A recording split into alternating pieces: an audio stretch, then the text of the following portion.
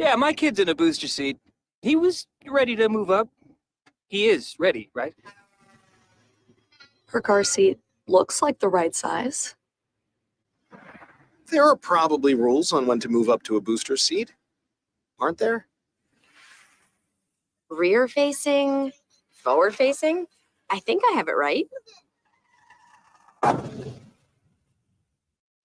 Car crashes are a leading killer of children 1 to 13.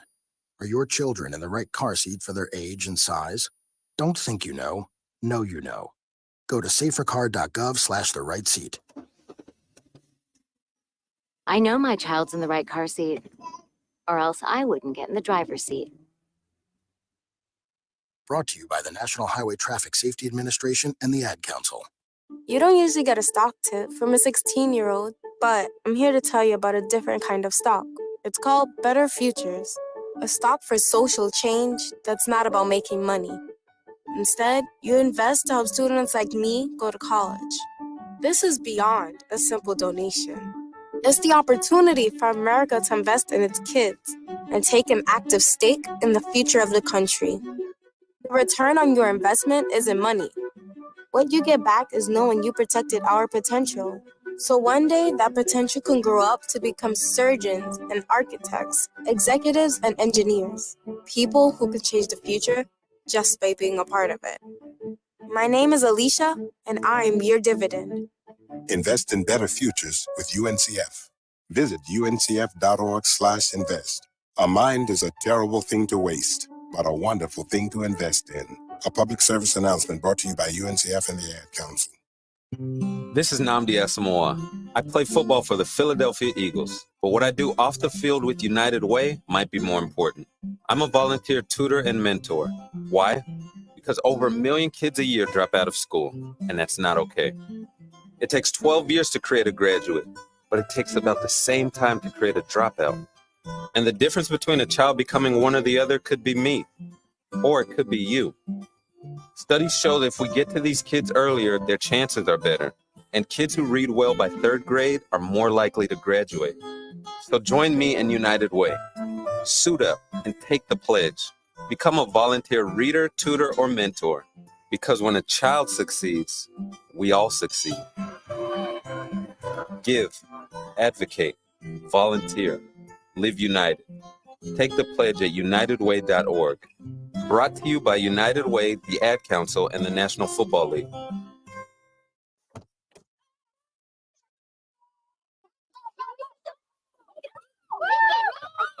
They'll challenge your authority.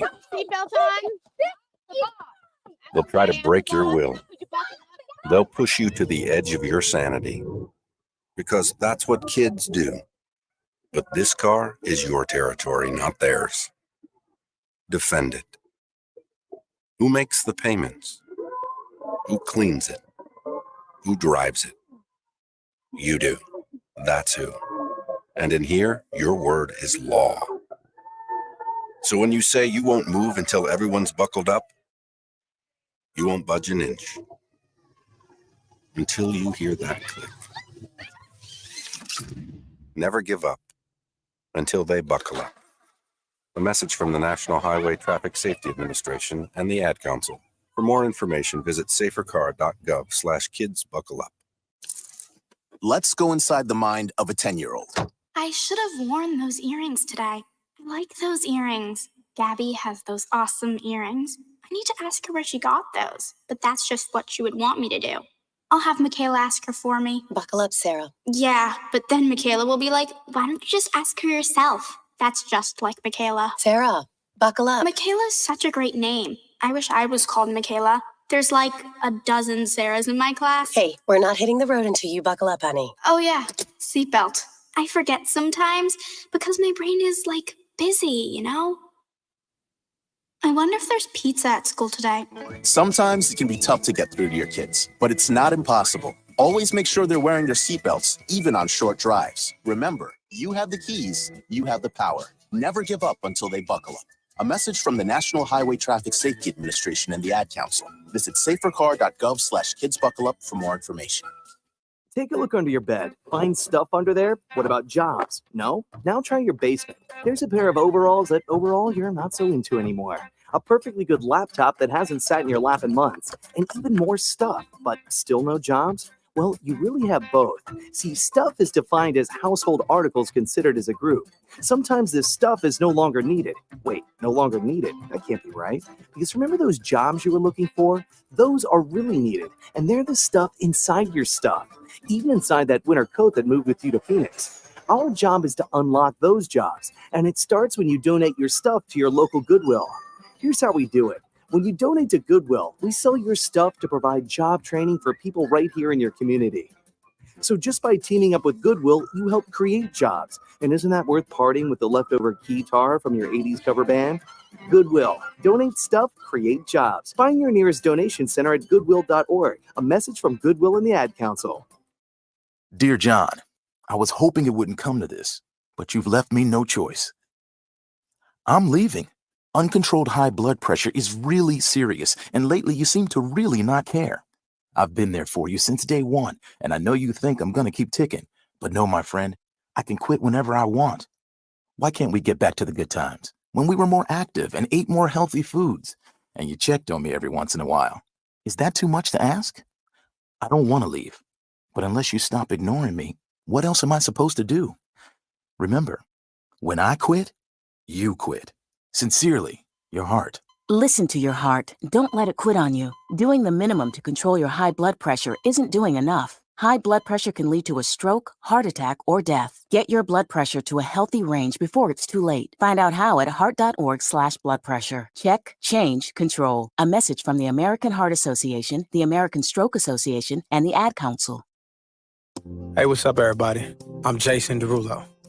I love that music connects to people all over the country. But unfortunately, so does something else. Childhood hunger. 15 million kids struggle with hunger right here in America. And yet, every year, billions of pounds of surplus food in the U.S. go to waste instead of going to the children in need. Feeding America is working to change this. The Feeding America nationwide network of food banks rescues this surplus of food to help provide meals to families in virtually every community in the United States, including yours. But they just can't do this alone. Join me in the fight against hunger in America. For more information on what you can do to get involved, visit feedingamerica.org. That's feedingamerica.org. Together we can solve hunger. Together, we're Feeding America. A message from Feeding America and the Ad Council. It's the Worldwide Sports Radio Network. Is Aaron Rodgers the greatest statistical quarterback ever? Chris Russo says that Nick Sirianni is coaching for his job. And is Caleb Williams the biggest star in Chicago since Michael Jordan? And much, much more on a new show of the Sports Loudmouth.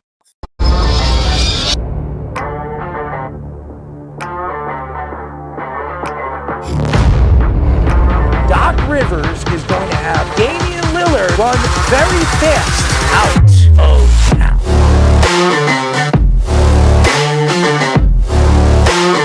Does he help them win? You're under 500. Aaron Judge helps the Yankees win. You're paying the player $300 million. You better be sure that that guy's going to help you get over the hump.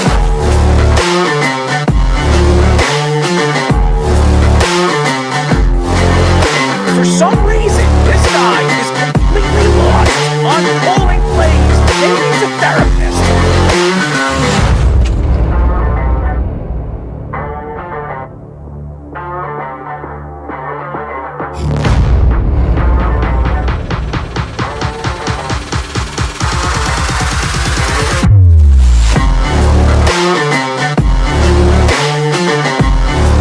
Did you see Lamar Jackson cry to the referee? No, he didn't.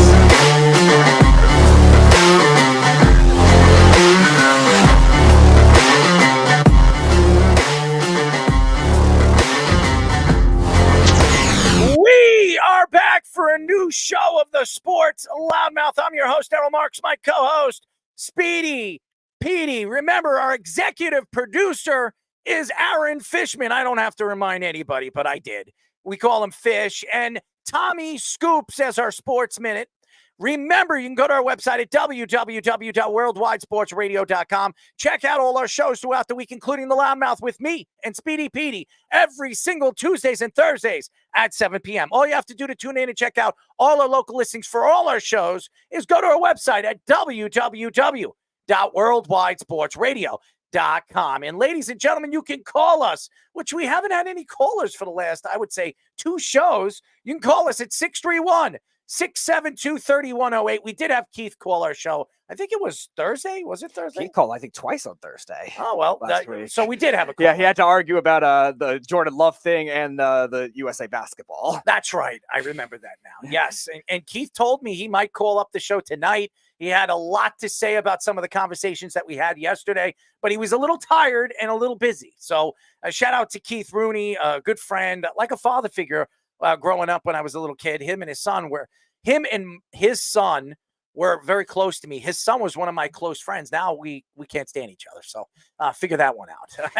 Hey, we should have a boxing match. I should invite him to the studio so I could smack the you-know-what out of him. What do you think, Speedy? Is this going to be more hyped up than the Jeff versus Tyler boxing match we were supposed to have? See, the thing is I will actually smack the crap out of him. I don't know if Jeff and the Beef would ever fight, or even Tyler would have fought. See, me, if he's in the studio, all he has to do is say 2 or 3 bad things to me, and I'm going to smack the hell out of him. I mean, seriously. I just don't like the kid anymore. Used to respect him. I can't stand him. But, this is what we do. We entertain people. So why not entertain people on camera when I'm beating the hell out of them? Maybe I'll beat him with one of my sneakers. Yeah, there you go. Speedy, you would like that. And then you can take the I'm not involved. I'm not involved. I will sign the sneaker No, I'm not after I'm involved. done with him. Don't worry. He'll be alive by the time I'm done with him. I'm not involved. You are always involved. I am not involved. Me and you are a team, baby. No. We're a team. I am not involved in that. Yes, Scoops knows it. We are a team. We are a 4-man team. And with Wes and all the other guys, we're together. We're all together, Speed. That doesn't mean I'm going to hit somebody with sneakers. It's good for everyone. It's good for him. And just watching me smack the you-know-what out of him. Anyways. Spank it. Yeah. Would you spank it, Speedy? I don't call you.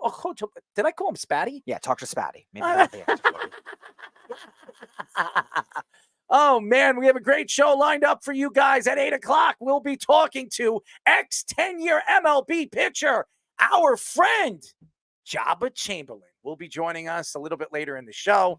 And at 9:30, we will be talking to former Jaguars and Bills kicker, our friend, Mike Hollis. He's going to be joining us. He was supposed to join us on Tuesday. He was a little bit busy, but we're very excited to get Mike on the show. He was a very good kicker and a pretty long NFL career. So excited to get Mike on the show once again. I think he has a camp right now, right? Yes, he's Pro Kicking Academy. Yes. So Pro Form Kicking Academy. It's going to be very, very fun to get him on the show. But again, we have about 6 to 7 stories. We're going to get into, obviously, the NFL preseason. It is not on the list of stuff that we're going to be talking about. But hey, you know what? We're going to get into it a little bit later in the show. But this story really clicked in my head because I've been arguing about this for years. Even before he became a New York Jet. And that is Aaron Rodgers. And as I have always said, for what I have seen at quarterback, and I've watched Joe Montana at the tail end of his career play. I've seen John Elway play at the top of his career. I've seen Peyton Manning get drafted and play at the top of his career. Tom Brady, Drew Brees, you name it, I've seen it. Aaron Rodgers is the greatest quarterback I have ever seen. There is arguments to be made that Aaron Rodgers is the most talented and best statistical quarterback ever, regardless of Super Bowl wins. An NFL YouTuber analyst, Dimes, mentioned how there should be a difference between the greatness or the greatest quarterback ever and the most accomplished quarterback ever, which is Tom Brady. Aaron Rodgers is the all-time leader in touchdowns to interception ratio by over 1 touchdown over the next highest quarterback, which is Patrick Mahomes. Rodgers has also thrown 1.5 more touchdowns for each interception than Tom Brady.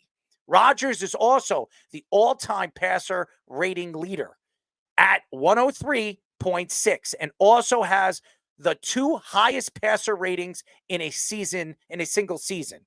In his 2 MVP seasons in 2020 and 21, Rodgers threw 85 touchdowns to just 9 interceptions. Rodgers has also been the most unlucky quarterback when it comes to the playoffs as far as statistical defenses. The average of Super Bowl winning teams' defenses are about 6 in the NFL, while the Packers' average Rodgers' career was 14th. So what he was pretty much saying is the average Super Bowl winning quarterbacks had top 6 defenses in the NFL. Aaron Rodgers, when he won his Super Bowl, that was the closest. That was his best defense, which was a top 7 in the NFL. Pretty much all his runs in the playoffs, he had 14. They were ranked 14 or worse. That's how good Aaron Rodgers has been as an NFL quarterback. And I know a lot of Tom Brady lovers and Peyton Manning lovers. And I know, obviously, me and Fish were talking about it before the show started, during the break. And we were arguing what were the best seasons we've ever seen a quarterback have. And Peyton Manning, when he played for the Broncos, they were sensational. Even the time at the tail end of his Indianapolis career before he hurt his neck, Peyton Manning put up some unbelievable numbers. I think Peyton Manning at one point won 4 MVPs in a season in a row. And Brett Favre, if you remember how dominant Brett Favre was when he was a Packer, I think he won like 5 MVPs in a row. But the kind of player Aaron Rodgers has been as a quarterback, he really revolutionized the quarterback position. Now, I'm not saying he's the first mobile quarterback. He's not. Steve Young, Randall Cunningham. There were a lot of great mobile quarterbacks.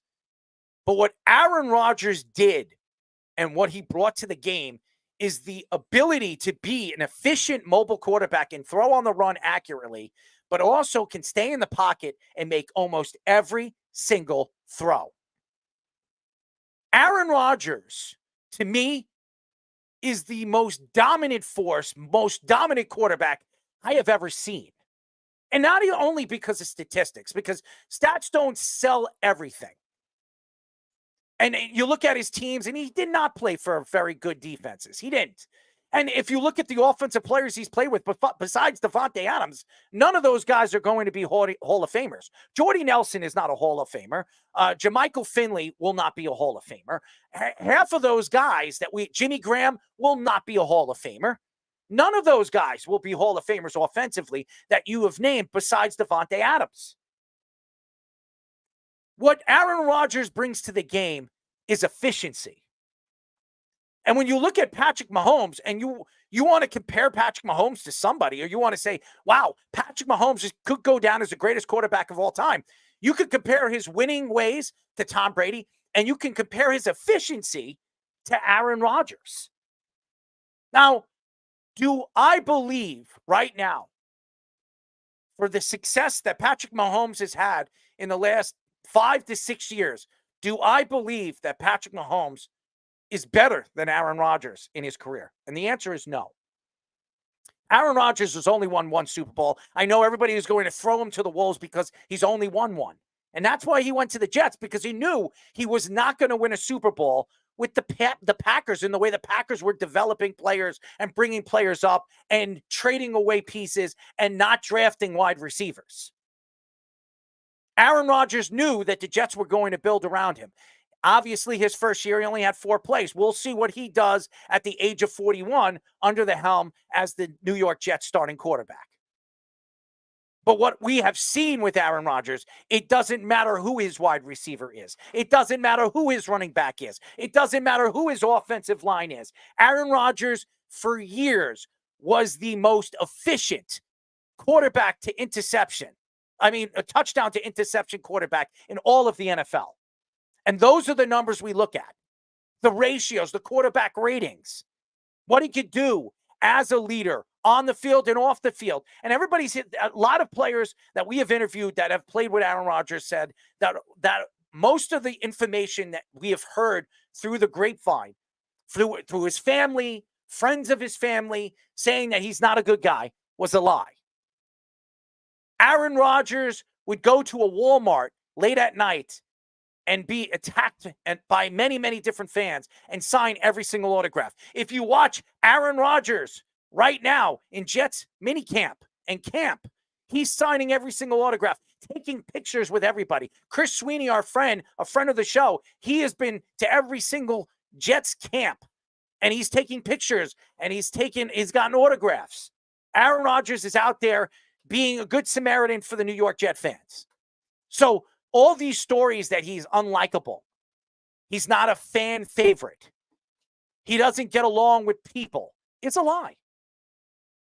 So you take that away, and you look at what he has done in his career and how special Aaron Rodgers is with his numbers. And again, going back to the numbers, and Tom Brady, with what Tom Brady has done, I am not saying Aaron Rodgers is the winningest quarterback of all time. And I'm not saying that Aaron Rodgers will ever be compared to a guy like Tom Brady because of what Tom Brady has done as far as winning is concerned. But when you compare his statistics, and Tom Brady played for 25 years, and Aaron Rodgers has only been a starter in the NFL for 17, 18 years, if I'm not mistaken. He has played 7 or 8 years less than Tom Brady, and his numbers, if you compare Aaron Rodgers' numbers to Tom Brady's, his 15, 16 years as a starting quarterback in the NFL to Tom Brady's best years as a starting quarterback for the Patriots or even the Buccaneers, I would probably bet you that Aaron Rodgers' statistics would tell you that he is better than Tom Brady is. I've seen this. I've matched them up many, many times, even when Tom Brady was in the NFL, when he was still playing for the Patriots. Now, a lot of people are not going to agree with that. And a lot of people are going to attack the thought to even compare Aaron Rodgers to Tom Brady. I'm not comparing him to Tom Brady. But when you're trying to compare the greatest quarterbacks of all time, you cannot compare the greatest quarterbacks of all time by Super Bowl wins, because that has to do with teamwork. That has to do with the all-around teams. Tom Brady, for all the Super Bowls that he's won, all seven Super Bowls that he has won, they had top 6 defenses. Top 6. Aaron Rodgers never had that great defense. He's won one Super Bowl in 2010 with a top 6 defense. One. Maybe that's why he won one Super Bowl. He's had a lot of bad luck. Tom Brady's had bad playoff runs. Aaron Rodgers, when you look at his numbers in the playoffs, they're pretty good. The worst game I've ever seen Aaron Rodgers have in the playoffs was that San Francisco game. Yeah. In the snow. That was the worst game I've ever seen Aaron Rodgers have in the playoffs. Point out another game that you have seen Aaron Rodgers not complete passes, not be as efficient as any quarterback we've seen in the playoffs. The only other one would probably be that Atlanta Falcons NFC Championship game too, but that's the same argument we make with Dak. Like, the whole team struggled in that game. The Falcons were up 31-0 at one point in the second quarter. So is that all on Aaron Rodgers? No. And again, I'm not saying, and you can argue that Aaron Rodgers is not a winning quarterback, so you can't even put him in the same conversation as an Eli Manning who's won 2 and he's been a 2-time Super Bowl MVP, or Peyton Manning who's been a 2-time champion. He's only been a 1-time Super Bowl MVP, or obviously Tom Brady or Joe Montana or Bart Starr, any of these guys that we mentioned that we can argue is the greatest quarterback of all time. But when you look at statistics, and I know everybody's going to say statistics don't sell everything about the player. They do. Because when you're going to be compared to the greatest quarterbacks of all time, and the efficiency of what Aaron Rodgers has done, as long as he has done it, and done it with a quarterback rating over 100 in his career, that is absolutely amazing. Absolutely amazing. The closest quarterback to have the efficiency that he has is Patrick Mahomes. Mm-hmm. And Patrick Mahomes has only been in the NFL, and he's only been a starting quarterback in the NFL for what, 7 years? 7 years, and then he was on the bench for 1. He's been doing it for 15, 16 years, and he's as efficient as he's been. He's thrown 103.6 rating in his career. In his career. Tom Brady's numbers, his efficiency, his quarterback rating is what? 92, 93? That's not even close. That's about 11 or 12 points higher than Tom Brady, arguably the greatest quarterback, the GOAT that everybody calls him. I think Mahomes is the only other one that's over 100 as well. So it shows that even Drew Brees, Peyton Manning, all these other good regular season quarterbacks don't have that same level of accuracy rating. And Brees' accuracy numbers down the road got very good as well. But Aaron Rodgers, his most insane seasons, his peak years, the advanced metrics show that he is clearly the most accurate among all those guys. It's just efficiency. And again, when you look at the New York Jets, if they could keep Aaron Rodgers on his feet and he's healthy, the Jets could win 12 to 13 games. It's not crazy to think that way because Aaron Rodgers hasn't had the talent that the Jets have had or the Jets have than those Green Bay Packer teams that he's played for over the years. They did have Devontae Adams. There's no question Devontae Adams is a superstar. Devontae Adams, if he were to retire tomorrow, is a Hall of Famer. Yeah. But who do you think made Devontae Adams a Hall of Famer? Aaron Rodgers. Aaron Rodgers made him a Hall of Famer. Jordy Nelson, as good of years as he's had many good years. I think with Aaron Rodgers, I think he had 4 or 5 good years. He is not a Hall of Famer because he wasn't there long enough. He wasn't an elite player long enough to be a Hall of Famer. But the great years that Jordy Nelson had with the Green Bay Packers were some of the greatest years we've seen a wide receiver have with a quarterback. I mean, seriously, we've seen Jordy Nelson have 1,500 yards. We've seen him have 1,600 yards. We've seen him have 1,400 yards. We've seen him score 10 touchdowns in a season. This is a guy that, was a 4th or 5th round draft pick?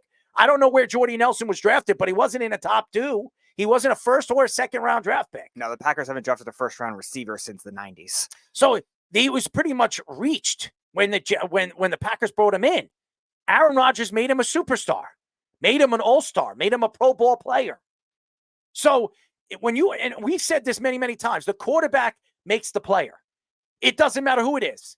Eli Manning, say whatever you want about Eli Manning. In the playoffs, Eli Manning was cold as ice. Cold as ice. He beat Brett Favre in Green Bay. He beat Aaron Rodgers in Green Bay. Cold nights. And he went out there and outdueled Aaron Rodgers in Green Bay in one of the hardest stadiums to play at. That says a lot about what type of player Eli Manning was. Peyton Manning wasn't that type of player. He wasn't. He wasn't cold as ice. That's why Archie Manning thought that Eli would work very, very well in New York because he can handle the New York crowd. He can handle the publicity. Peyton Manning, even though at one point he was going to go into the draft and the Jets were drafting at number 1, his father did not want him to play for the New York Jets. So what did his father make him do? He made him go back to Tennessee and play one more year. Made him play his senior year. So the Jets would not draft him. That Bill Parcells would not draft him. And Keyshawn Johnson went to the Jets as the first pick of that draft. And you know what happened after that. So, again, you sit here today, and my argument here is that Peyton Manning, Eli Manning, Tom Brady, Brett Favre, all these great, Ben Roethlisberger, Phillip Rivers, all these great quarterbacks that we have seen in the last 25 to 30 years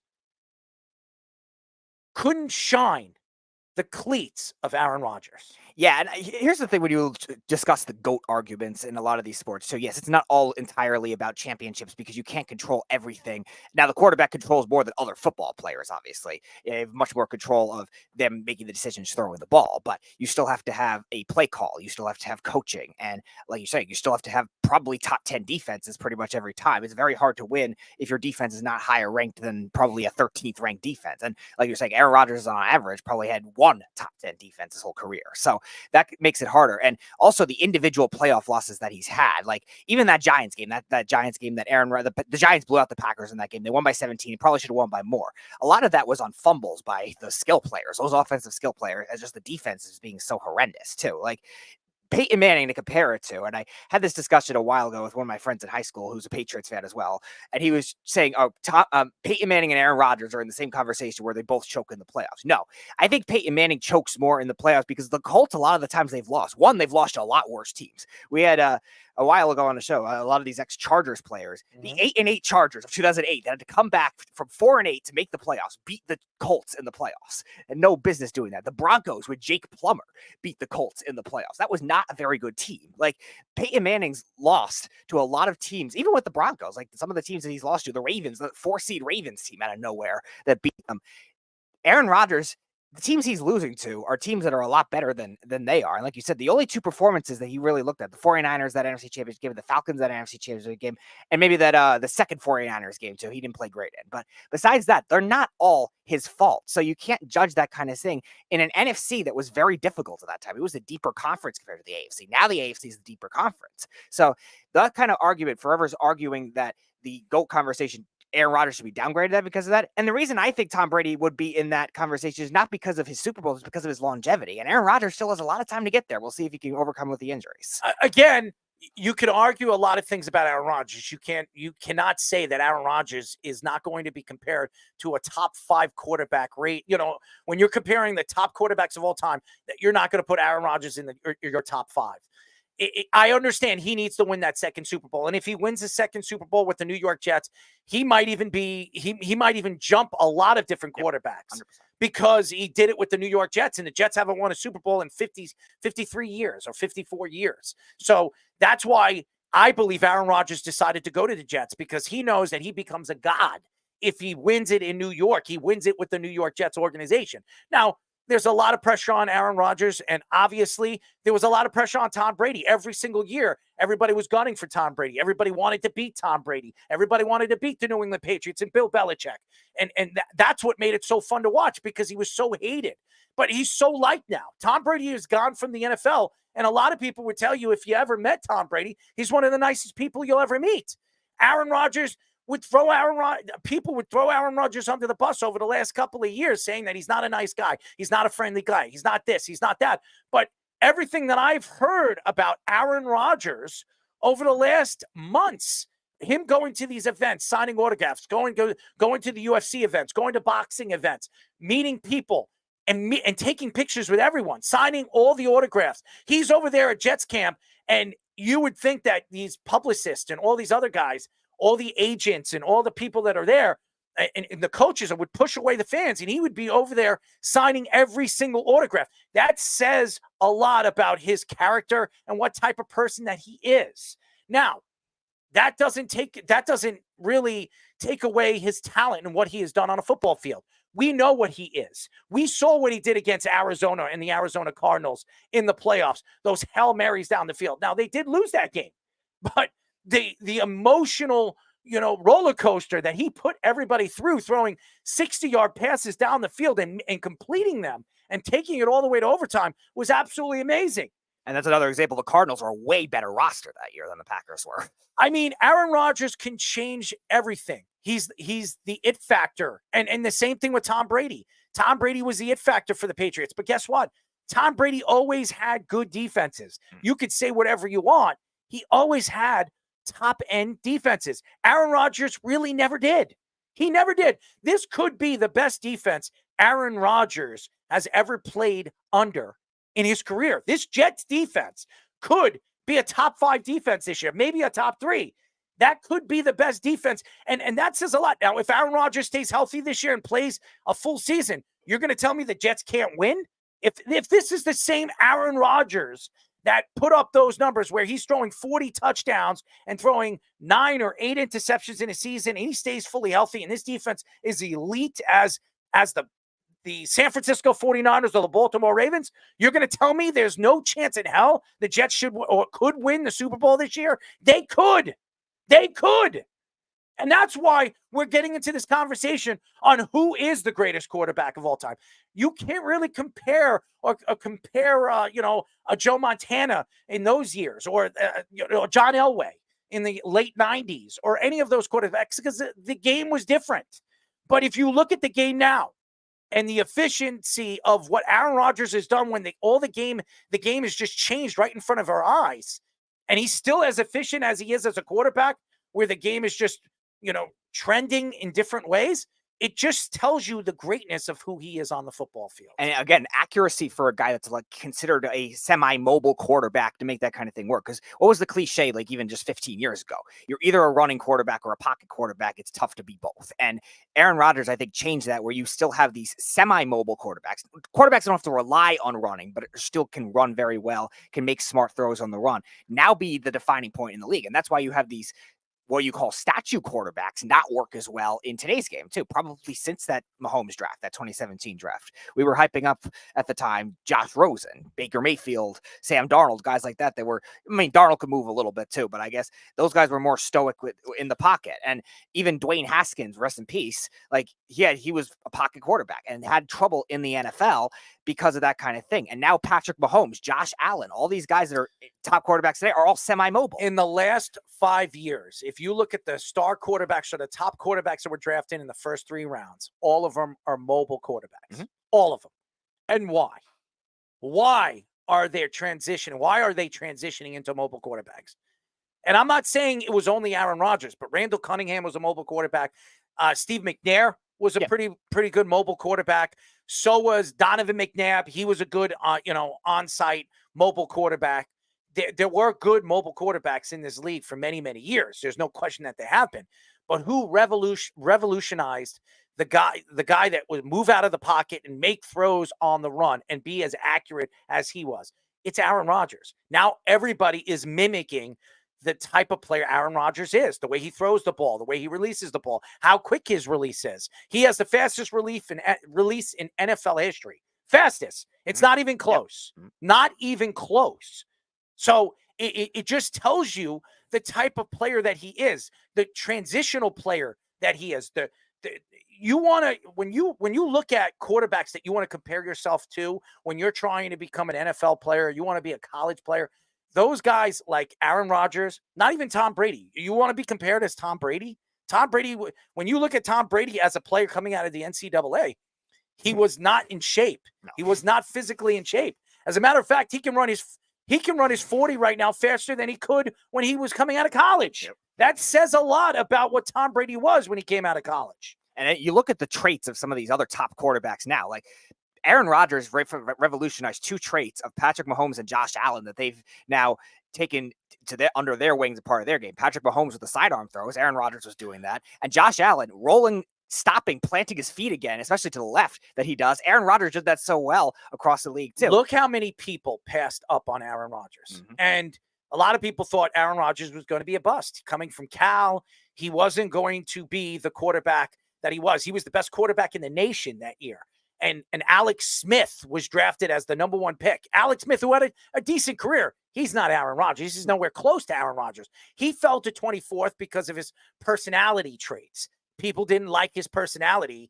But if you look at so many quarterbacks that were drafted in the first round, look how many quarterbacks didn't accomplish anything close to what Aaron Rodgers has. We have seen so many quarterbacks come out of the first round and never turn into anything. Aaron Rodgers, he bet on himself. He went out there and he bet on himself. And as soon as he stepped on a football field after 3 years sitting behind Brett Favre, one of the greatest quarterbacks of all time, and being considered and being compared to Brett Favre, nobody's going to compare Aaron Rodgers to Brett Favre ever again, because every single Green Bay Packer that we've had on this show that's played with Brett Favre and played with Aaron Rodgers would tell you Aaron Rodgers is the greatest Packer quarterback of all time. It's not even close. I remember the argument you had with Tyler a while ago, too, because he was like, oh, he's a hater of Aaron Rodgers. He was like, oh, Brett Favre was better because he wasn't. He forced the ball down the field. Aaron Rodgers is too scared to throw the ball down the field. No, that's a ridiculous argument because you need accuracy. If scared to throw the ball down the field, Aaron Rodgers has completed more 50-yard passes in the last 10 years than any quarterback in the league.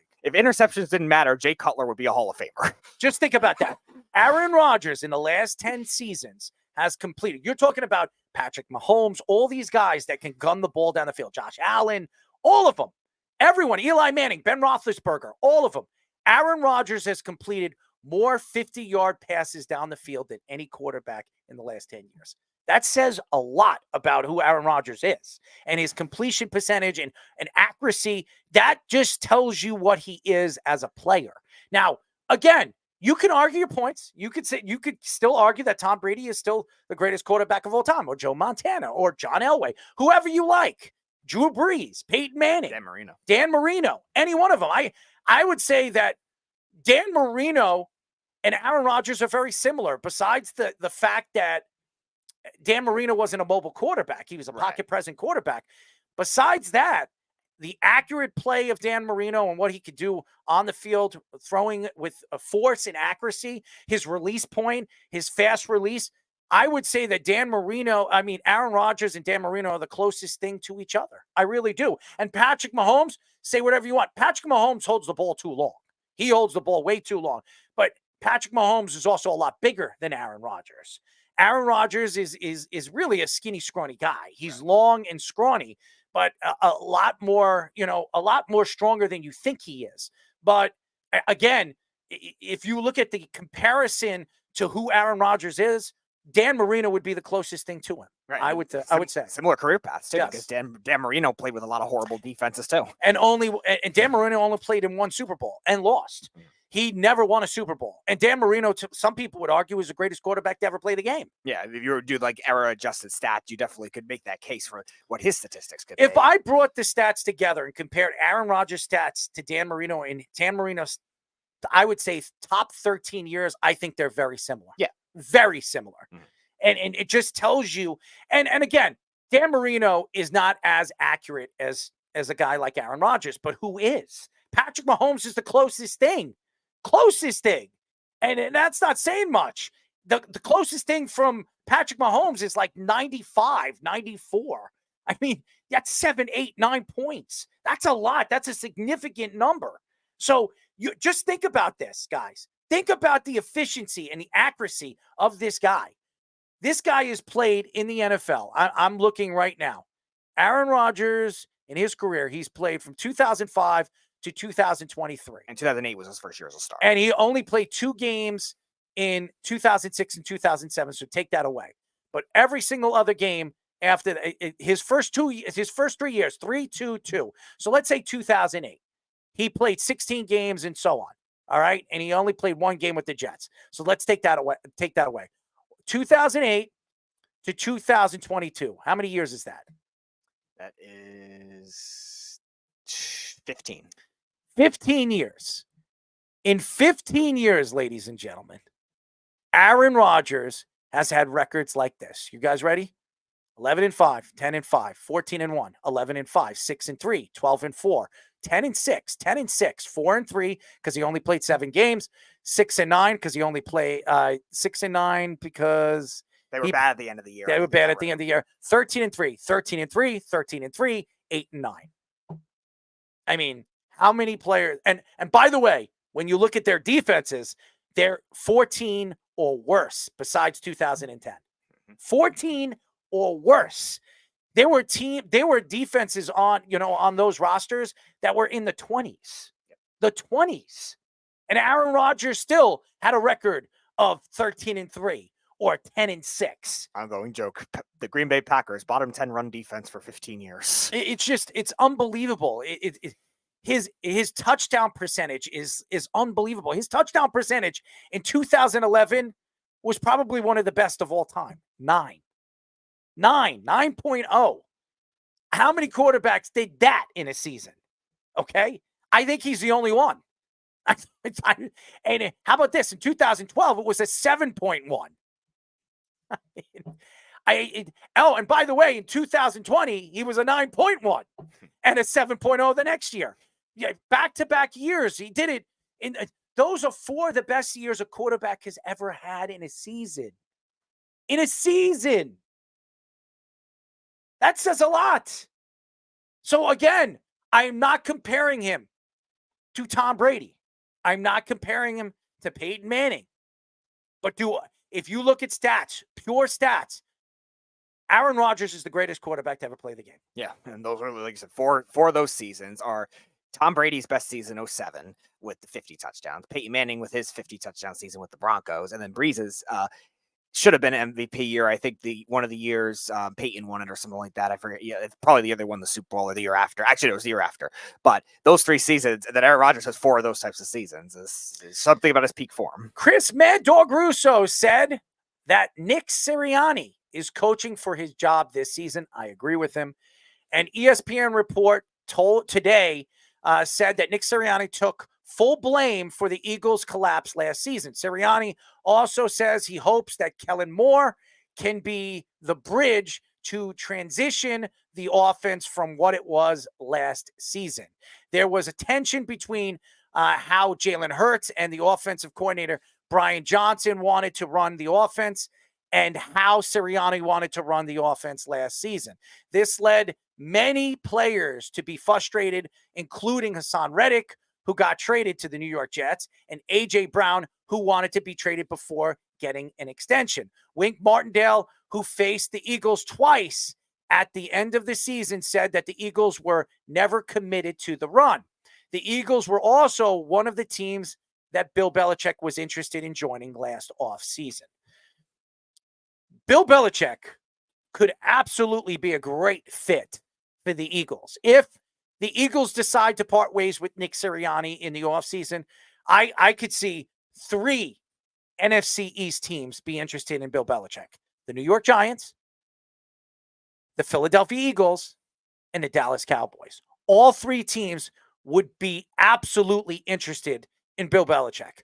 And why the Eagles would be interested in Bill Belichick is because of the youth of this defense.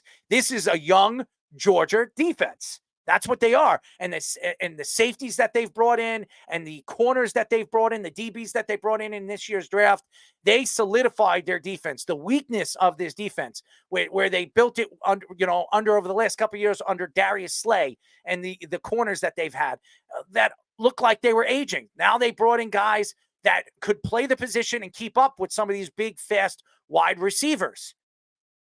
But the fact is, Nick Sirianni has, I believe, lost this team. He lost the team at the end of the season last year, and I think he lost the team right now. The only reason why the Eagles brought him back is because they made the playoffs, because they snuck into the playoffs. If they didn't make the playoffs, he would have been fired. Did they do anything in the playoffs? No. And that's because of their running game. Hopefully they solidified that in the offseason, bringing in Saquon Barkley. Hopefully, if he stays healthy. The Eagles, from top to bottom, are one of the most talented teams right now in the NFL. And you can't even argue that. I do not agree with Sirianni thinking that Kellen Moore is going to be the bridge of this offense. Kellen Moore, was he the bridge of the offense for the Chargers last year in his 1-year stint over there? No. Was he the bridge for years with the Cowboys? The answer, no. As a matter of fact, if you look at Dak Prescott's numbers last year to all the years that Kellen Moore was the offensive coordinator, I would say Dak Prescott had one of his best years and his most efficient years, his most efficient year with Mike McCarthy than he was with Kellen Moore. I agree with Chris Mad Dog Russo that Nick Sirianni is really coaching for his life this year. Nick Sirianni, I don't know what kind of coach he is. I really don't. I know what type of player A.J. Brown is. And if A.J. Brown wants to be traded and he doesn't want to be here at this organization for what the numbers he was putting up for the last 3 seasons, it says a lot about Sirianni. Because what I've heard about A.J. Brown is he's a great person, a great leader, and a great locker room presence. Hassan Reddick, not so much. I've heard Hassan Reddick is all about himself. And he was all about his sacks. He wasn't all about the defense. He was all about what he was doing on the football field. And that's probably why the Eagles parted ways with him and traded him to the New York Jets for a 3rd round and could be a conditional 2nd round draft pick, depending on if he plays and he has a good season. Right now, the Eagles are in a division where you can argue that not only are they the best team in that division, they're the best team in the conference. Talent is there. Their defense is as good and as young as any defense right now in the NFL. Their offense, yes, they lost Jason Kelce. Jason Kelce retired. Now he has his own cereal with his brother. He's enjoying his retirement. I've heard he's lost a little bit of weight. Good for him. Would I be surprised if Jason Kelce decides to come back in the middle of the season and make a run? I wouldn't be. I wouldn't be. Especially if the Eagles put up the numbers and Saquon Barkley is the player that we believe he's going to be this year. Why wouldn't he want to come back and try to win another Super Bowl with the Eagles? But let's not create rumors because that's not what we're trying to do here. Right now, you look at Nick Sirianni and the position that the Eagles are in, they're in a very good position. The conferences are very weak. And if you even, the best conference right now in the NFC is probably the NFC North. You could argue it's the North, right? The Lions, the Packers, the Chicago Bears, and the Minnesota Vikings. Now, I don't know if the Minnesota Vikings are going to put up good numbers this year. We don't even know who their starting quarterback is going to be. But they're still better than the Panthers and the Commanders and the Yes. Giants. Minnesota could win 8 games this year, could win 9 games. They do have the best wide receiver in football. And if they have a guy that can complete passes, maybe, and Justin Jefferson stays healthy, they can win games close. They can win close games as they did a couple of years ago when they were one of the best teams in the NFC. But right now, the conference is weak. The Tampa Bay Buccaneers conference is weak. The Saints, I don't think are going to be any good. The Panthers are going to be better, but they're going to be weak this year. The Buccaneers I do not believe the Buccaneers are going to have the same season they had as they did last year because their offensive coordinator went over there to the Carolina Panthers. They're going to start a new offense, and I don't trust Todd Bowles. And then the San Francisco 49ers, we expect San Francisco to be good. We all believe San Francisco will have one of the best defenses in the league. We believe that if they stay healthy, this offensive line will keep Brock Purdy up. And with the weapons that they have, even without Brandon Ayuk, wherever he goes, this San Francisco team will be an elite team in the NFL. Plus, well, they could get back for Ayuk. So maybe they still get a piece that helps. I don't know about the Rams. They, on paper, they're a better defense than they were last year, even without Aaron Donald. I don't know what the Seattle Seahawks are going to be with the new coach. We already know what Arizona is going to be this year. They're rebuilding. Kyler Murray might have a good year with obviously, a guy, an explosive weapon that they drafted. There's no question he's going to be explosive like his father, maybe even better. Crazy to say that, but he might be. Definitely possible. But really, the NFC East, if you look at where these divisions are in the NFC and the conference is, it's probably the best, if not the second best conference. You can argue it could be the best conference. If the Cowboys put up the numbers they do every single year and they win 11 or 12 games this year and they win 11 or 12 games and the Commanders are a little bit better and the Giants are a little bit better, this could be the best conference right now. I mean, the best division in the conference in all of the NFC. That says a lot about the NFC. So what does that tell me about the Eagles? With the talent that they have and the additions that they've made in the offseason, even without move Kellen Moore out of the conversation, this team should win 12 to 13 games. Yeah, the Kellen Moore might make the offense a little better than what it was, but it's still tough to trust with that kind of thing for what he did with the Cowboys. He probably had 1 or 2 good years where you're like, all right, Kellen Moore had some creative concepts to elevate the concepts with the Cowboys. That was the only thing. And the rest, Dak got better, the rest of the team got better. And then they had those big years after that. And Kellen Moore goes to the Chargers last year, and Austin Eckler has the worst year of his career, and their receivers outside of Keenan Allen really struggle. So you're right. Scratch Kellen Moore out of that. Howie Roseman built this team really well. That's why maybe the Bill Belichick rumors didn't come to fruition if he wanted to be a GM, because Howie Roseman's so good. You're going to be able to let him go effectively. But I think Bill Belichick would go to the Philadelphia Eagles not as a GM. You know why? Because I think this team is already built. I think he has the pieces that he needs to win. And now I do think he can win with Jalen Hurts. Jalen Hurts is a good mobile quarterback. He's an efficient quarterback. If he runs that offense, those short passes that Tom Brady really feasted on many, many years with the Patriots and with the weapons that they have. The Patriots never had the weapons that the Eagles have right now. In Smith, Smith you could put him in the slot. You can put him on the outside. You have A.J. Brown, one of the best outside players right now in the league. You have a Saquon Barkley, a beast of a man now that just signed a 3-year deal.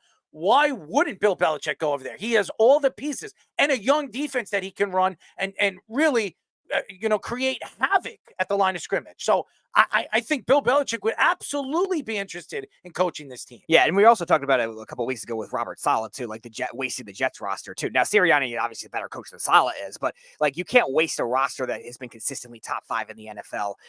I know they had the issues on defense last year, but they were still a lot more talented, like you were saying, a lot of the teams in the NFC. Like they fought a lot of injuries last year on the defense. Sure, that was a big problem, and they had Cox on the defense still. They had a lot of these. Graham was still on this defense.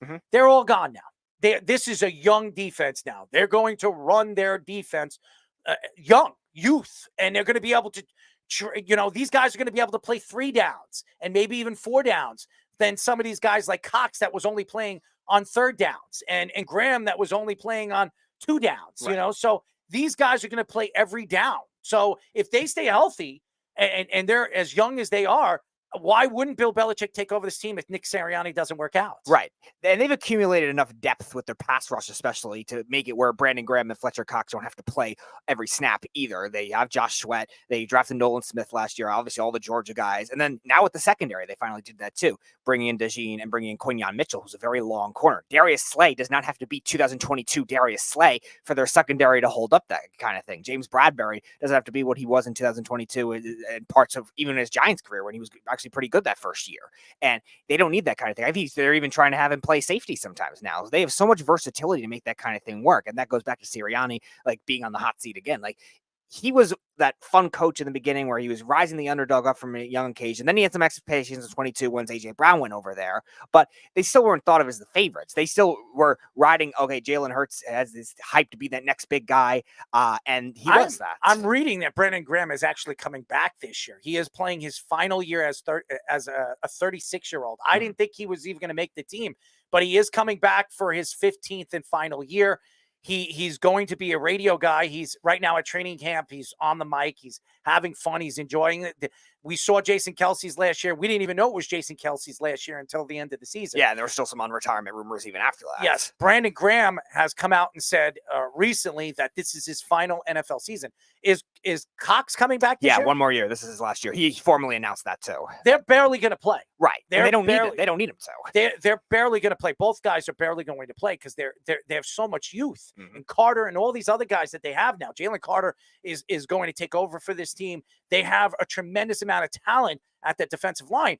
And again, if Bill Belichick takes over this team next year, and I'm not saying that he will, if Nick Sirianni has a good season, he should have a good season with the talent. Yeah. But if he doesn't, and they decide to part ways with him and bring in a Bill Belichick, you're not going to have to deal with Brandon Graham next year. You're not going to have to deal with Cox anymore. You're not going to have to deal with the veterans. These young guys are going to look at him and say, you know what, this guy won 6 Super Bowls. He can help us win a Super Bowl here in Philadelphia. So I could see Bill Belichick going there. Just as much as I could see him go to go to the Giants or go to the Cowboys. Right. And Bill Belichick's also all about adaptation throughout his entire career as well. So I think even though the Eagles are structured right now to be like an attacking 4-3 defense like they built with Jim Schwartz when he was over there, like he can adjust that kind of thing. Same thing with the offensive concepts. I don't think they're going to try to change too much. Like Bill Belichick's not like a lot of his coordinators. Like the Eagles had one last year, Matt Patricia, who ruined the defense last year where they tried to make all these changes. The linebacker coach that was originally calling the plays. I think that's the biggest story right now. It's not what Chris Mad Dog Russo has said about Nick Sirianni. I think everybody believes that this could be Nick Sirianni's last year. It should have been last year. Okay. I agree with Chris. The story is the Bill Belichick thing, because we're going to hear Bill Belichick's name all season long, because he already came out and said that he wants to come back. He still wants to coach in the NFL, and he still believes he has a couple of years left, and he wants to win a Super Bowl without Tom Brady. He didn't get a chance to do that with the Patriots when Tom Brady was traded, or he wasn't traded. He went to the Tampa Bay Buccaneers. So he wants to do it with another team. So why couldn't he do it? This is already Bill's team. Right. He doesn't need to be the GM of this organization. He could take over this team and win a Super Bowl with the Eagles. He can go to the Giants and become the GM and the coach of the New York Giants if John Mara wants to do that. I've said it again, and I'll say it over and over again. I think Joe Schoen is fighting for his dear life going into the season. If Joe Schoen does not have a winning record by week 8 or week 9, he's going to be fired. And maybe Brian Daboll too. So I think this is a big year for both guys. They've both been here. Brian Daboll has been with the Giants now for 3 years. This is his 3rd year. And this is Joe Schoen's 3rd year. There's no more excuses. And everybody keeps saying, well, the Giants can't keep firing guys. But if they're not the right guys, you have to fire them. McCarthy, as good of a coach he is, as a Cowboy, and he's been with the Cowboys for 5 years, 6 years, and has had winning seasons every single year, 10 wins or more, except the first year. He has had winning seasons every single year, practically.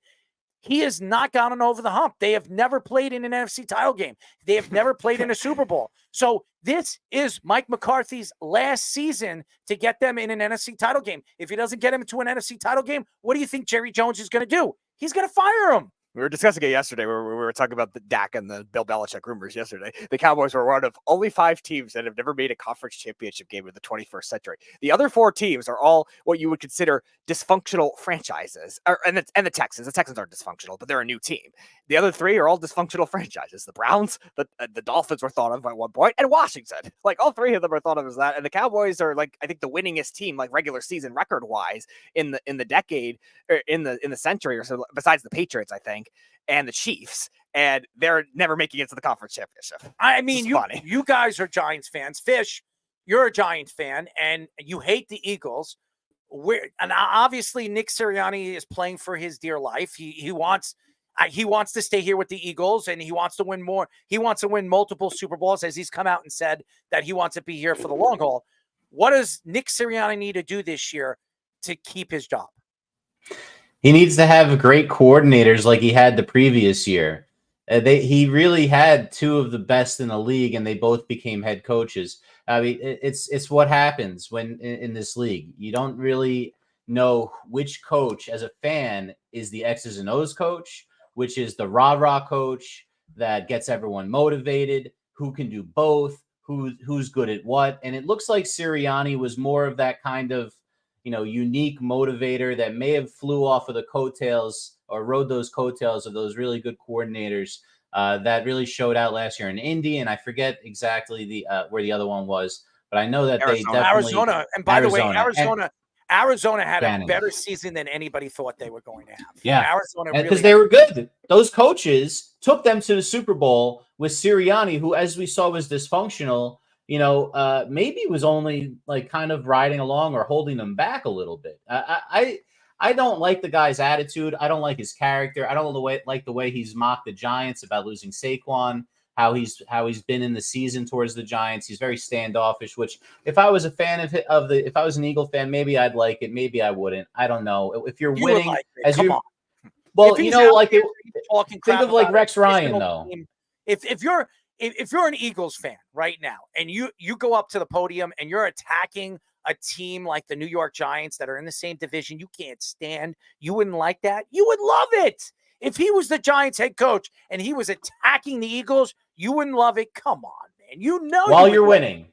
Yeah. But the problem is what happened with Rex, because Rex was like this in a way, and once they stopped winning, it falls on deaf ears and it sounds very stupid.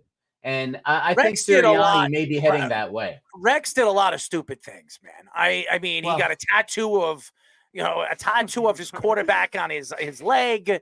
I mean, that was stupid. I mean, the things wearing mops on his head and going out to the podium and talking to the media like a lunatic, he was make fun of his brother. He'd make fun of other coaches. He would take shots at whoever he wanted to take shots at. I mean, Rex Ryan was a different beast. I mean, he was a character. I don't think Nick Sirianni has that character in him. So I disagree. I don't think Nick Sirianni is a Rex Ryan. I think he's more. Who could I compare Nick Sirianni to? It's hard.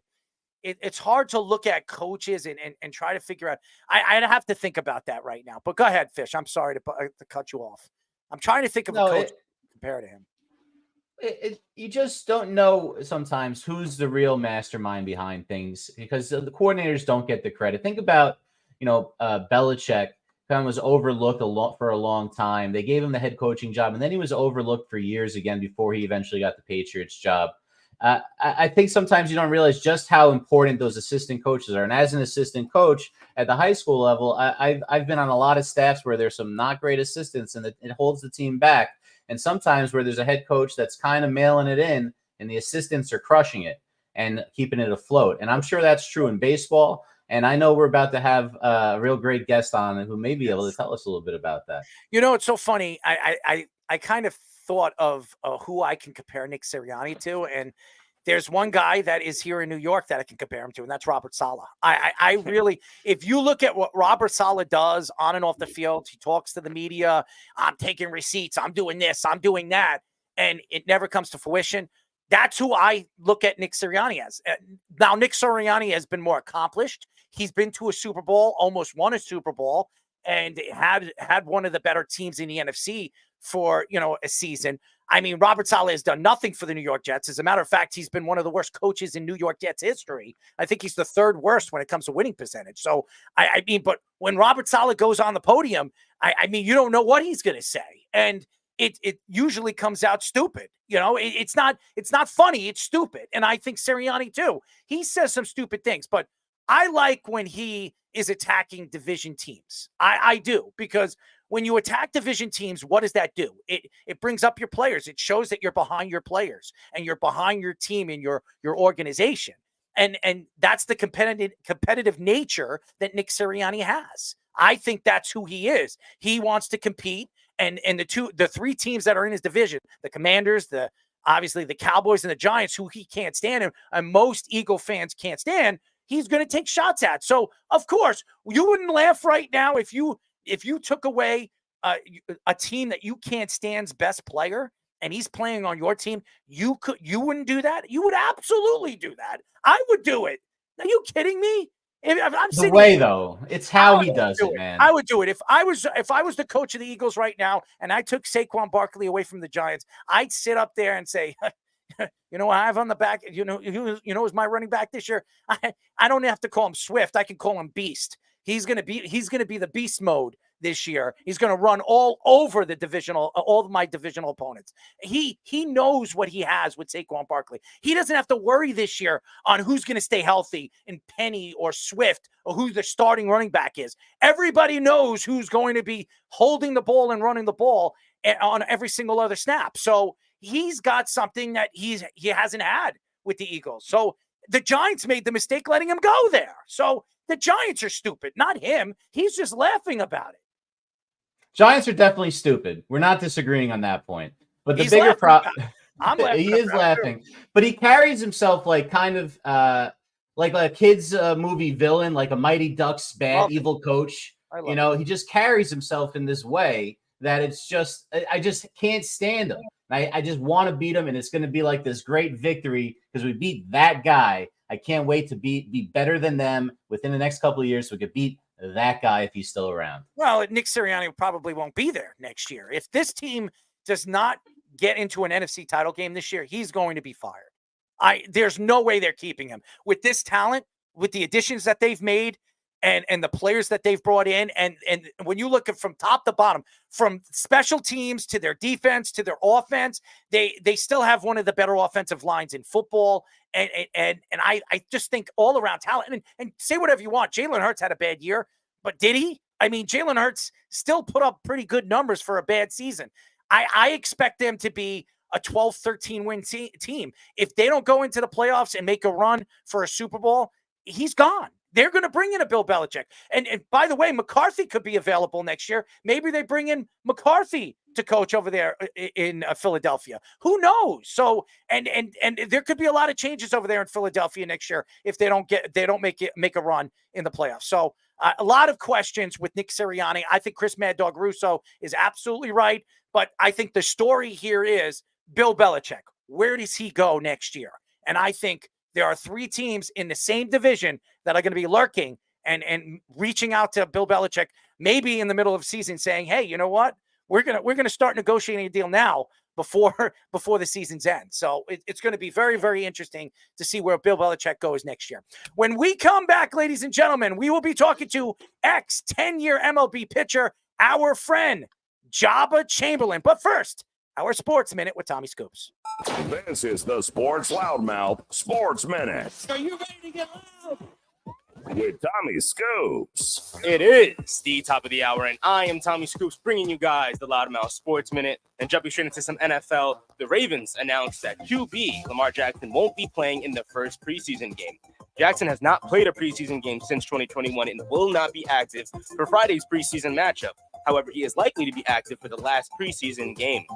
In other NFL news, Steelers QB Russell Wilson says he is now healthy. After the veteran QB missed most of the training camp with an injured calf, Wilson says he feels good to play in the preseason. However, the team will opt for second-string Justin Fields. And lastly, over in the NBA, Bulls point guard Lonzo Ball has returned to the basketball court as Ball hasn't played a game since January 14, 2022, has started playing full contact 5-on-5 scrimmages, and could return this season barring any setbacks. Going now into Scoops of Scores, currently over in the MLB. The Angels have a 6-0 lead over the Yankees at the top of the second. Right now at the bottom of the fifth inning, the Marlins have a 6-0 lead over the Reds, while the Padres and Pirates are both tied up at 4 apiece at the top of the fifth. Heading into the bottom of the fifth inning, the Giants have a 5-3 lead over the Nationals, while the Blue Jays have a 3-2 lead over the Orioles at the top of the fourth. At the top of the third right now, the Braves have a 2-0 lead over the Brewers, and the Cardinals have a 1-0 lead over the Rays at the top of the second. That is currently all the time I have for you guys right now. Kicking it back to the boys for their next guest on the Sports Loudmouth. This is the Sports Loudmouth. Willie Whopper, Speedy! Willie Whopper! I'm not licking anyone. Good for you. 631-672-3108 is the number to call. You're listening to the Sports Loudmouth. I'm your host, Daryl Marks, my co-host, Speedy Petey. Remember, you can go to our website at www.worldwidesportsradio.com. Check out all our shows throughout the week, including the Loudmouth with me and Speedy Petey every single Tuesdays and Thursdays at 7 p.m. All you have to do to tune in and check out our local listings for all our shows is go to our website at www.worldwidesportsradio.com. Before we introduce our very special guest, go to our website, www.worldwidesportsradio.com. Hit Bovada, ladies and gentlemen. The QR code right in the corner, 100% of your first deposit. What does that mean? If you put $100 down, you get $200. $200, you get $400. $400, you get $800. $800, you get $1,600. They double every single first deposit. Bet on almost anything like the presidential election. You can withdraw on Bitcoin, Ethereum, and Litecoin. No limitations on what state you can bet in anywhere. So in FanDuel or DraftKings, you can't bet in certain states. Well, you can do that with Bovada. But the problem is here in the tri-state, Bovada does not work. So Connecticut, New York, and New Jersey, it's not going to work. But I think it's like 41 states right now it still works in. All you have to do is go to our link in our website, or you can hit the link right now in the corner, the QR. It'll take you right to our website and hit Bovada. And you can obviously sign up, log in, and get your chance to win some money. Anyways, our very special guest, we're very happy to have him on. Last time we had him on, he took over the show, and we're very happy to have him on now, ladies and gentlemen. We are now talking to ex-10-year MLB pitcher, Joba Chamberlain. Joba, what's up, buddy? What's going on, fellas? How are you guys? You look good, man. I mean, your beard is getting longer, man. It's filling in, man. Yeah. I said I was going to wait till my son goes to college, so I'm only about 11 days away. So we're getting close. Wow, 11 days? Your son's going to college? Yeah. I remember when your wife or your ex-wife, I'm not sure if you're still with her, gave birth to your son. I remember. That's 17 years ago. That's crazy. Yep, 18 years. Yeah, it goes by fast. It's weird to think about, and you started his senior year, and then I'm just like, oh, okay, I got some time, and I blinked, and next thing you know, it was graduation, and you're just like, holy cow, where did it go? But he's excited. He's going to go play two-way at Hutch Community College and play short and pitch, and had a great summer, and he's kind of enjoying just being a kid now, fishing, playing golf, and just hanging out with his buddies. So yeah, I was like, enjoy while you can, man, because when you get off to school, brother, you're going to be locked into baseball pretty much all the time. So he's excited. We just got our tentative schedule for the fall. So about 12, 15 games-ish for the fall. So really looking forward to it. He's excited. A little scared as we all are. I mean, your kid going to college and being 4 hours away, and it's just not like he's down the street or can just come over for lunch. But it's a great opportunity for him. It's a journey for him to go spread his wings and go make what he wants to do in a name for himself and just enjoy the game. So it's been an absolute honor and a pleasure to be his father and watch him just grow up. And I mean, shit, now he's taller than me. So it's like, I'll still whoop his butt, but no, it's just crazy to watch all these young men that he's grown up with and see, all them go their separate routes, some playing sports in college, some, just going to be a student. And, cool to see this next chapter for those kids. And, obviously for me being able to, go watch some college baseball and see, what comes of it. He's excited and I'm excited. I mean, I never went the junior college route, so this is all new to me too. Like, they don't have class on Tuesdays and Thursdays. I'm like, man, I wish that was an option for me when I was in college. But so it just exciting chapter. And, just the high school went by so fast. Obviously it was a weird start, being his freshman year was COVID year. So that was a little weird. But no, it's went by fast and I'm excited. And that's really about all we got going on here. Just making sure I get everything in order to, get him down there. And obviously not the things that he thinks about, because all he cares about is his TV and his PlayStation. I'm like, okay, we need linens. We need like the full parent come out and you're like, okay. And he's like, well, I didn't even really think about that. And I was like, well, I know that's why you're not a parent. That's why you're an 18-year-old college student. So you focus on what you need to focus on. He's going to be focusing on women when he goes there too. Trust me. I don't even know if he's going to have time to focus on that. Let's hope not. I mean, I don't want to be a grandpa before I'm 40. So let's just, let's lock it in and focus on baseball there, buddy. Yeah, well, you know what's so crazy? I remember you as one of the better relief pitchers in baseball, and really the dominant force that you were, and then the Joba rules and all the things that you went through, and all the great things that you accomplished when you were a New York Yankee, and your career before you got hurt, and all the injuries that you've had. When you look at the league now, you look at the game, the transition of the game, what stands out from what you remember when you were in the league and what it is now today? I think the culture has changed. It is one of those things, like, as you guys well know, when I came up and fist pumped and Goose Gossage called me out for that's not the Yankee way and this, that, and another thing, where you kind of see people's personalities and things showing way more than they did when I came up. And I love that, because it's not only great for the game, but it's also great for this younger generation and to wear your heart on your sleeve, show emotion. I mean, there are certain instances where people can maybe look at it and be like, oh, you're showing me up, this, that, and other thing. But at the end of the day, if you hit a homer off me and you want to backflip and do somersaults around the damn bases, I don't care. I should have made a better pitch. And so I think the culture of expression and the way that it's embraced now more so than it used to be. And I think it's just drawing more eyes. I mean, obviously the game is evolving, and some of us as purists of baseball like some of it, some of us don't.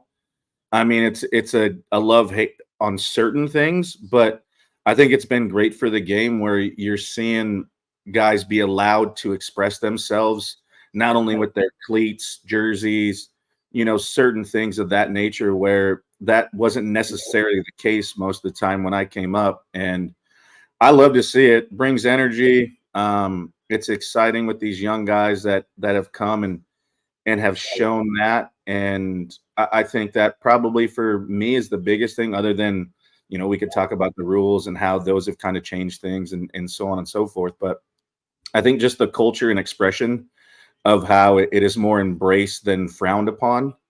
And I think it's great for these younger kids. Mind you, there's some of these ones where you see these kids acting like they're in the big leagues and they're in high school. I'm like, okay, you got to earn that. You got to earn it first.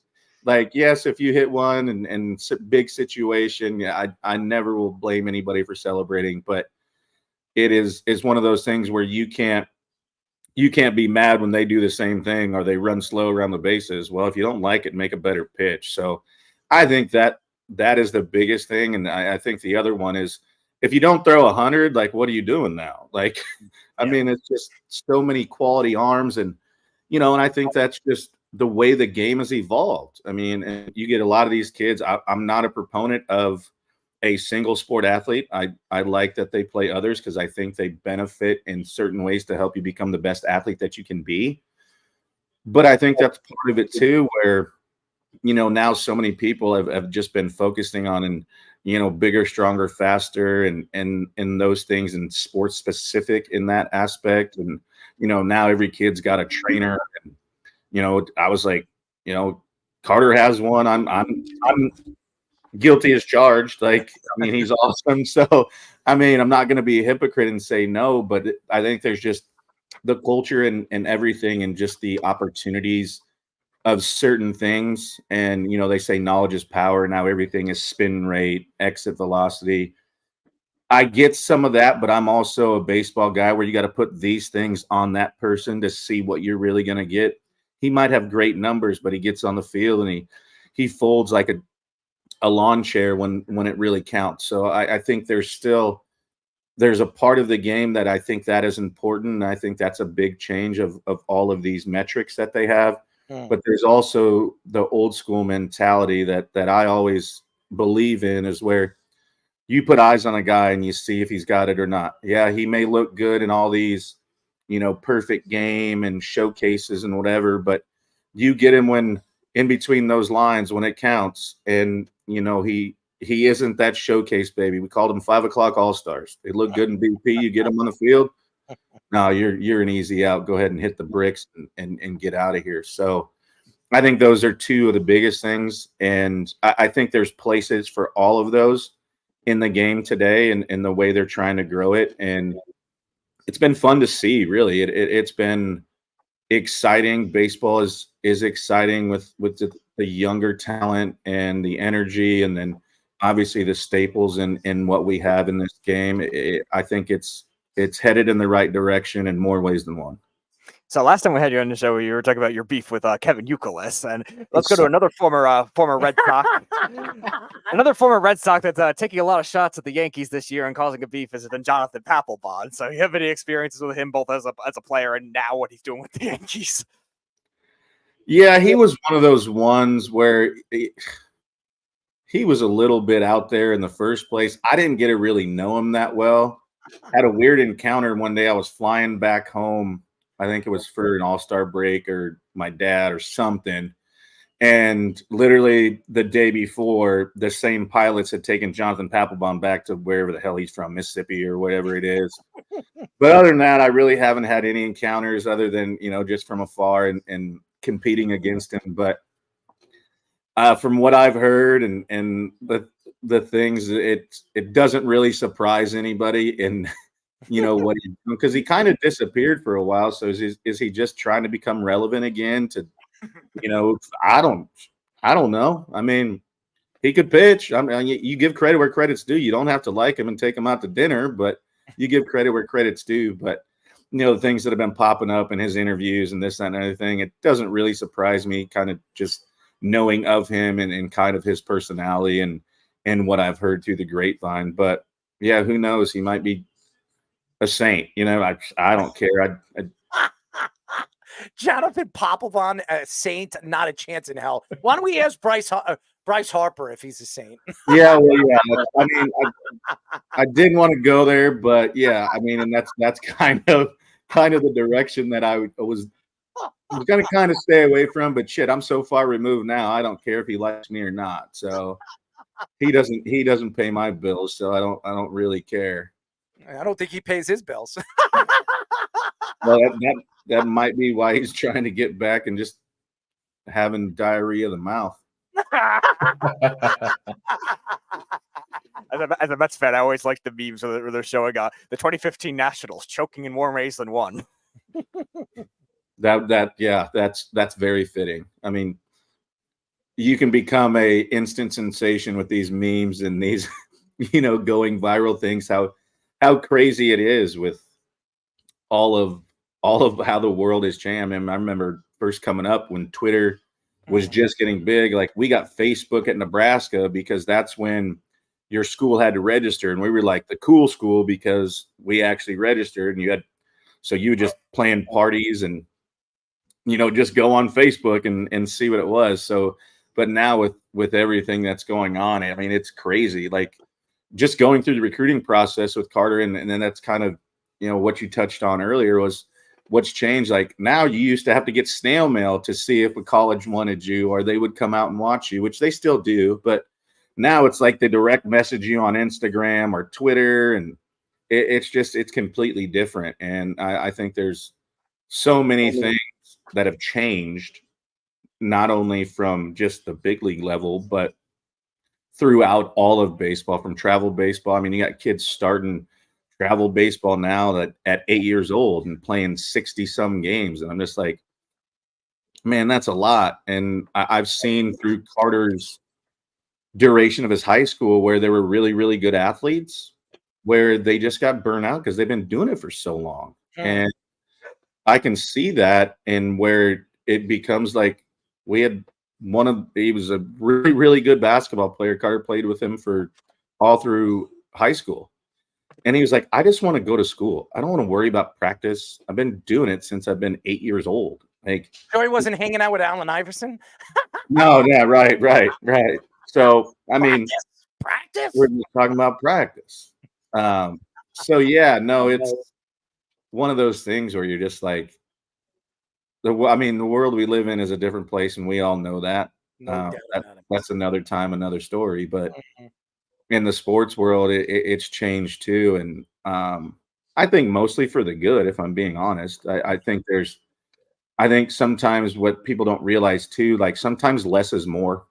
And I remember we get into the dog days of August and September, and you got all these kids that are, coming up and doing whatever, and I'm like, we've been grinding. There's really no off season anymore. Like, you have to come into spring training to fight and win a job.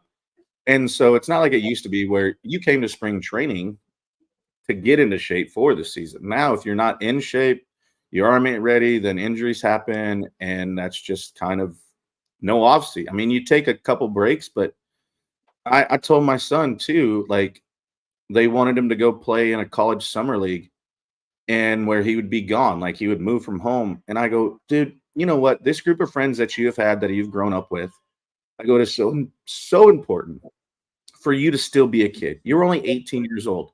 Everything is going to change when you go to college. Your friends aren't going to be around you. You're not going to have your poker games. You're not going to go fishing. You're going to create a new circle of friends, and just go be a kid, man. Go have fun. Go fish. Go golf. Go. Just don't get in trouble. I mean, you can scrape your knees a little bit. Don't be like that. Don't be like that. Yeah, don't be an idiot like me. So he learned. So, I think it's for me, and people may disagree, which is fine, but I think it's so important for them with everything that goes on today in this world, is like, still be a kid. I mean, you grow up fast enough, and I look at it, and I'm not even 40 years old yet, and I blinked and my son's going to college. And I just think it's so important to obviously be great at your craft and work hard, and that's something I never had to teach him. He was just always somebody, like, there would be times where he's like, yeah, Dad, I'm heading to the gym, and it's like 8:30. And he was like, yeah, I got to get some stuff in, and never had to force him. And I've always said, I go, hey, you make your own path. I'm here to help. Let me know what I can do, and we can figure it out. And so, but I just think even more importantly, like I say, less is more, is like, go be a kid, go chill, like hang out, do what you got to do, and just enjoy it. Because as you well know, and we've had conversations when we're sitting down eating, he's like, Dad, I thought it would be more time. And he goes, I blinked when basketball season started. Next thing I know, baseball's almost over, and I'm about to head to college. And so it's like, yeah, man, it goes fast. And we hate to give our parents credit, but like when our parents told us, just wait till you get older, time goes faster. And I know my dad's going to be listening because he don't do anything. So shout out to my dad. I love you. But he was right. Like as you get older, it just goes by faster. And I'm just like, good.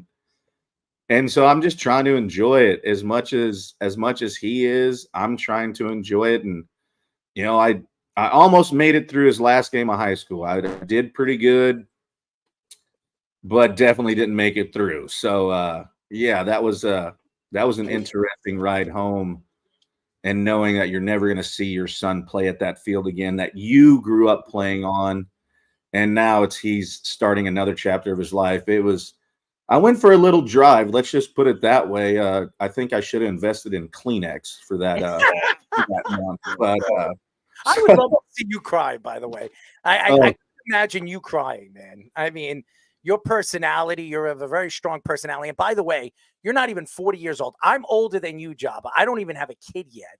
And your kid is 17, 18 years old, heading off to college. So it just shows you how things go, you know, year by year, and you don't know what's going to happen. And it's just crazy. I can't believe it.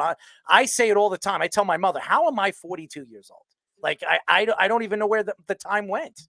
And I remember her telling me when I was 17, 18 years old, saying, "Oh, enjoy high school, because once you get out of high school," and I was a good athlete too. Once you get out of high school, it's never going to be the same. And she was dead right about everything she said. And then, you know, I moved out of the house at the age of 18, 19 years old. And I realized that it's not, life isn't easy. It's getting harder for the kids. It is for kids like your son, Carter, and even people, you know, kids like Speedy, who's 29 years old, just turned 29. As I look at him as a young man, a kid, it's only going to get harder because the world is changing. Everything is changing. Yeah, I mean, it's weird when you say 29. I'm like, damn, you're almost closer in age to my son than you are me. And so it's just weird how like it's changed in every dynamic from start to finish, really. And you know, as you get older, it's like, man, you get out of bed and it's like, ooh, that didn't crack last year.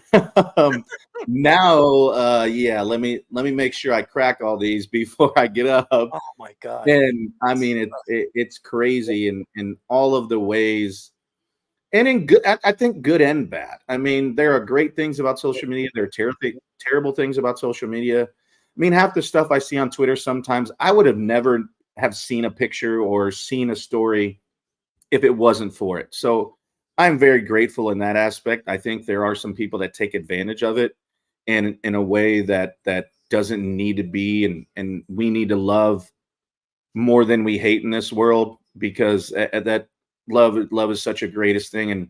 And I tell everybody, like when I talk to kids and people, I'm like, you know, it is so much easier to love than hate, and have that in your heart. And this world will be such better place if we just learn to love one another and respect one another. You don't have to like them, but respect them for what they are, and just learn to love. And it's so hard to hate and have that in your heart. And I just don't understand how or why we gone in certain directions. And obviously I'm on a tangent, but it's a good tangent. You brought it up of being different, like when I was 29, it was a hell of a lot different, Speedy, than you being 29. And, you know, that wasn't even 10 years ago. And so it's just crazy to see how things have gone. And, you know, I think it all starts too with the way you surround yourself with people, and, you know, the way that you're brought up. Like, it's okay to have tough love. It's okay. Like, I don't want to be your friend. I'm your father. Like, when you start paying my bills, then we can be friends. But don't bro me. Don't do anything that doesn't work. Let's hear your best Darth Vader. Carter, I am your father. You know, I've never ever seen a Star Wars. Oh my God, man! You know what I'm gonna do? Hey, I was fat. I had glasses, and my name was Joba. How do you think that went for me? Good point. It wasn't my first choice to watch. That is ironic. That's what I thought you got your name, Jabba the Hutt, for many, many years. I was like, No. his father named him after Jabba. No, I don't think I'm that ugly, am I? Dang. I'm gonna do Give you me a little credit. I'm gonna do you a favor. I'm going to get you the Blu-ray stream of Star Wars. I'm gonna send it to you, all the episodes from 1 all the way to 9. And it's 9 episodes. I think there is. 9. I'm gonna send them to you so you get a chance to watch them. It's gonna be you're gonna get really addicted to it. It's like it's so crazy because my girlfriend, I told her about Twilight, and a person like me, and you look at it, it was like, why do I want to watch a love story about vampires and all that other stuff? And I got her hooked onto that. She watched every single episode in one Sunday. She went from 1 all the way to 5 or 6. It was unbelievable. She says, I can't believe how great of a movie these are. I mean, she was unbelievable about these movies, and that you have to get a chance to see it to understand it. But I think you would love it. I think you really enjoy them. I mean, I'm up to trying new things. I mean, I might as well. I mean, I'm gonna have a lot of time to kill, so yeah, I'll try it out, and I'll come back on and give my critique, or I'll just be like, "You're full of BS. This was terrible." You have to watch the old ones first. You have to watch 4, 5, and 6 before you see 1, 2, and 3, because then you probably, if you watch 1, 2, and 3, even though it's before 4, 5, and 6, the older ones are always they are so much better than the newer ones. So you have to watch 4, 5, and 6 before you watch 1, 2, and 3, and then you watch 7, 8, and 9. So I'm just telling you, that's the way to go.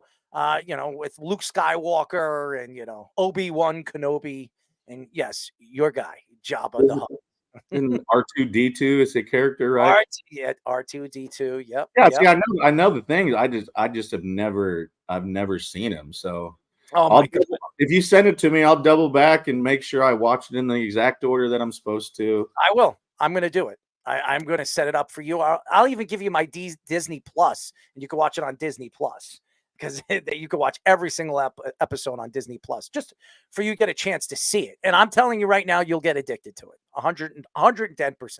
Promise you, you will get addicted to it. Go ahead, Fish. We can make a bet on that. All right, let's make a bet. What do you want to make? Let's do it here. How about this? If you love the first 3 episodes, you got to come up to New York and take me to a Yankee game. Now, deal. If you don't like any one of those episodes, or you don't like Star Wars at all, you got to come up here. I'll take you to dinner and take you to a Yankee game. How's that sound? Well, how about you just take me to dinner at my restaurant? So we'll be fine. All right, there you go. I'll take you to dinner at your restaurant. You don't want to go to a Yankee game?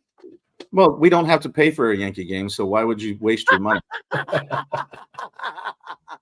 Okay, we'll go to a Yankee game, and I'll take you to your restaurant. How's that? That's a win-win for everybody. There you go. So there's the bet. So Okay. all right, that sounds good to me.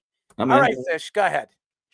Hey Java, so the first time I get to talk to you, I wasn't on the show when you were last on. I'm a huge Yankee fan. I'm the same age as you, so I feel those creaks and cracks as well. And I'm also a high school football coach. I'm not a good baseball player. That nobody ever confused me with someone who could do it. But I will say this: every year, the last game of the season, the seniors, tears in their eyes. Your story about your son hit home with me, and you see that. And I teach in high schools for the last decade, and they don't realize how quick it is. For me, I get to see, from day one until the last day, and how much they change. They're a completely different person, like maybe 3 times in the middle of 10th grade. I'm sure you've gone through all of it. Now, my question is more about coaching, and the reason I ask is because I had a real serious situation happen when I was first coaching. I mentioned this story to Speedy once, and I wanted to tell it on the air. And it's all about knowing your players if you're a good coach. And I wanted to see if you agreed with that being the number one thing about a good coach, and who your favorite pitching coach was that really knew you the best in your career. I had a player, I was just starting, I was like 25, doing JV football, And I had a kid who just didn't look right in the game, and he wasn't allowed to play the previous week because he had like a nosebleed, and the nurse said he couldn't play. So nothing was going to keep him from playing the next week, right? He just doesn't look right. And he was an aggressive kid who was passive. And as a coach, even at that young age, like, this is not what he's supposed to look like. So I took him out of the game. He ran on special teams once or twice. I couldn't get him to stop because the kid wanted to play so bad. But he didn't play, his starting corner. I get a call from his father from the ER the next morning. His appendix burst overnight. If that kid got hit in the middle of the game and his appendix burst, nobody would have known that was what's wrong with him. So I learned 2 lessons from that. Number one, safety first. But 1A, know your players. So I always thought, as you know, a coach that doesn't know much about baseball, about pitching, I always had one of those balls with how you hold it, you know, like the fork ball and the four seam. You know, I had one of those as a kid. That's all I knew, and I probably hurt my elbow a little bit trying stuff like that. I want to know who knew you the best, and who do you feel like was your favorite or best coach that you had in your career? I think that's huge. Like, in, you know, now that I've gotten into teaching kids a little bit more and understanding their dynamics, and you know, it's different when you're with them every day and you teach, so you kind of, you know, the ins and outs a little bit more so than me just getting, you know, hour and a half and just, you know, trying to learn, you know, their mannerisms. Okay, that looks right. Oh, you can tell he had a bad day. Like, just that awareness of, you know, knowing and obviously dealing with the entire football team is tough to really get on that level with everybody. But I think it's so important to be able to have that relationship where if you're just having a bad day and be like, you know, just have that awareness to, like, maybe you just need an arm around you. Like, you maybe not know what's going on at home. They may be hanging. They may be, their hamstring might hurt, and they don't want to say anything, but you know that it's something is off. And I think that's huge in so many ways for not only the player's development, but obviously him being the best that he can be, even on a bad day, and knowing, like, I might be the first one to yell at you, but I'll be the first one to put my arm around you and tell you why. And I think that's very important. And I think from the coaching side, and I've seen it good and bad with Carter and his experiences with, you know, at the high school level, and kind of how certain things have moved and shaked where it didn't make sense. You didn't really, you know, you were trying to make another parent happy, and, oh yeah, you can transfer now, so I'm trying to play you more. Like, there's just been certain things that I have witnessed, and I try to stay as far away as I can because I don't want to get involved. Parents are the worst. Parents are the absolute worst. Like, 9 times out of 10, it's not the kids, it's the parents. And you think your son's going to be the next, you know, Aaron Judge or, you know, Justin Verlander, whoever the case may be. And you're like, that's not realistic. I will do everything I can in my power to help, but I can't, he's going to throw 100 in 2 years. I can't promise that. I can promise you the fact that I will do everything in my power to make him better and more confident in his abilities. And sometimes you'll just don't have it. And that's okay. But make it the most fun that you can, and understand that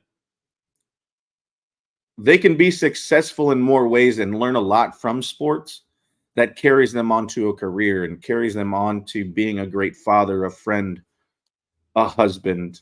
And that is such an important thing. And I think coaching, when you create it in just one avenue, I think that really doesn't do you guys justice. And the fact that you get paid peanuts for your time and everything that you do, and you care so much about these kids, and they're learning lessons that comes to them as they get older that you'll never forget, because you not only taught them, you know, maybe a new stance or a new pitch, but you also taught them to be accountable, to be respectful, to hold yourself accountable, to be a good teammate, to be a good friend, to pick somebody up when they're down.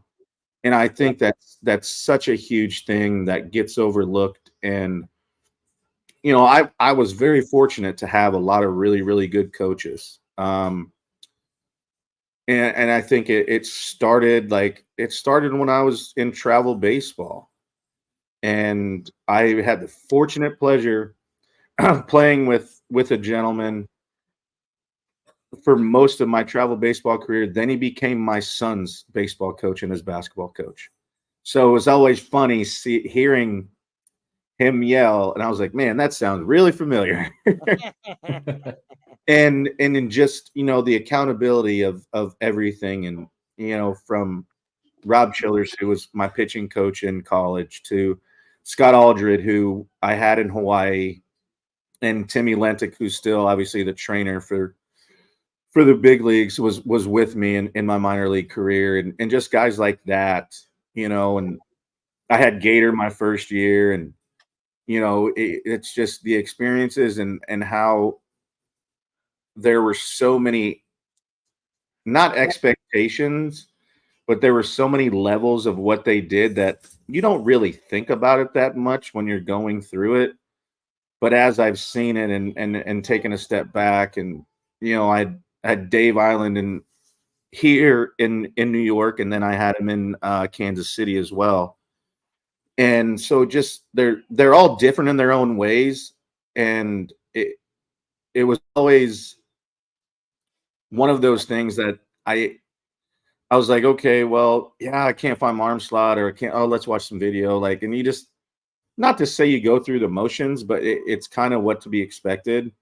So I think it's such an important factor in every level of coaching is being able to not only instruct, but to teach in more ways than just what the sport is, because you learn so much from it. And all these kids that play and do everything their whole career, 99.9% of them aren't going to play professionally, but they're going to use the lessons that they learned from coaches. And I remember my third grade teacher, Judy Munn, God rest her soul, was a huge baseball fan. And I made an excuse one day that I didn't get my homework done because I had a baseball tournament. And she goes, well, that's not an excuse. You got an F.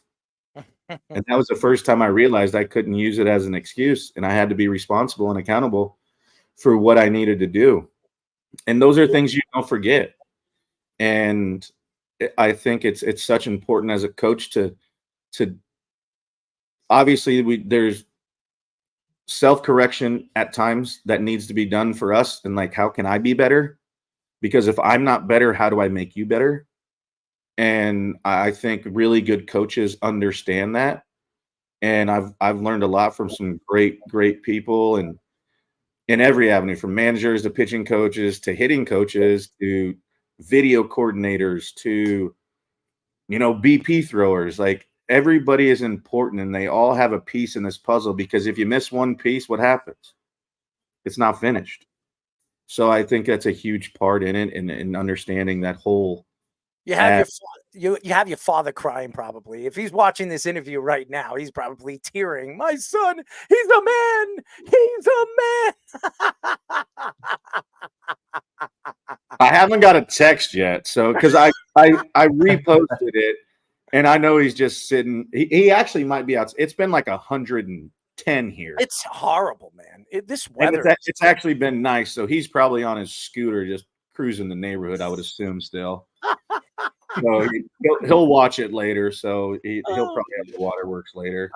We are talking to ex-10-year MLB pitcher, our friend Joba Chamberlain. Fantastic. If you don't remember him, the Joba rules, the New York Yankees, came up with the New York Yankees. He had a really great career before the injuries that really took place in his career, and Brian Cashman kind of screwed him. Joba Chamberlain was on his way to being one of the best pitchers in baseball. But, Joba, let's go into the game right now. And the Yankees right now are neck and neck with the Baltimore Orioles. And everybody keeps saying this is Baltimore's division to win. I beg to differ. I think the Jazz Chisholm move really put the Yankees on top. I know Baltimore made some good moves too. They added some pitching. which they definitely needed with Burns because Burns really was the only pitcher they had.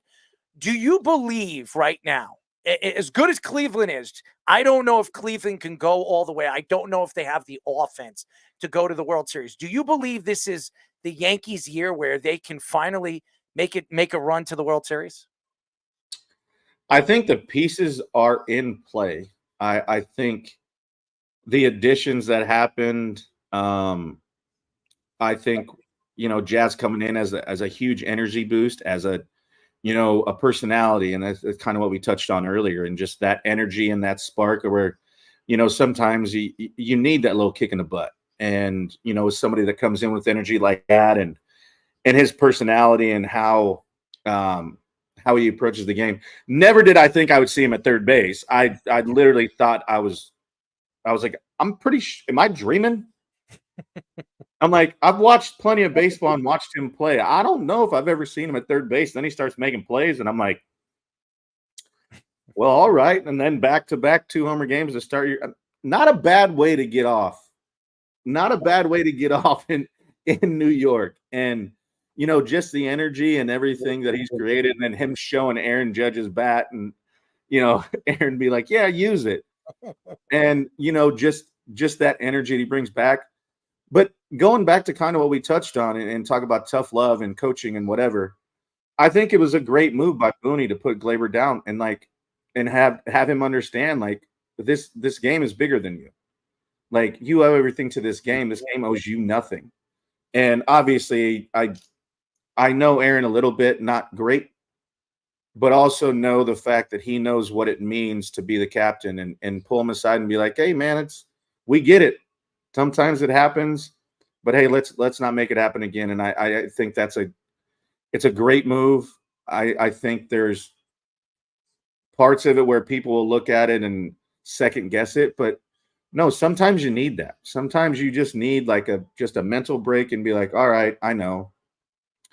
And then just obviously it's cliche to say, but just staying healthy. I mean, that's the hard part, especially when you get into this time of the year where, you've been grinding. You put yourself in a good position and you're going to be in a battle. The O's aren't going to give in, and with what they have, and obviously getting into the playoffs last year and not doing great, but it's a different animal when you get there. And, now that they have the confidence to know that they didn't get there and they added some pieces, they have absolutely incredible guys that they put on the field and what they have. So, but I think with what is presented right now, if everything stays status quo, is there going to be a hiccup here and there? Yeah, that's just the way it's going to be. Now you get DJ coming back, kind of figuring it out, having a big hit, a big walk-off. Was it 5 or 6 RBIs that game? 5, yeah. 5, and just that rebuilding that, not necessarily say he lost confidence or whatever, but, let's just be honest, he was struggling a little bit. Mm-hmm. And now to, get it all – and this is the time where, if you start clicking right now and carry the momentum going into it and you get on – a hot streak. It's about that time. We're not quite mid-August. You're going to have some hiccups, but I think with what's in place right now and the additions and, some guys seeing it well, I think they're in a great place. And when it comes down to it, you hold your own destiny in your hands. And it's kind of like, all right, what do we need to work on? What do we need to do? And what it is, and you just go out and execute. And I think they have the right personnel to be able to do that from start to finish. And I think they've put themselves in a good position. It's going to be a dogfight. It's going to be fun to watch. But I think with the personnel and everything that they've added and done has made them right there. I did another one and just looking at my notes here real quick, and to have them basically, they're third right now. Mm-hmm. in odds of winning the World Series, which they haven't been that high in a while. So, gambling is gambling, but that never works. I mean, look at the Rangers last year. Look at Arizona. Did anybody think Arizona and the Rangers were going to be in the World? Nobody thought that was going to happen. Right. The only person that predicted the Rangers to win the World Series, Speedy, tell them it was me. I predicted before the season's end. I said the Rangers are going to go on a run and they're going to win the World Series. And everybody looked at me like I was out of my mind. Well, you should have put some money on it to start the season. Everybody said it. Everybody. Yeah, said the problem is when he bets for himself, he'll I jinx lose. the team. I lose. If I bet for myself, I lose all the time. But I tell everybody, if I make a prediction, bet on it. I'm just not very good on betting on my own predictions. I'm very bad. So don't quote me on it, but I'm going to predict before the playoffs start who I think is going to win the World Series. I'm going to be right about one of them going to the World Series. I had Philadelphia and the Texas Rangers going to the World Series. Philadelphia went to the NLCS, and they blew it against Arizona. And by the way, I had a bet with what's his name? Shane Green. Shane Green, your boy Shane Green. And if Philadelphia won that series, Shane was going to take me and Speedy out to a Philadelphia Phillies game on whoever they played. So in the World Series, but that never happened. So it's unfortunate. Get Fish. I know you had one more question. Yeah, thanks. So this one's a little bit more of a baseball Yankees question. I know Cashman didn't really give you the choice, and because of the financials of baseball, you would always pick starter over reliever. But my question is, if taking the money out of it, and you could choose, which you weren't given that choice, starting pitcher or high leverage late inning reliever or closer? I've been asked that a lot. I will say I loved both of them. What I will say is the only thing that I wish, because I'd have done either. I didn't care. I wish there would have been more consistency. Mm-hmm. I wish I'd have been able to start every 5 days. I wish it wouldn't have been back and forth. Okay, you're going to start as a starter in spring training. We're going to move you to the bullpen. Then we're going to move you back, or vice versa.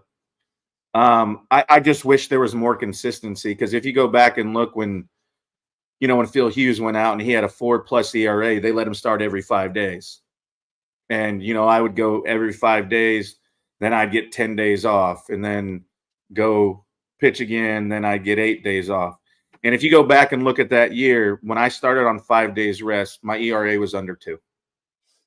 And so I just wish there was more consistency. You don't know what it is. At that point in your career, when I'm that young, obviously getting to the big leagues faster than anybody in Yankees history, you don't really have a leg to stand on at that point. You just want to be on the field and help any way you can. I mean, I'd never pitched out of the bullpen before in my life. I mean, I didn't know what the hell I was doing. I was just watching everybody else. I was like, oh, I got to rub some cream on. I got to take some Advil. Like, yeah, perfect. I don't know. So it was kind of. Where were you rubbing the cream, my friends? Don't do it again, or otherwise you might get suspended for a bunch of games like Edwin Diaz did this year. Now you can't do anything.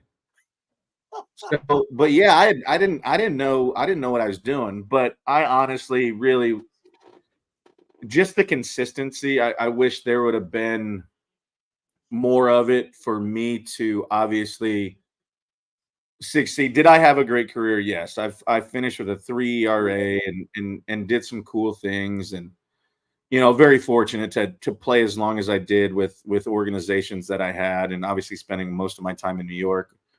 But it's just one of those things where I wish it would have just been more consistent for me. Like, it'd be like, oh, okay, well, he's just got to throw more or work his legs harder. Well, there's nothing like being a runner on second and third in the 6th inning, and you got to grease BB up your butt because you're trying to get out of this inning and save the game.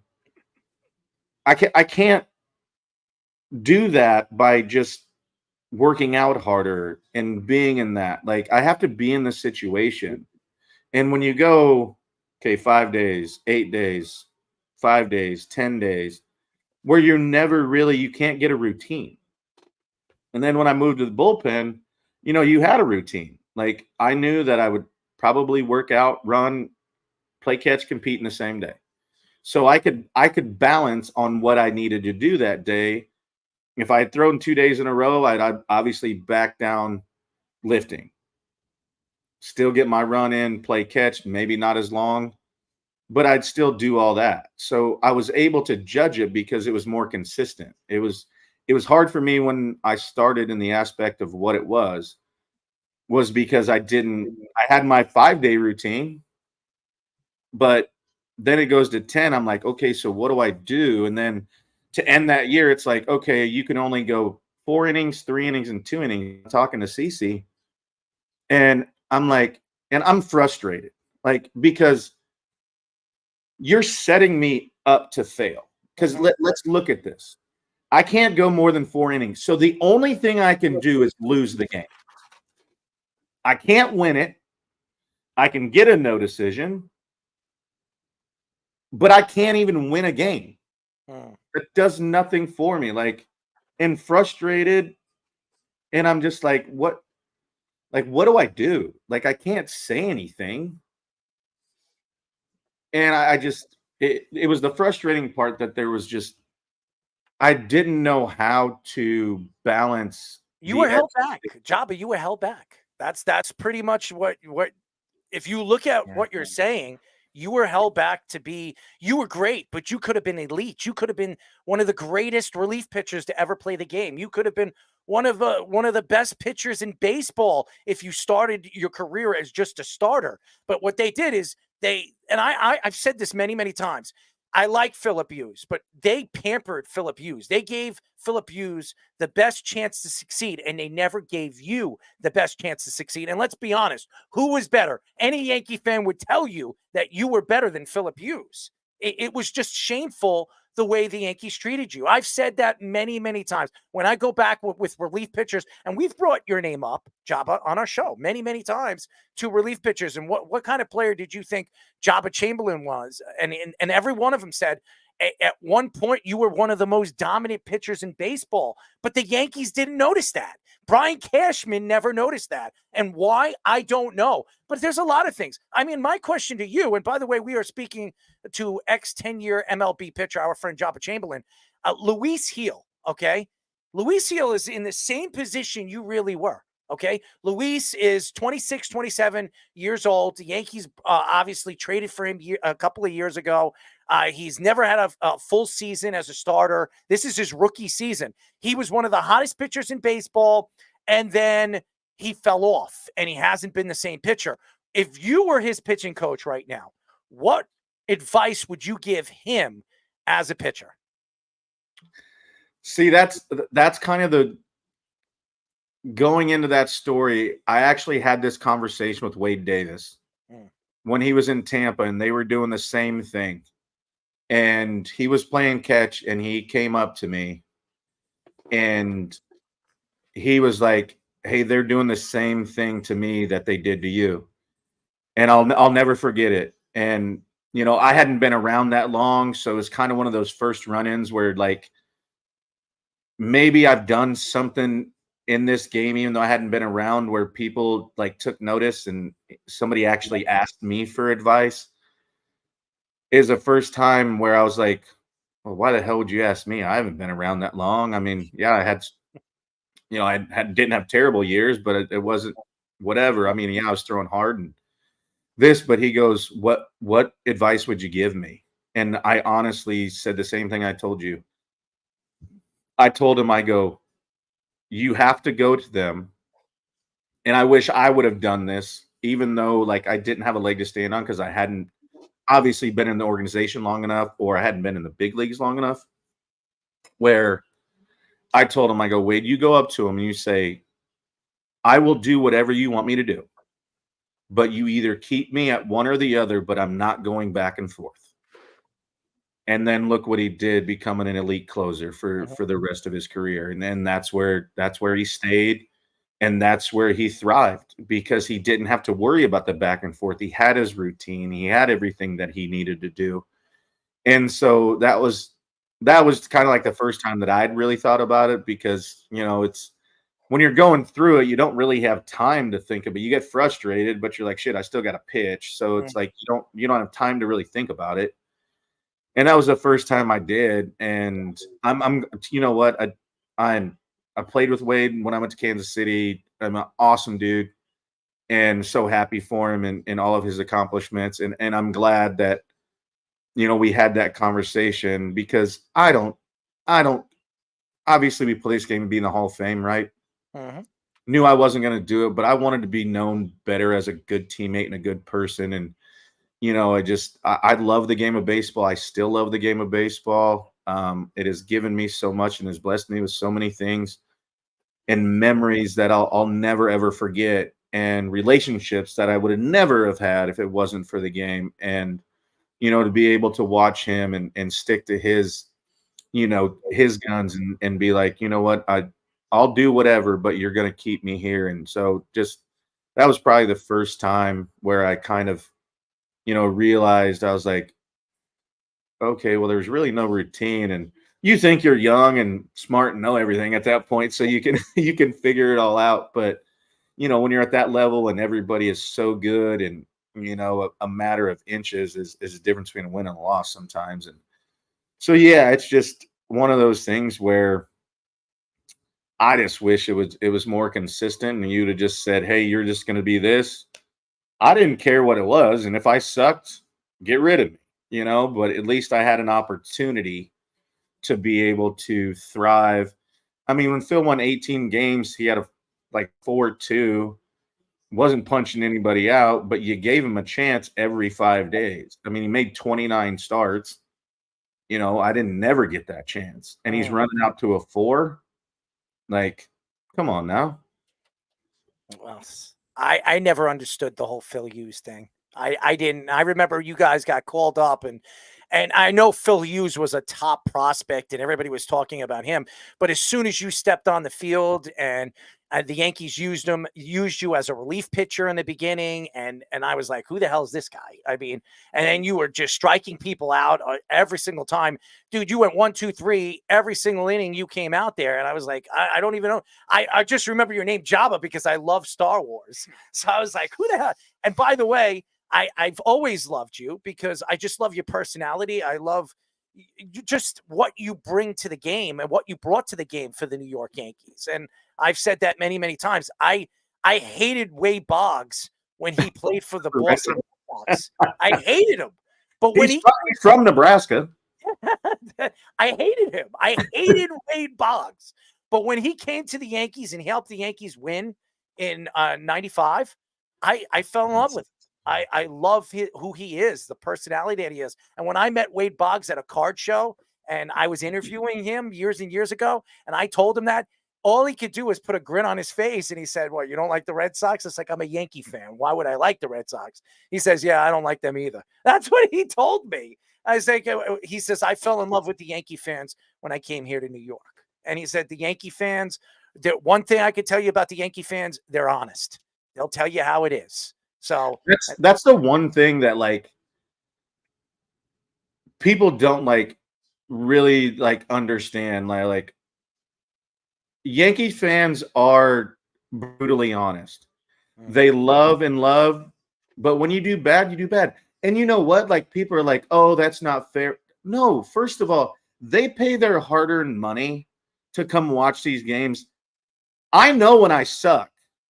You have every right to tell me that I suck because you don't want to spend your time, your money, and be like, oh, I'm getting a crap product. We're going to have bad days. That's just baseball. But what they don't forget, doesn't matter if you had great years, bad years, but if you were a real person, you were honest, and you did things the right way, whether good, bad, and indifferent, they always remember that. And that I think is the heart and soul of the Yankee fans, where tell me I suck. I don't have a problem with that. But at the same time, if I'm a terrible person, I mean, let's use Randy Johnson as an example, right? He wins 18 games 2 years in a row. and nobody could care less because he was an absolute turd to people. And I don't know him. I'm just speaking from what I've seen and everything, but they didn't care that he won 18 games 2 years in a row. They cared that he wasn't what they thought it would be. And the wins and losses didn't matter. And that's what I love. I mean, the fact that I still get to go back and people still want to see me and want my autograph, like, I'm just old and crusty, and I'm Carter's dad. Like, I'm not crusty. What are you, 38 years old? You're old and crusty? Get out of here. You see these grays? If you're old and crusty, I'm ancient. Get out of here. These grays are coming in. Stop. Jabba, stop. Stop with the old and crusty thing. I mean, That's why you got to cut it short, Jabba. They can't see the gray, man. Now you're really making me if feel I old. did cut it short, that it works out pretty good. But Old yeah, and no, I think that's the greatest thing about, last time I was back and doing signings and stuff. I was only supposed to be there for 4 days. I ended up staying for, I think, like 7 or 8, just because there was more stuff and like people were like, "Holy crap, I haven't seen you in a while." And it's an absolute. I can't put into words really what it means to me. I can't speak for others in their ventures of the game of baseball, but like coming back and still like it's probably 2-3 times a week someone would be like, "There's still Chamberlain shirts out here," and it's just like, that's so crazy to me, because a fat kid from the north side of Lincoln that nobody expected to do anything, and people are still wearing the jerseys, and I'm like, this is crazy. And then people be like, "I still got the Java Rules T-shirts and blah blah." I was like, "Well, I didn't make any money off that, but you can keep it. It's fine." Well, Jabba, we really appreciate the time, man, and we love you. I'm going to be in touch with you with this whole Star Wars thing, but everything, just who you are, and your personality, you have no humility, and that's something that I respect from you as a New Yorker. And I say what I feel. I don't care. There's a lot of attacks throughout social media on how I present myself, and I bring my product out there. But you know what? You're listening to it. That's what I give to you. I don't care what anybody says. You're listening to me, so obviously you care what I have to say, and I don't care how I attack it. But that's the way I see you, and the way you played the game, and every single Yankee fan. If you set up 20, 30 Yankee fans right now, every one of them will tell you the one thing that they loved about you is who you were and how straightforward you were as a player. If you sucked, you admitted it, and you went out there, and when you played well, you didn't brag about it. You just went out there and said, I'm going to do my job, and I'm going to try to win every single time I go out there. And I respect that about you. And I think that to me, as a New Yorker, more than anything in professional sports, it's not about winning. It's about who you are and what you bring to the game. And I thought you brought a lot to the game. So we really appreciate the time, as always. No, I appreciate you guys having me. It's always a blast, and we always go on tangents on some random stuff. So that's always interesting when it's not stuck to one thing. I love it.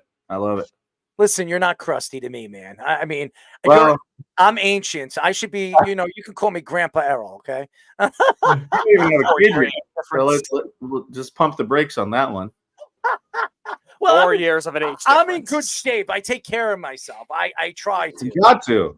Yeah, you have to. You have to. I don't smoke. I don't really drink. I mean, I'll let you do the drinking when we go to the game. I'll let you do the drinking. I'll enjoy it. Just having I'm the crazy one. You think that you're crazy? You have no idea. So if you watch this show, you would know how crazy I am. So, well, and I do, but you obviously haven't had a night with me either. So, if that's a challenge, let's do it, man. I'm all for it. I'm in for him. Let's do it, man. Let's do it. Joba Chamberlain, ladies and gentlemen. One of the best Yankees, one of my favorite Yankees. I know one of Fish's favorite Yankees, and Speedy's not a Yankee fan, so I don't know. Thanks, Jabba. It's great talking to you. Guys. Joba Chamberlain, ladies and gentlemen, one of the best in the business. And I will be speaking to Jabba. So we got a bet, and I want him to watch Star Wars. He never watched Star Wars.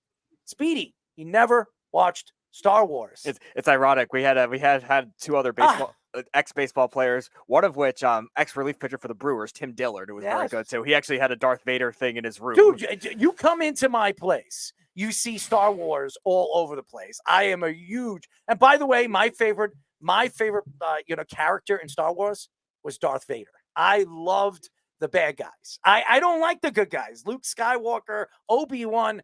I loved Darth Vader because he was so evil. And I love the evilness. I want people to hate people. That's the whole thing. That's what draws people. If you think of Star Wars, I'm not thinking of Luke Skywalker. I'm thinking of Darth Vader. That's what I'm thinking. I'm thinking about the bad guy. Everybody loves the bad guy. Anyways, that's just me. And I think Jabba's gonna like Star Wars because of Darth.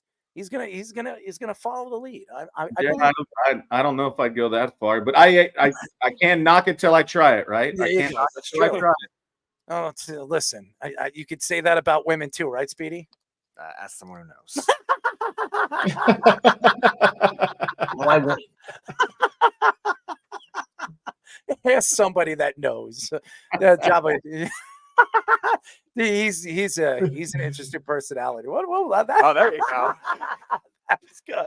Where am I in that picture? Men in Black memory. No, I had to make it quickly. He was getting off, so. I'm the darkness right over there. That's right. I'm the black right there. That character's Chewie. You kind of got the facial hair for Chewie, so it matched up best. No, he's I was just surprised nobody gave me compliments on my hat.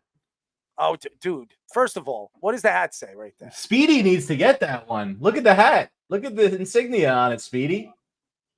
Speedy, what is it? It's sideways. I can't really read it. I can't read it. It's your symbol, dude. Oh, it's your symbol, Speedy. Show him. No, that's Wes's symbol. No, show your symbol. Show your symbol, Speedy. Show him. All right. Wes is in, so I technically can do it this time. There you go, Wes. There you go. Because he's a Wichita State shocker, Wes. It's the shocker, man. Do it again. All right, show Jabba what you really do. Use that thumb. Use that thumb. Bang that thumb. Bang that thumb. There you go. Well, the thumb is what makes it the not vulgar sign. Yeah, I don't know where my thumb went on this one. It might have got lost somewhere.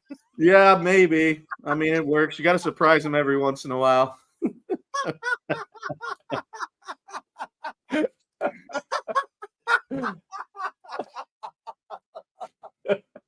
You know what's funny, Jabba? He has absolutely no idea what that means.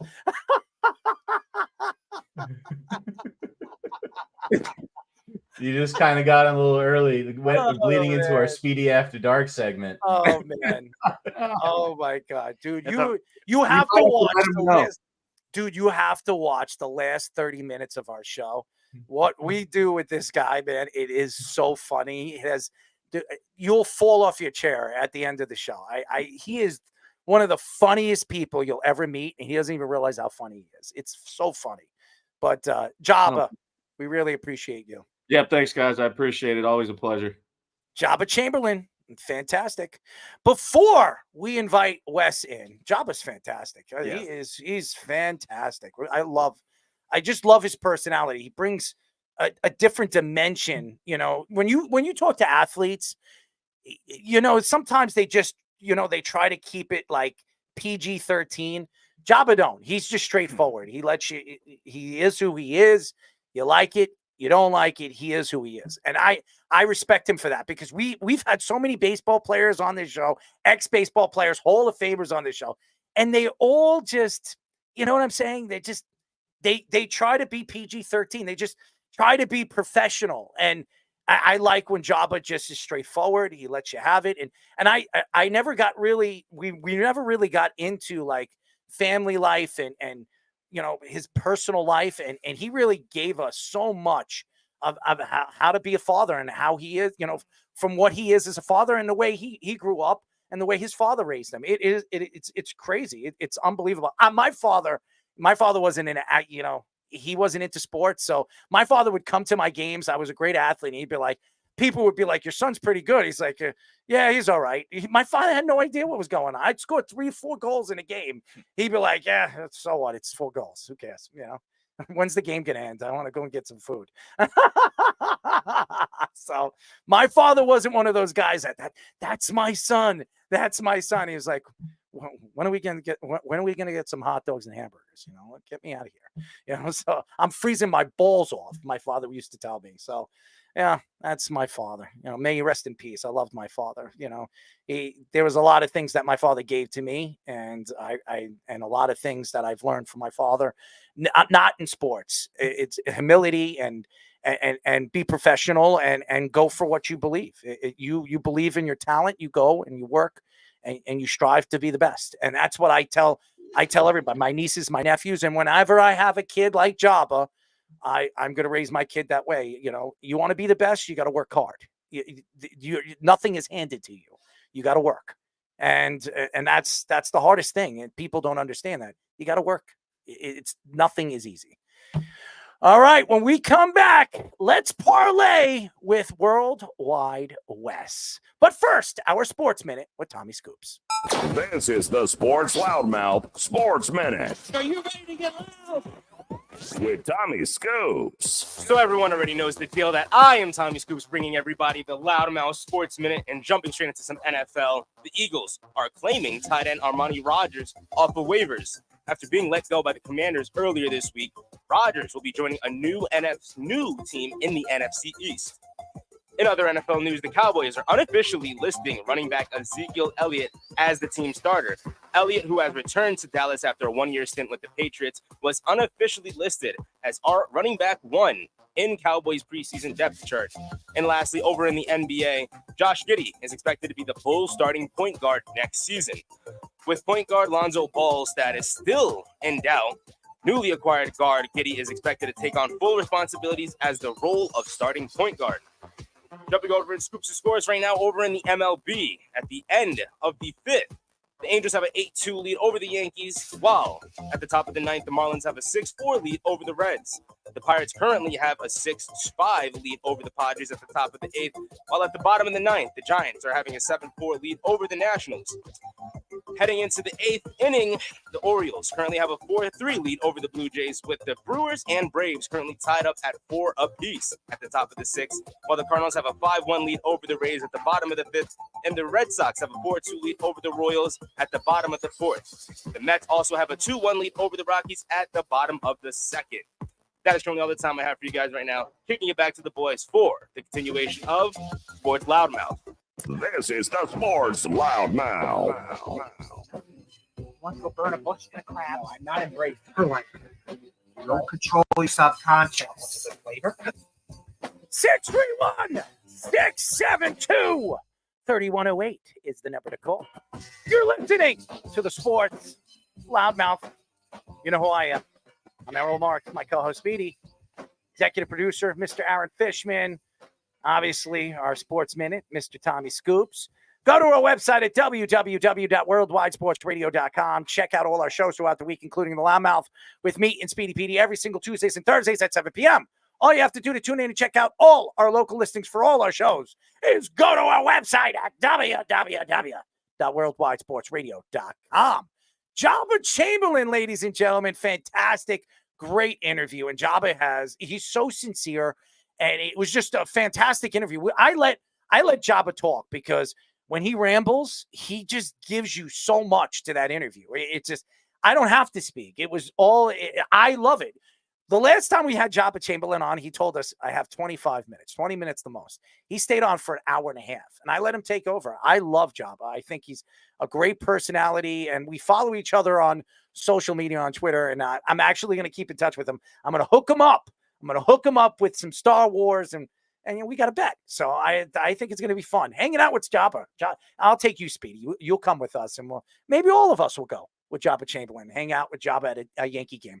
Before we get into Worldwide Wes, I want to promote Bovada. Guys, go to our website at www.worldwidesportsradio.com. Hit the link right now in the corner and hit and click Bovada. All you got to do is one click, 100% on the first deposit. That means if you deposit $100, you're going to get 2. If you deposit 2, you're going to get 4. If you deposit 4, you're going to get 8. If you deposit 8, you're going to get $1,600. you know that you understand. If you don't understand, well, then there's something wrong with you. Bet on almost anything like the presidential election. You can bet on Speedy's underwear. If he's wearing 2 socks, who knows? You can withdraw from Bitcoin, Ethereum, Litecoin. You can use it any possible way. No limitations on what state you are in. You can bet anywhere except here in New York. You can't bet in the tri-state area with Bovada.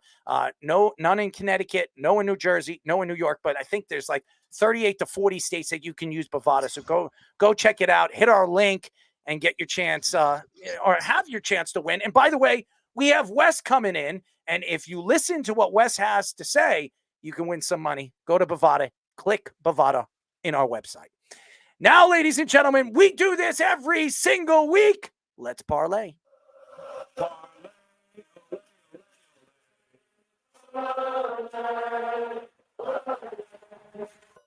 It's time for Let's Parlay. It is just Wes, ladies and gentlemen, and why not? We haven't had Derek. What's going on with Derek? Is he okay? We said he's working late today. He's missing in action. I don't know what's going on with this kid. It's always great when we have Wes and Derek. It always gives us that pizzazz to Let's Parlay, but no Chaz. Chaz is his brother's visiting, so he's not here today, and Reno Johnny was sick. Hey, listen, we got Wes. That's all that matters. Wes, what's up, buddy? Fellas? Well, we were speaking before the show, and happy to have you on. At least we have somebody, a big-time handicapper. And why not you? You especially. Speedy, what was his record the last time when he was on? Do you have the records? Not from the last. Well, time. You need to put that together so we have the record. So every single week we should have the records. We're coming off a not so great week of 1-4 with the CFL, but I have 24-40 for the CFL season, which is 24-16, which is right at 60%. Well, you usually are closer to 70%, so I expect those numbers to go up. Who do you have winning the championship, the CFL championship? So going into the season, and I do it every year, and last year in May, we picked the Grey Cup winner, and it was like plus 1,200. We picked Montreal.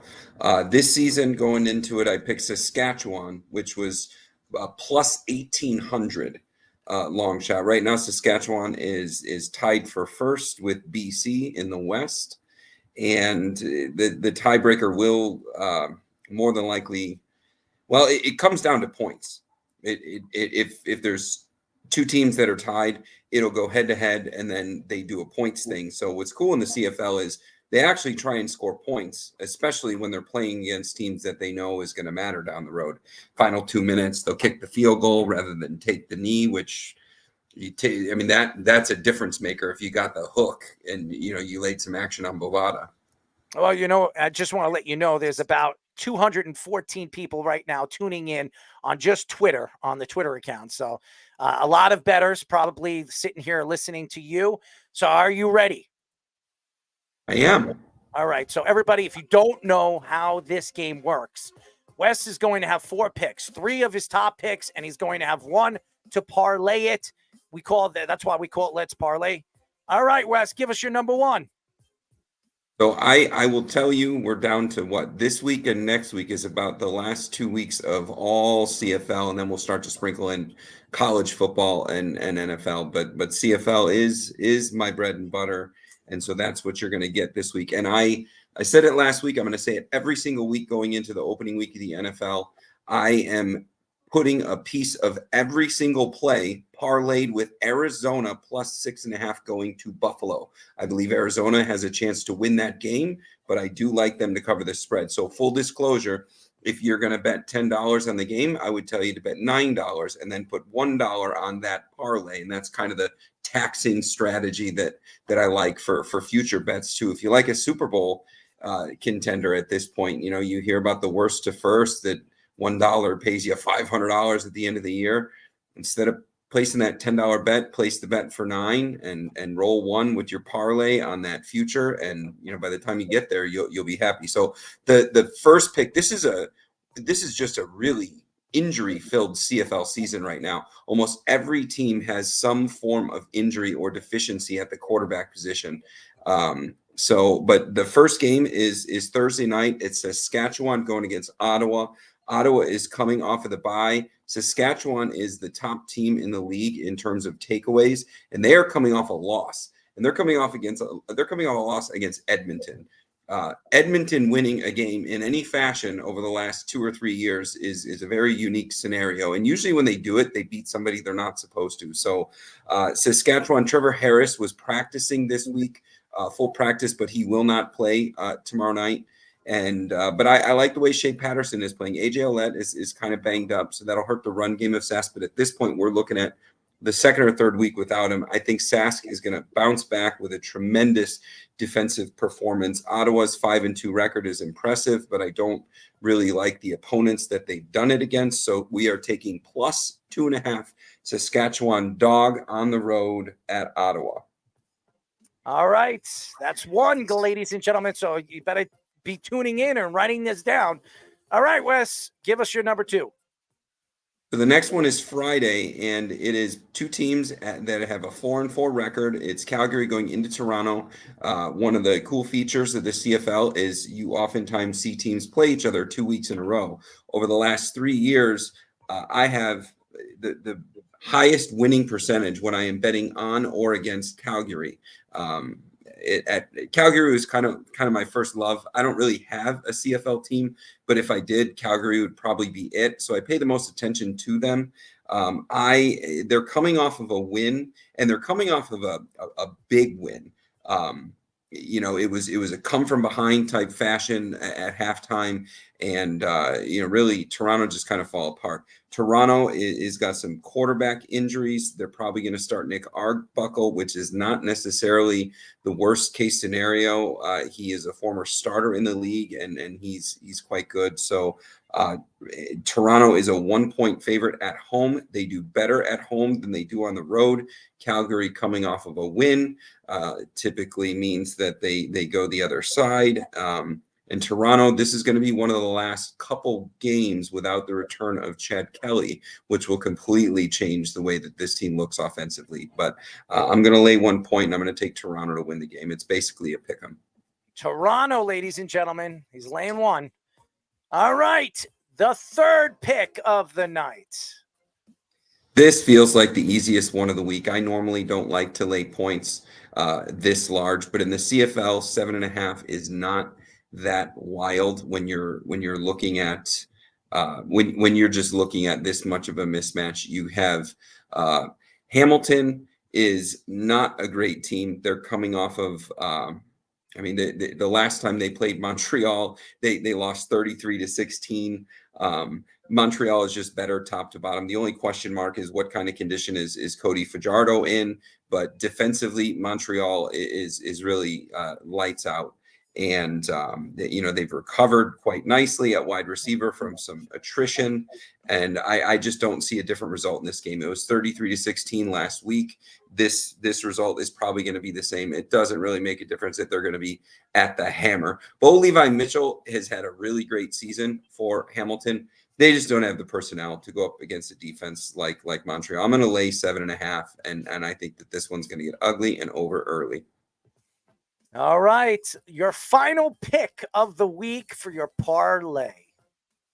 This one is the one that concerns me the most because you bet against Edmonton and you win money. Historically, over the last 2-3 seasons, they've been really terrible. This is BC. This is one of the most potent offenses in the league. Vernon Adams is injured, and he got injured mid-game last week, which is why I think they didn't perform as well, and they inevitably lost the game.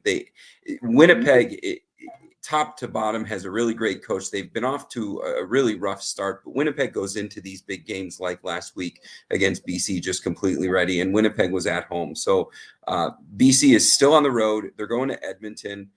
Going to Edmonton doesn't really mean anything. It's a stadium that can seat roughly 50,000, but they don't sell out. They barely put people in the stands. There's nothing to cheer for. But this is one of those lines where you look at it. Like, I remember a couple years ago, Utah was the number 1 team and USC was somehow like a 4-point favorite. And you just kind of scratch your head at the line. So Edmonton being a 1-point favorite here, somebody knows something, and it just feels odd. but I just can't take Edmonton. I'm going to take the 1 point BC on the road coming off a loss. This feels like a really foolish line, but it also feels peculiar, like somebody knows something. But BC +1. All right, ladies and gentlemen, Wes made his picks, all 4 picks. Speedy will post them on our social media, right, Speedy? You'll post that up. So if you guys are betting man or woman, you want to bet on Bovada, guys, go to our website, www.worldwidesportsradio.com. You can hit the link in the corner, and you guys have a chance to win money. Hit the Bovada link. It's right on the top of our website, 100% on your first deposit. $100 will get you 200. 200 will get you 400, and so on and so on and so on. You can bet on anything. Bet on a quarter. Bet on a period. Bet on a second. Bet whatever you want to bet. You can also withdraw from your Bitcoin, Ethereum, Litecoin. Use that, ladies and gentlemen. If you don't want to spend or take any money out of your pocket, naturally you can go to your Bitcoin and go use some of your Bitcoin. No limitations. I've got. I can tell you, I've won a large dollar amount through some of the US-based pages like DraftKings, and they will send you a tax form if you win over a certain dollar amount. I'm not giving tax advice. I'm just saying you will never get a tax form through Bitcoin. So there you go. And Bovada is really the only one that does that. So if you guys want to use your Bitcoin or use any of your cryptos, you have you can possibly, well, you can, but you could possibly win money and not be taxed for it. So there you go. That's a little inside source right there. Worldwide West. Go to Bovada, hit our QR code right there in the corner, or go to our website, guys, www.worldwidesportsradio.com. Hit the link, sign up, log in, and you'll be ready to win some money. And use his bets, because Wes is over 60% this year. Last year, he was closer to 70%. This guy knows his stuff with the CFL. He knows his stuff. He's one of the better handicappers right now in the country. Wes, we love you. I'll talk to you soon, bro. Yeah, have a good night, fellas. Always be cashing. There he is, Worldwide Wes. Speedy, give him the shocker. Give him the shocker. Give him the shocker. There it is. There it is. Now, Mike Hollis is looking at it. He probably doesn't know what it means. When we come back, ladies and gentlemen, our second guest, we're very excited to have him on. He's been very, very busy. As you know, obviously football season's right around the corner. He's doing all his, he has his Pro Form Kicking Academy. I'm sorry, his Pro Form Kicking Academy. We're very happy to have him on. This is what, his third time on the show? Third time on the show, yep. Third time on the show. We will be talking to former Jaguars and Bills kicker Mike Hollis. But first, our Sports Minute with Tommy Scoops. This is the Sports Loudmouth Sports Minute. Are you ready to get loud? With Tommy Scoops. Everybody knows the deal that I am Tommy Scoops with the Loudmouth Sports Minute. And starting off with the NFL, a fight breaks out, and Seahawks practice with wide receiver DK Metcalf even swinging his helmet. Cornerback Trey Brown reportedly punched receiver Jack Bobo in the face when Metcalf then got into it with Brown, swinging his helmet and missing, hitting safety Kevon Wallace. Fortunately, nobody was injured. Lastly, staying with the NFL has declined to comment on the discipline of head coach Jim Harbaugh. After Harbaugh was issued a 4-year show cause order for recruitment violations during the COVID lockdown, the league has not commented on the matter and is not expected to punish Harbaugh in any way. Going over now to scoops and scores in the MLB. At the bottom of the 6th right now, the Angels have an 8-2 lead over the Yankees, while at the bottom of the 8th, the Pirates have a 6-5 lead over the Padres. The Orioles are with a 7-3 lead over the Blue Jays heading into the bottom of the 8th, while the Brewers have a 6-4 lead over the Braves at the bottom of the 6th. Also at the bottom of the 6th, the Cardinals have a 5-2 lead over the Rays, while at the end of the 4th, the Royals have a 7-4 lead over the Red Sox, and the Mets currently have a 2-1 lead over the Rockies at the bottom of the 3rd. That is currently all the time I have right now. I'm going to kick it back to the boys for their next guest on the Sports Loudmouth. This is the Sports Loudmouth. Don't control your subconscious. Chocolate's a good flavor. You're like, gross. You're not aiming. 631 672 3108 is the number. You're listening to the Sports Loudmouth. I'm your host, Errol Marks. My co-host, the Speedster, Speedy Petey, or may I say, Sir Jesus himself. Go to the website at www worldwidesportsradio.com.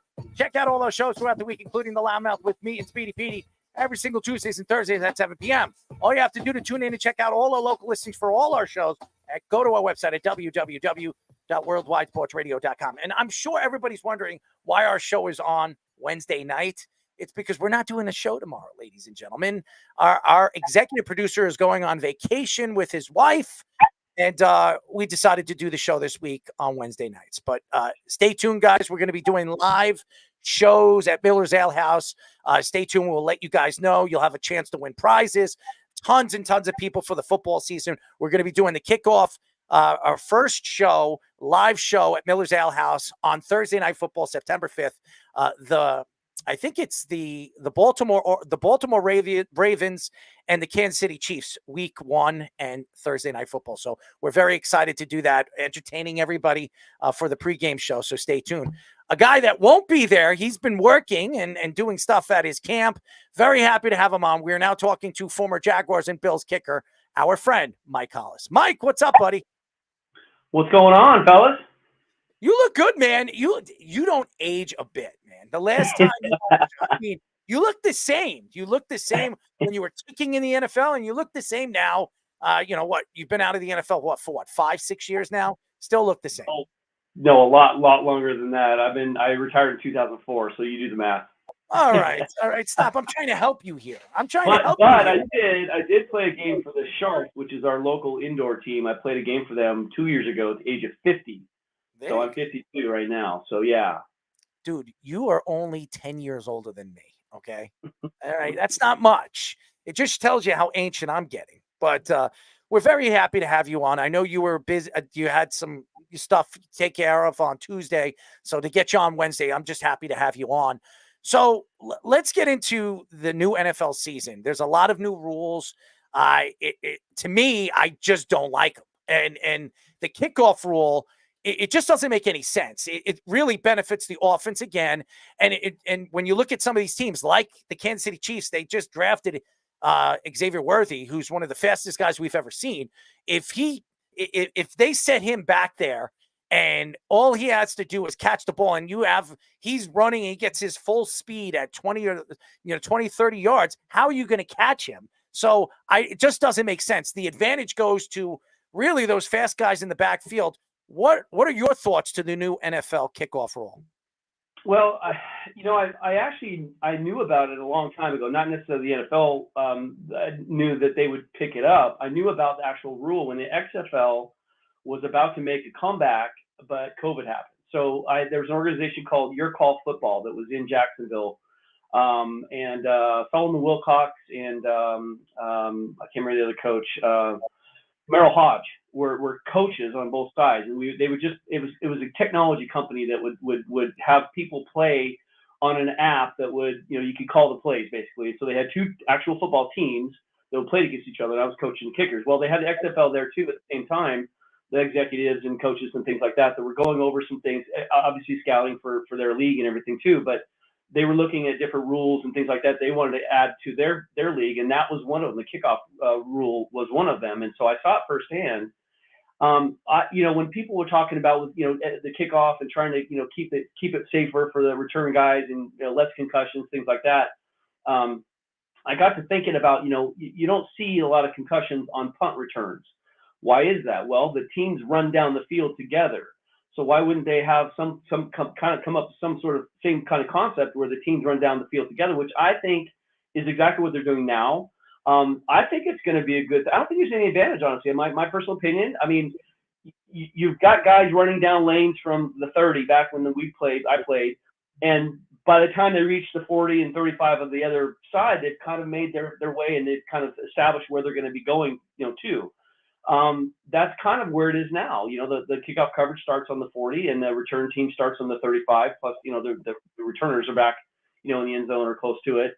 I don't know. I think it'll be a great year to view that and to kind of, see how it is for the NFL. You might be right. I don't know, but I think that it is going to be safer, but I would rather this than them getting rid of the kickoff altogether, honestly. Yeah.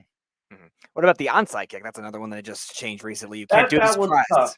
Yeah, the Yeah, surprise that one's ones. tough because now you have to announce it, and you can't do it unless you're under 2 minutes or something, and you're behind.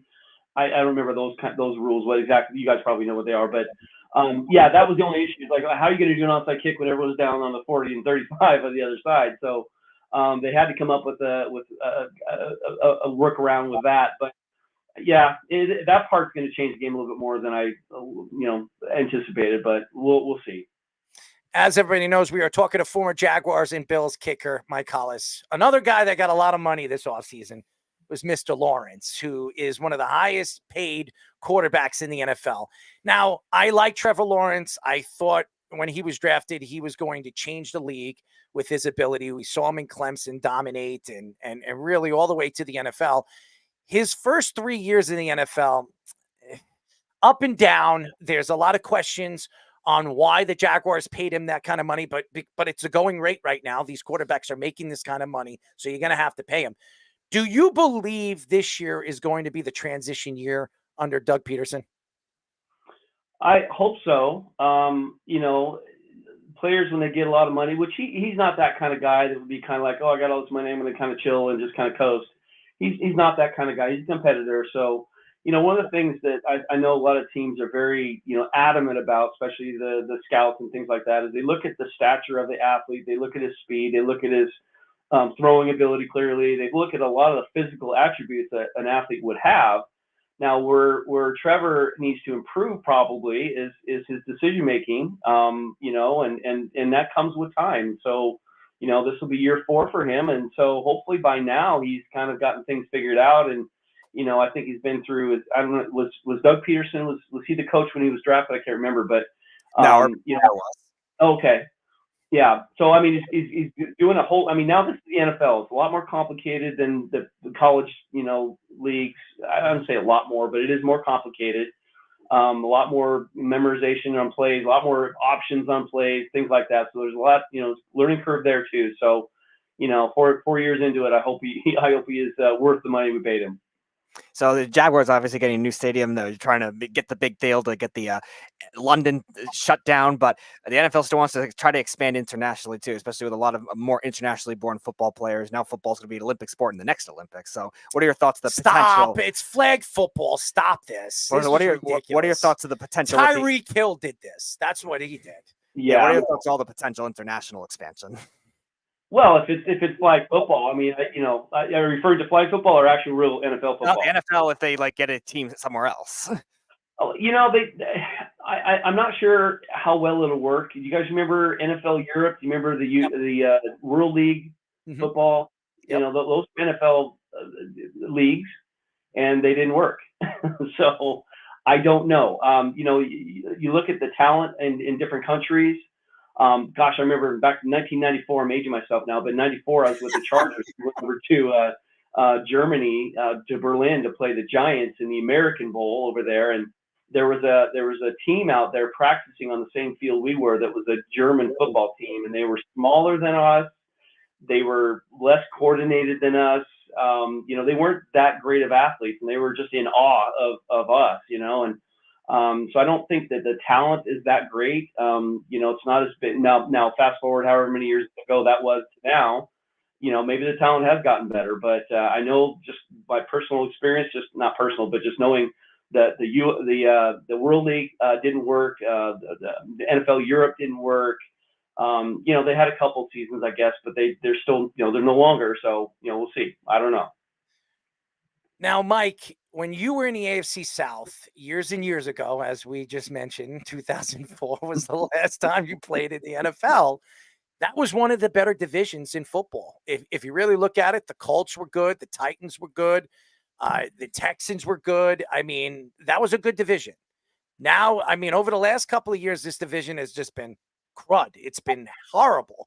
And it really, in the last 2 years, besides last year, it was dominated really from the Jacksonville Jaguars or the Titans. Now you have the Colts. They're a better team. They have a young quarterback in Richardson that got hurt last year.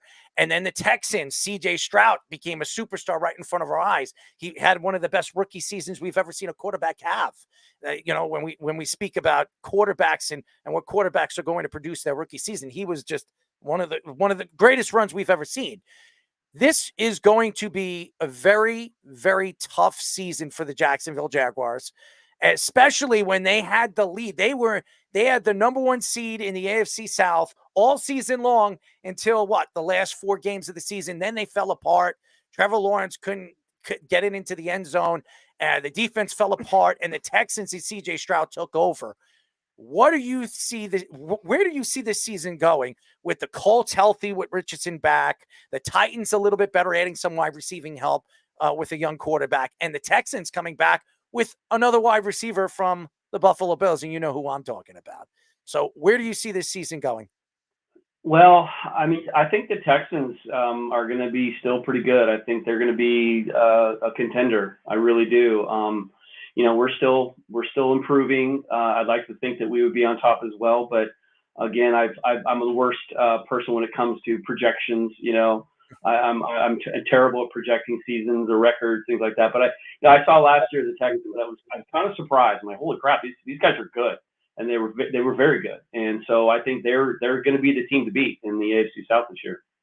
So on the other end, with the Bills trading Stephon Diggs, now they've lost a lot of wide receivers, kind of been more tight end centric offense. Obviously, Josh Allen's a great quarterback; he can make that work. But the Bills, who are always been heavy favorites in the past, do you still see them kind of being up there, or do you think they'll take a step back this year?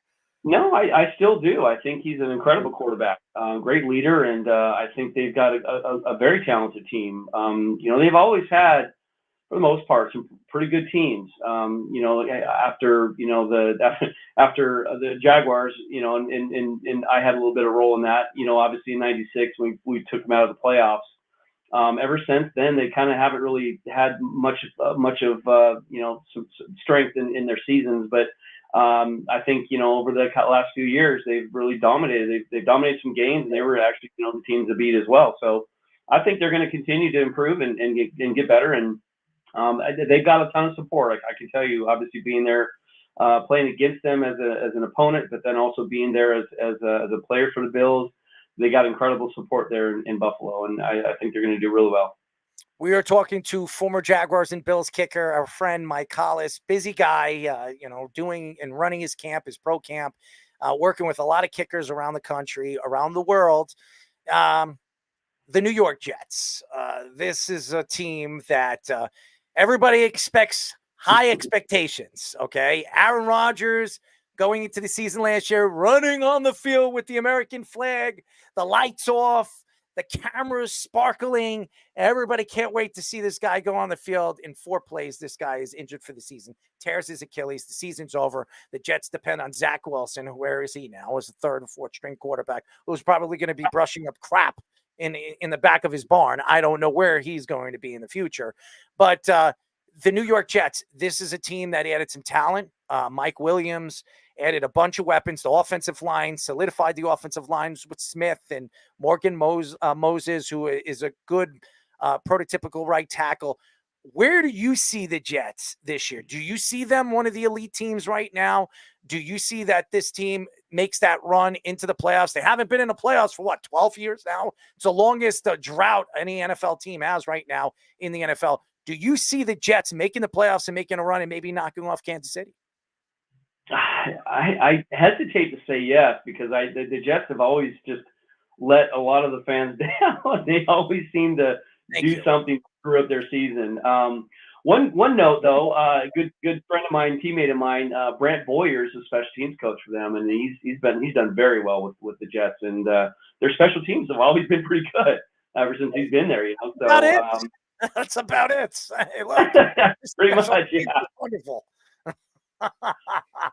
They have to be good when Zach Wilson was the quarterback and they were punting every drive. Our defense was good. I'm sick, man. Every time I think of the New York Jets, Gang Green. I mean, who named their team Gang Green? Okay. Oh, my team. That's what they are. Gang Green, isn't that supposed to be bad? I mean, seriously? So, you know what? Let's name our team Gang Green. It just makes me sick to my stomach. Every single year, the expectations are high. And then what happens? They fall flat on their damn face. I'm not predicting anything yet, but we will as we move closer to the season. But hopefully Aaron Rodgers stays healthy this year so we can see some kind of miraculous good quarterback play, which we haven't seen in 30 years since Vinny Testaverde or Chad Pennington. I mean, it's garbage quarterback play over the years. I don't want to hear about Mark Sanchez. Jet fan, shame on you if you bring up Mark Sanchez. I don't even want to hear Mark Sanchez's name. Ask Rex Ryan with that damn tattoo on his leg, which he claims he got off. He took it off his body. I don't want to hear it, but every single year. And by the way, Robert Saleh, to me, is just like, you ever see the movie Bambi? Has anybody seen the movie Bambi? I'm sure it's probably one of the worst Disney movies and one of the most boringest Disney movies you'll ever see. Bambi reminds me of Robert Saleh. Okay. That's who, if anybody wants to pick a Disney movie to remind you of your coach, Bambi would be Robert Saleh. So I don't know if you want to, if you want to, make him the poster child of that movie, do that. Hey, you know what you got to do? Fish. Put Robert Saleh's face on Bambi or his mother or something like that. That would be nice. I mean, seriously, but let's get back into it. We were talking to ex-Jaguars and Bills kicker Mike Hollis. My man, I'm getting sick to my stomach just even speaking about the Jets. But the Broncos are an organization that's in turmoil. They bring in Sean Peyton. They traded away a first-round draft pick for Sean Peyton. Hey, they trade away everything they traded for Russell Wilson. He's now playing for Pittsburgh for beans or whatever, dimes and nickels or whatever the hell they are. What type of quarterback? I don't know if you know anything about Bo Nix. What type of quarterback do you think Bo Nix is going to be? And what type of coach do you think Sean Payton's going to be this year in a division that is pretty much won by the Chiefs? I really don't have much to go on with the Broncos. Sean Payton obviously has a stellar history as far as, as a great coach. And again, that's another place that has a lot of support with fans. Obviously, that's not the entire answer, but with regards to just how that team plays, every NFL team goes through ups and downs, and it's tough. And one part is, with regards to injuries, that's one thing that can really screw up a season for any team. Is very, very, injuries that come from players that are very important to the team that add so much value. Once you get someone like that, 2 or 3 of those guys out of your offense or defense or both, you're kind of like you're kind of screwed in a sense where you have to go with your backups and everything changes at that point. And so I really don't know much about the Broncos. I haven't paid much attention to them other than some of the silly I was things throwing you a curveball, Mike. I was throwing you a curveball. I wanted to see what you knew about the Broncos. I know somebody that you probably find very impressive last year was Brandon Aubrey, who had a sensational year. One of the best kickers in football for the Cowboys. Did he miss a field goal last year? I mean, seriously. Not until the playoffs. It was unbelievable. Yeah. I mean, he was kicking 60-yard field goal kicks, 62-yard, like they were nothing. They were like nothing. Unbelievable. He was a failure of a soccer player. He goes on a professional football field and he can't miss. What type of player do you believe? What did you believe that Brandon Aubrey was going to be this type of player? And what type of player do you believe he could be in the future? No, the answer is no. I didn't think so. I didn't really know what to expect by this guy. And the more that I watched him, really smooth, really under control, very level-headed. Reminded me of Josh Lambo. Same scenario, soccer player that turned in, and he was amazing for the Jaguars until he kind of went a little nuts and did some things and whatever. But those kind of guys, that don't have a lot of, experience kicking footballs, but they're just incredible athletes. I'm really jealous, honestly, of those guys that can just do whatever they want to do, whenever they want to do. But it is really not as easy as it seems, even for those kind of guys. So there's still a lot of stress and a lot of pressure. The key is this year and then subsequent years after this. How well is he going to be after having a season like that? Was it a fluke? I don't think so. I think he's a good kicker. I think he'll do great. I think he's going to have another great season. So the NFL had a big storyline this offseason with the 18-game potential expansion for the season, giving it 2 bye weeks. And a lot of the players have filed a suit against that kind of thing. They don't like that idea. Joe Burrow has a new proposal now. So what are your thoughts to the way the NFL is handling that? Well, I don't know much about it, but they're trying to soften it up a little bit. Obviously, they dropped the one preseason game a year or two ago, or whatever it was, and that's great, but that takes away from another game of evaluations. I don't know. It's just it's kind of like they're looking. Again, it's NFL is a money grab, sort of organization. They are very prideful in their what they do. They're a little on the arrogant side. And if you ask me, if I ask my true honest opinion, the NFL is an arrogant league, and they're very, very money driven, which is obvious. You got you're the highest level of football in the world. You can be, right? And so they're doing what they can to make money, and that's exactly what they're doing, and that's why they're doing what they're doing. And of course, the players got used to less games per season, and then now you want to add another one, and I don't know. It's just one of those things where you've got the salaries of athletes that signed a contract for a certain salary. Now they got to play an extra game for that same salary, basically. So it's a tough one. But again, the NFL will do whatever the heck it wants to because it can. As everybody knows, we are talking to former Jaguars and Bills kicker Mike Hollis. So why don't you tell us a little bit more about Pro Form Kicking Academy? Obviously, you have all these different kickers coming from all different parts of the world, the country. Anybody that stands out? Is there anybody that you see a future in the NFL? I've got a lot of younger kids. I work with some college kids that come here and there. I do a lot of virtuals. I've got some guys in South Africa that I've done some virtual stuff with. There's this guy by the name of Bihan van der Riet. He goes by Rocketfoot. The dude is incredible.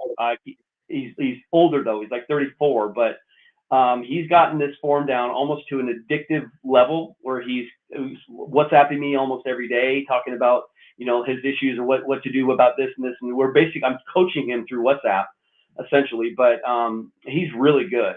But again, you got to put him in a game and see how he does there. But there's not one name I can bring up that I think would be somebody that play in the NFL. I mean, again, we work with college kickers, and most of our kickers we do work with are younger kids, middle school, high school kids, and then a handful of college kids here and there, and some pro guys, arena guys. But there are guys out there that are very good form wise. But the problem with going back to arena kickers, you think about the technique that I teach, right? It's you get to a point where it's all mechanics, right? And so I get rid of the athletic sort of mindset of trying to swing and steer a ball through the uprights, right? And if that's the case, if you get away from that and you focus solely on the mechanics and you trust the mechanics to do the work for you, we have guys that you get very good at that. But then when they get into the arena league, say maybe this is stepping stone to an upper level professional league, they get into arena leagues and the goalposts are half the size, right? And so they kick differently because it's a smaller target and they kick really carefully. They kick not to miss. And so it's a very difficult thing to do in order to, not rely on your athletic ability more and try to steer the ball in the uprights and just basically focus on your form and your technique. And that's difficult to do if you're freshly into the form. So I actually was reading, you spent a year with the Chargers at the beginning of your career too. We actually have that guy, Darren Bennett, who's been on our show a bunch. I don't know if you played with him. I know you were on the practice squad that year, but he actually has a very similar kinds of programs with punting. Have you had any talks with him since you've retired with some of the stuff he's done? I've seen him occasionally. He used to do some work with Michael Husted in some of the camps that he did. So I've seen Darren around a little bit. Darren, the poor guy, of course, he came into the NFL as a rookie at the age of 30 after 13 years of Australian rules football. Yep. And probably, 14, 15 surgeries up to that point. And he had some really bad knock knees. Like his knees were really, really, really tight, like together. Like he would have calluses on the inside of his knees when he walked. Like he formed calluses on the inside of his knees because his knees touched every step he took. Wow. And he had recently, I think it was a couple of years ago, but he had surgery on those knees to fix those. And I haven't seen him since, but I know, and he's got a son that plays for a college in Kansas or Texas. I can't remember which college he's at, but I think he's a punter as well, and I think he's doing pretty well.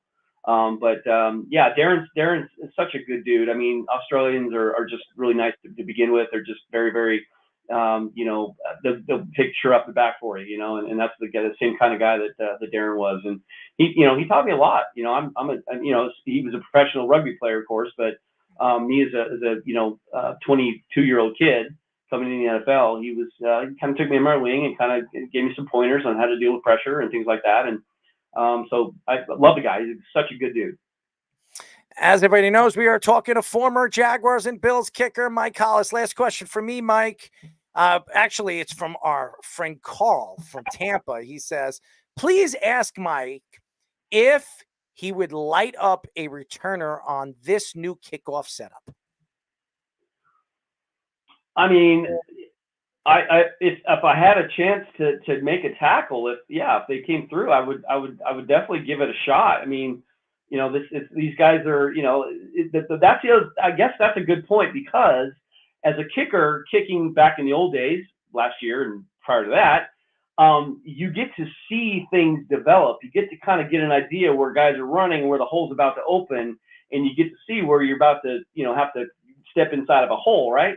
Well, now it's going to be a little different, because those guys are already down there and they're kind of spread out. They're not really, nothing's happened yet, right? So that's actually a very great question. Never even think about that until just now. But yeah, man, I had credit for 11 tackles in the NFL when I played. I know I made a heck of a lot more than that, because there's a lot of holding penalties or whatever that that they don't give me the credit for the tackle, even though I made the tackle, but because it was called back, and from a holding penalty, so it doesn't go on the record book. But I got credit for 11 tackles, Herschel Walker being one of them. My last question, Devin Hester just got inducted into the Hall of Fame. I think we were talking about a little about some of the disrespect we've seen with the Hall of Fame with special teams too. So hopefully this is a ripple effect. Do you see that kind of thing being a ripple effect for the Hall of Fame, trying to get all these special teams guys in? I hope so, because they are deserving. And that's one thing that, guys that are trying to make the team, and, they're put on special teams because that's where they're needed the most. And if they're not starters, but I'm telling you, a guy like Devin Hester, incredible athlete and well-deserved. That guy was feared all over the league. Nobody wanted to kick off to him. And I remember, I think he was in Chicago at the time. I think he played for the Bears, right? Yeah. And he ran a kickoff back on us. And we were trying to kick away from him, and I was disguising my kickoffs, trying to loop and kind of I would line up, I'm kicking right down the middle, and then I would start my approach and kick the ball based on where the opposite, to the opposite returner, not Devin. But they were smart. I mean, these teams are smart, and of course coaches were pointing the finger at me like, well, I told you not to kick it to him. Well, in the middle of my approach, they're switching sides because they read where I'm kicking. They're not dumb. They know where I'm kicking. And so it's almost impossible to kick away from a guy like that unless you just, kick a line drive every time. And, if he's playing in the league now, things would be a little different, I think. It may not be as easy, but yeah, he's well-deserved. And I hope that they do put in more special teams guys, because, again, it is a third of the game, and there's more yardage exchanged on special teams alone than the offense and defense combined. Very interesting. It is. I never even thought of that. But you consider like the punt and how far the punt goes, kickoff, how far the kickoff goes. That's yards exchanged, honestly. So if you put that in perspective, you actually have more yardage exchange in special teams than any other place. I never even thought of that. That's pretty crazy, actually. That is pretty crazy. Yeah. People forget how important special teams is, and eventually the NFL is probably going to get rid of it. I think eventually they're going to do that. It seems like it's coming with all the transition of these, with the CTE situation, which is just absolutely shameful, the way the NFL has treated some of these ex-players and not giving them full benefits. Every single one of you guys, with the money that is being brought in from the NFL, the billions and billions of dollars, should be supporting all these veteran players that are done with the game and should be covering them with all the why is Roger Goodell and his family have a lifetime of insurance and you guys don't? It doesn't make any sense. So to me, it's shameful the way these owners are working with some of these players. And we've had so many ex-NFL players tell us it's just absolute bullcrap. We had Harris on, Antoine Harris on a couple of weeks ago, and he was telling us, he's like, I have bad knees because of football, and I have to pay for it. It's got to come out of my pocket. Why does it have to come out of my pocket when I put my body on the line playing their game to make them billions of dollars? And he's right. He's absolutely right. So I don't understand it. Roger Goodell's shameful. I think the NFL and owners are shameful, and they should be looking out for the players that made this game great. So, Mike, we love you. Keep up the good work, and we'll talk to you soon, buddy. Thank you, guys. Mike Hollis, Pro Form Academy. He's doing good things, man. He's making money, baby. He's making money, Speedy. You know what that means.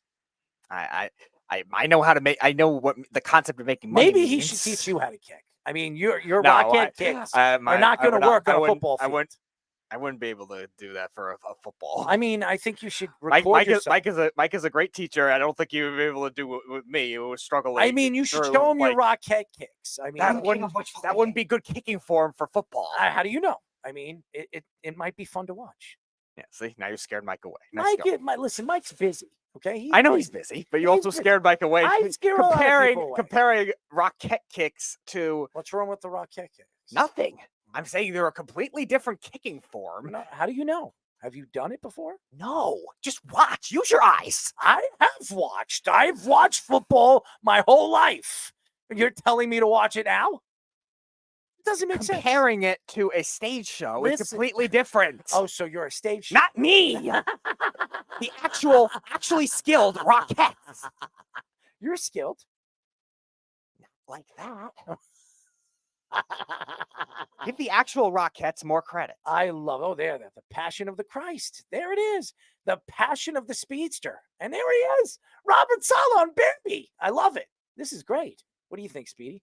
Why am I involved in the graphic? I'm not a Jet fan. Not stopping you from doing it. Episode 1 of Hard Knocks with the Bears aired yesterday. Didn't get a chance to watch it, but I will. And featured a storyline on how Caleb Williams could be the biggest thing in Chicago since Michael Jordan. The episode also showed sound clips of many Chicago radio shows that said this comparison can happen as far as individual athletes.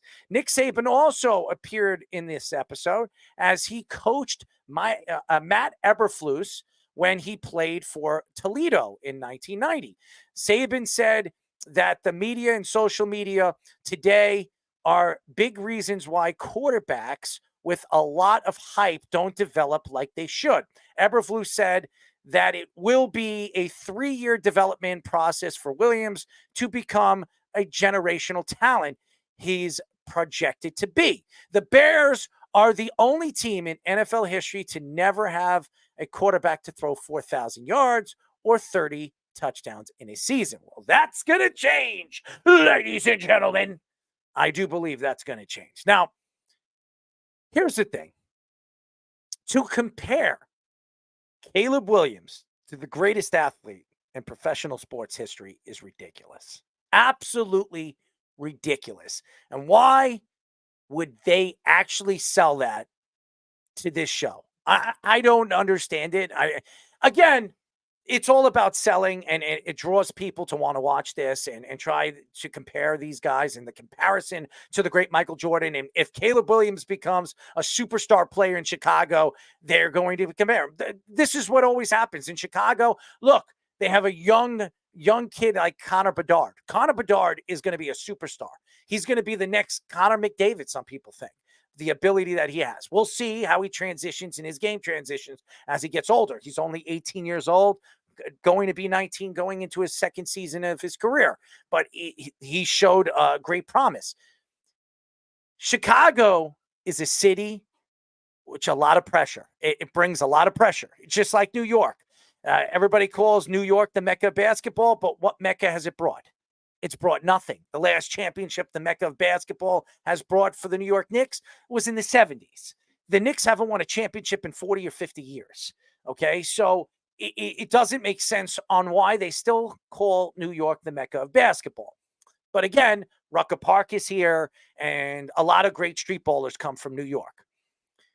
Chicago is a city where, obviously Michael Jordan brought to the center stage. And now you have guys like Caleb Williams. You have guys like Connor Bedard. You want that next superstar. They've been craving that next superstar. They've been craving, that championship. Now, Chicago, the last championship, the Chicago, the city has brought was Chicago Blackhawks. The domination when you had Patrick Kane there and you had Towns there, for teams there for years of dominance of hockey. Now you're looking at football and you're looking at basketball. You're trying to find that next generational type of player that you can compare to Michael Jordan. And now with Caleb Williams, Chicago has never had a quarterback this talented. Justin Fields is a talented player, sensational player. I think Justin Fields is going to have a sensational career. If it's not with Pittsburgh, it will be with somebody else. But he's not Caleb Williams. Caleb Williams has the ability to really change this game. And when we watch Aaron Rodgers and we're trying to find guys that we can compare to Aaron Rodgers, he is probably the closest thing to Aaron Rodgers. And I'm going to tell you why. Now, we mentioned when we spoke about Aaron Rodgers in the beginning of the show, the comparisons of, Dan Marino and him. This guy is not the fastest guy out of the pocket, but he can move on the run. He's very accurate. Probably one of the best accurate and most accurate quarterbacks we've seen come out of college since Aaron Rodgers.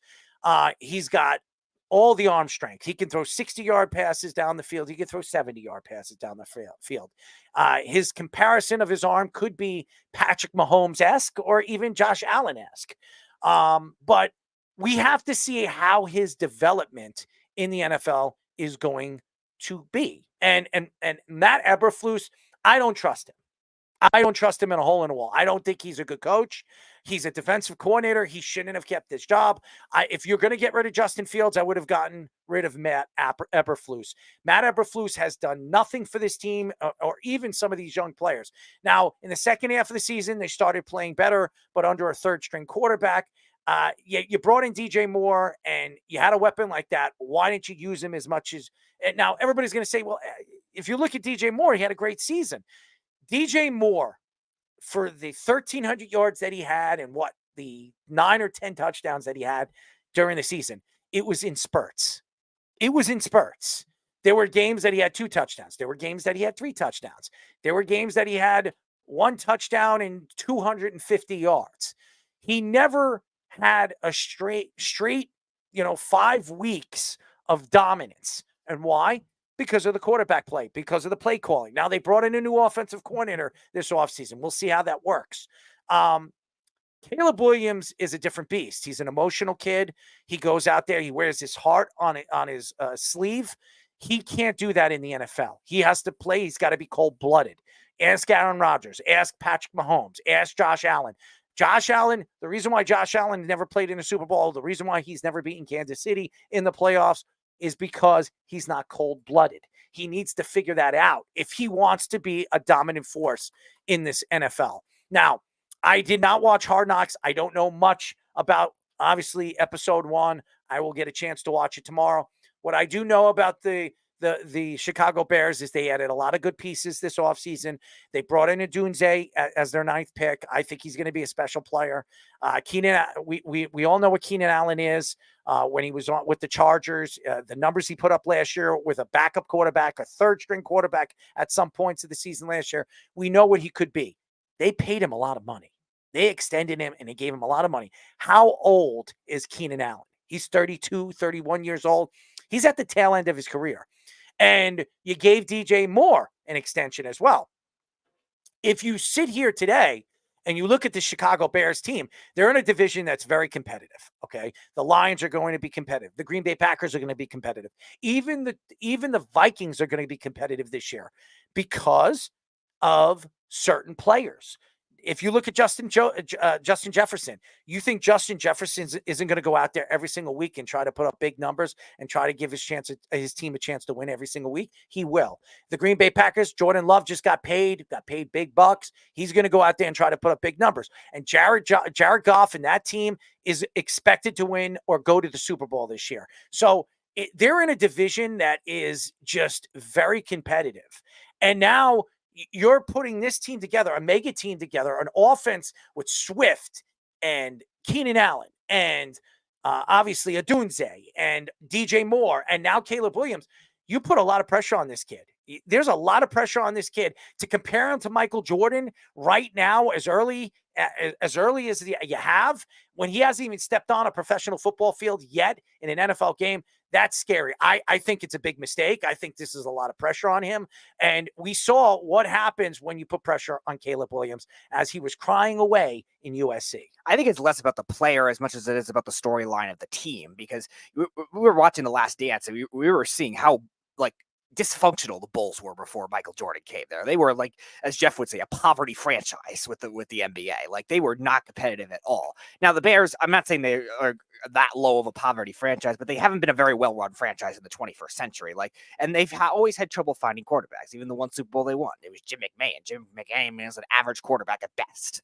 And they had Jim Harbaugh for a little bit. I mean, they had Jay Cutler. They had some flashy guys, but none of them were that good. Like, Jay Cutler has the passing records in your franchise history. That has to say something about where you are as a quarterback franchise. So I think that's more of the comparison that I think Hard Knocks was trying to get at, obviously doing all the throwback stuff. You cannot compare Caleb Williams to Michael Jordan. You cannot. I don't care. The biggest thing since Michael Jordan, you don't even know what Caleb Williams is. You thought that with Justin Fields too when you moved up to try to bring in a superstar quarterback, and then you let him go for a 6th-round draft pick. Stop this. It's ridiculous. Stop comparing anybody to Michael Jordan. I'm sick and tired of everybody comparing LeBron James to Michael Jordan. I'm sick and tired of everybody comparing Tom Brady to Michael Jordan. Michael Jordan is a different beast. Stop it.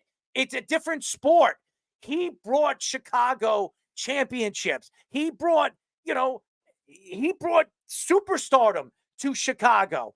And even when Walter Peyton and those Chicago teams, when they won in 1985, and those defenses and that unbelievable defense, that Chicago team wasn't as impressive as Michael Jordan and those Chicago Bulls teams. So stop it. I want to see Caleb Williams step on a football field and produce before we even put his name in the same conversation as Michael Jordan. And I think that's also the difference with Bedard, too. You mentioned him as well. I think the Blackhawks didn't really go through that same level of dysfunction. They're seeing a little bit now, obviously, with everything going on. But, before that... It's ridiculous. I'm so tired of listening to this. They still had competitive teams. They had a long cup drought, but they still had competitive teams. Who said that, by the way, on the show? I don't know. It was just in the intro of the show. Who's stupid enough to compare or even say that to be the bigger or be one of the biggest things since Michael Jordan? We don't even know if Caleb Williams is going to be healthy for his first rookie season. We don't know if he's going to injure himself and he's going to be out for the rest of his career. He could tear his Achilles and his career is completely over. Why are we comparing him to the greatest basketball player or the greatest Chicago athlete we've ever seen? You can either say him or Walter Payton. I mean, take a pick. I mean, Caleb Williams is not even in that conversation yet. Why is Hard Knocks, why is HBO bringing that up and trying to compare that? It's just ridiculous. Bring Fish in. I want to know his opinion to this because he obviously watched episode 1. I didn't get a chance to do that. Yeah, I caught the episode earlier today. I didn't even realize it was going to come on. I was so jacked up from the Giants Hard Knocks, I completely forgot there would be another one because we're into preseason. Caleb Williams looks good, man.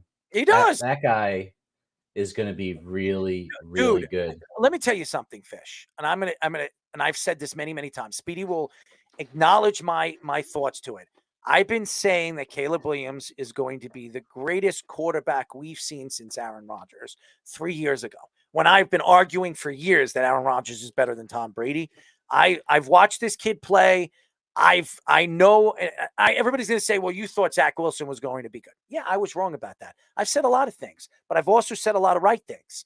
I'm telling you right now, this kid's ability and his ability to transition and see the field the way he does and his accurate throwing position and his fast release. I mean, everybody keeps talking about, I say how fast Aaron Rodgers releases. This kid's release, if he just throws the ball and stops sitting in the pocket because he's confident the way he is, if he just throws the ball and reads the play, this guy's going to be one of the best quarterbacks we've seen in a very, very long time. But to compare him to Michael Jordan is ridiculous. It's just ridiculous. That's obviously nuts. I mean, that's just people just trying to get the likes and the clicks, man. That's crazy. But I'll tell you this. When you watch Caleb Williams on that Hard Knocks, they don't really show – look, you can see anyone look good, throw a ball really far. Zach Wilson can throw a ball really far and, hit a wide open receiver in, shorts. You know what I mean? But what they don't see is what the other players are doing. The other players are going, did you see how he threw that from the side? How did he? That was the nicest throw I've ever seen. And there's just comments like that. And like the players that are veteran receivers that are, like guys like DJ Moore that just can't believe that this is their new quarterback. It's a whole different energy. Even Eberflus is rejuvenated. He's got a beard going now. He look, I'll just say this. Maybe so. I didn't know that he played for Saban. That was interesting. So when Saban comes on, it's obviously very prearranged and kind of inauthentic as Saban's trying to get some attention and build himself, now he's not coaching. And Eberflus kind of knows it because there's this weird thing going on in their interview. Attention, and it got caught by the one of those streamers. guys ram him in the ass. That'll grow attention. That's about it. I don't want to see anything with Nick Saban. You walked away from the Alabama Crimson Tide. You ran away from it. I don't want to see your face. Stay away from football. You want to be a broadcaster. So you'll appreciate this then. Eberflus has a meeting with him, and he's got one of these yellow legal pads. And the whole time they're talking, he's got a pen in his hand like this, like he's going to take notes. He wrote down like 3 words the entire time. And there were a whole bunch of people who caught that on the internet, that he wrote down basically nothing about what Saban said. It was all just junk for the cameras, man. But I'll tell you what, Eberflus has a lot of talent this year. That team is a lot better than they used to be. That offense, that's some receiving core. If Odunze's as good as we think he is, and he looks pretty good, man. And then you have Moore, who's one of the better receivers in the league. Komet, one of the better tight ends in the league. You add Swift, who's one of the best receiving backs in the league. That's a pretty nice. And you have Caleb Williams. What a recipe. The line's a little bit better. They've spent some resources there. Who's calling the plays? That's what I want to know. Is it Matt Eberflus calling the plays, or is it the offensive coordinator? Because if it's Matt Eberflus, this is going to be a catastrophe. I mean, I don't think he's a good coach. I really don't. I have no idea. It's Waldron. He ran Justin Fields into the ground. He did.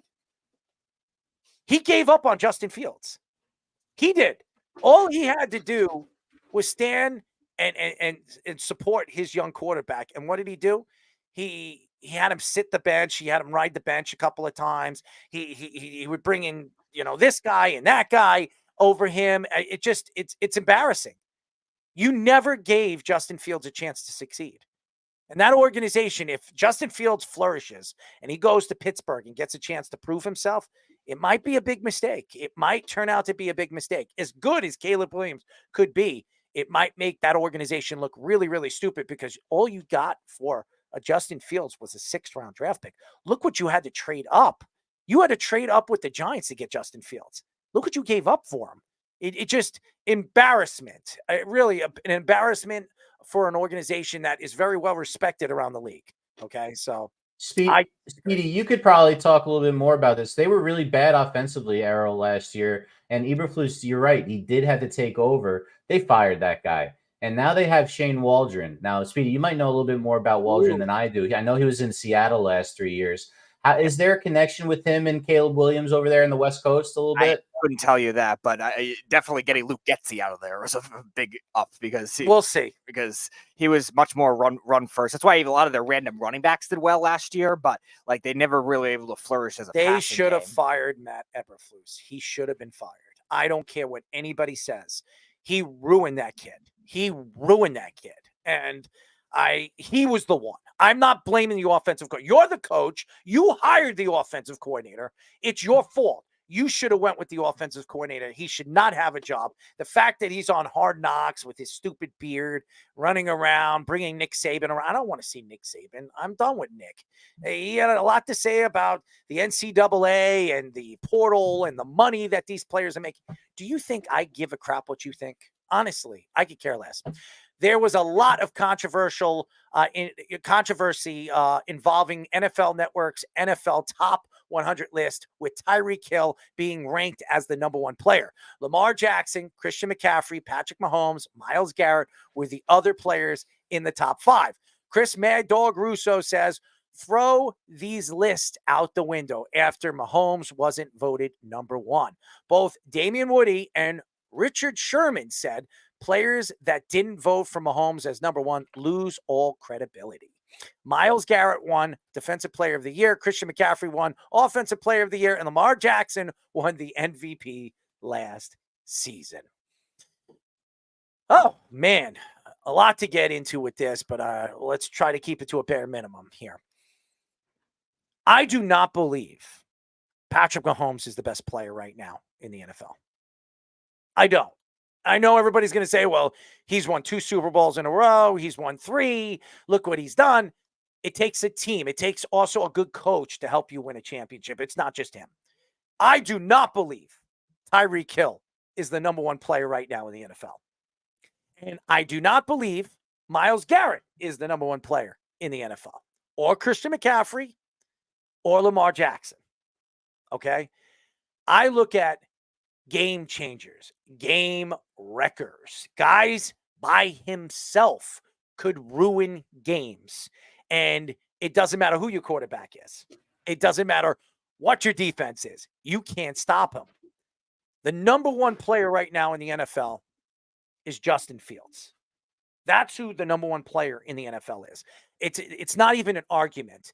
That guy, look at what he does. Look at what he did last year without Kirk Cousins. When he came back, the guy still had over 1,000 yards. He still wrecked games. Look, they almost beat the Lions, a team that went to the NFC title game. They almost beat the Lions with a third-string quarterback.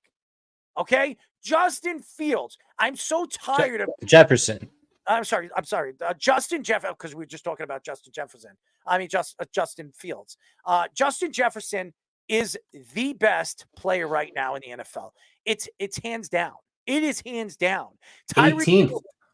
He's 18th.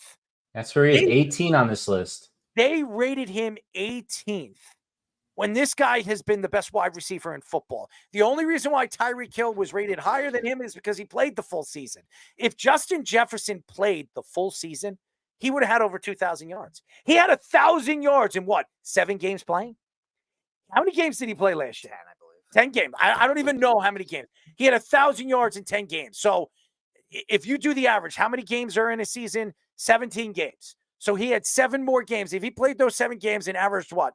100 yards. The guy would have had 1,800, 1,900 yards. How many did Tyreek Hill have last year?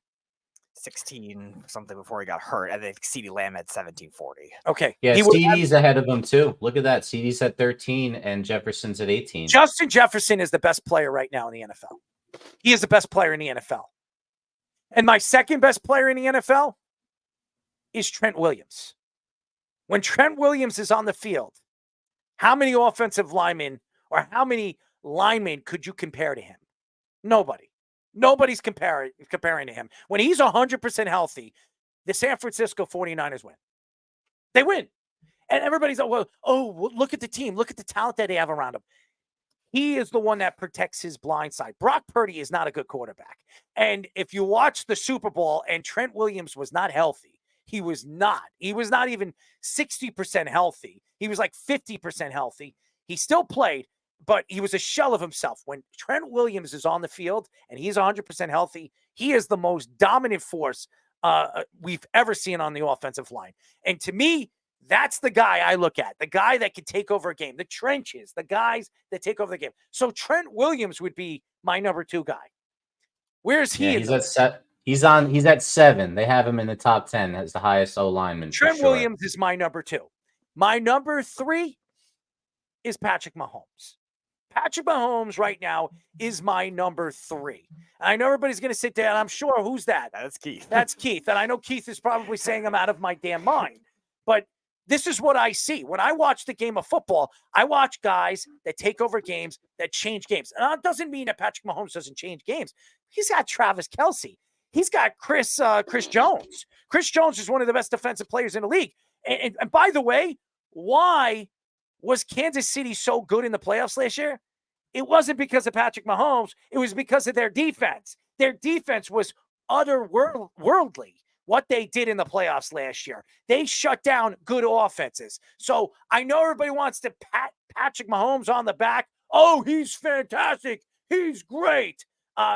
Don't take away from what Andy Reid has done. Don't take away from what Travis Kelce does and how he shields and really takes away everything that you forget what tight ends have to do. Block, catch the ball, do things, run routes. And Trent Williams, who is just an unbelievable offensive lineman. I probably, honestly, the best left tackle to ever play this game. All right, put him on. All right, Keith. Go ahead, Keith. What's going on, boys? Go ahead. Mahomes is incredible. I'm not saying that he's not. He's not the best player in the league. No, he's the most valuable player there. But he's not the best player. That's not what we're talking about. Well, he's the best quarterback by far. That's I put him as my number 3. What? Did you hear my top 3? I just got on. So all right. So the top 5 players right now that what NFL Network voted for, everybody's angry. Richard Sherman, Damian Woody are upset that they did not put Patrick Mahomes as the number 1 player in the league. I disagree with put them. him number 1. I would. But I'll give you respect for picking Jefferson first. That Jefferson's 18th is ridiculous. Fucking, well, maybe I don't know if they're going by last year. Yes, I'm for the 2023 No, I don't care. I'm going what I see. I'm saying what were they going? The list is of last year. Yes. Oh, okay. The list he was out. No, isn't it for coming into this season? Isn't that what that means? He played 10 games last year and had over 1,000 yards. And how many touchdowns? 8 touchdowns. My fantasy team. When he went at it sucked. He had 1,000 yards in 10 games and had over 8 touchdowns or something of that magnitude.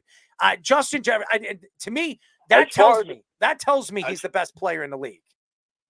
Who's throwing him the ball last year? I could give you that. Yeah, I'll give you that. He could be. He's up there. Definitely one of the top. They rated him 17. I know it's ridiculous, but fuck the list. Excuse my mouth. Oh, it's all right. I was going to say, as far as Andy Reid, remember one thing. Andy Reid's gotten a lot better coach. Like, he is a great coach now, but he was horrible at time management for years. Yeah, he did.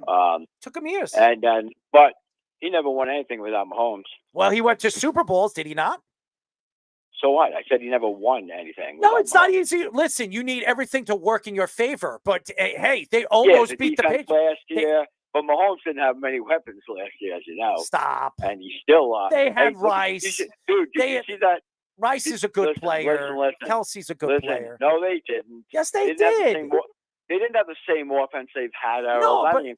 Listen, there's a lot of teams with better offenses. No question. I'm not saying Patrick Mahomes. He's in my top 3. He's my number 3. Yeah. All right. He's my number 3, but I am not. Do you think? Who's your number 2? Trent Williams. He is the most dominant left tackle in the league. And when he's 100%, nobody puts their hands up Brock Purdy. Go look at Trent Williams when he is 100%, what their record is. Go look at San Francisco, what their record is when Trent Williams is 100% healthy. I got to put Zach Wilson in the top 5. Stop playing around. Stop making jokes. Hey, top 5 worst. That was your boy. Stop. The reverse. Why are we bringing up Zach Wilson? Zach Wilson. Why are we bringing up Zach Wilson? Because I can't let you live that down. I'm gonna mess with you. That's fine. Okay. Keith, we need the reverse ranking. Zach Wilson and Kadarius Toney, 1 and 2. All right, I want to. How about Evan Neal? Give me a break. Stop. Let me ask you a question. Who do you think's the most overrated quarterback in NFL history? Most overrated quarterback in NFL history. That's a good question. I have to think about that. I would definitely have to think about that of all time, right? Yeah. Let me ask you what I think, and hear me out before you jump on it. I think it's Joe Namath. I do too. He's one of them. All right. Wow. All right, my man. As you know, too, he was. My uncle ran a football camp with him. Very, very, very close friends. Went to his funeral, been at my house. I played basketball with him. Nice guy.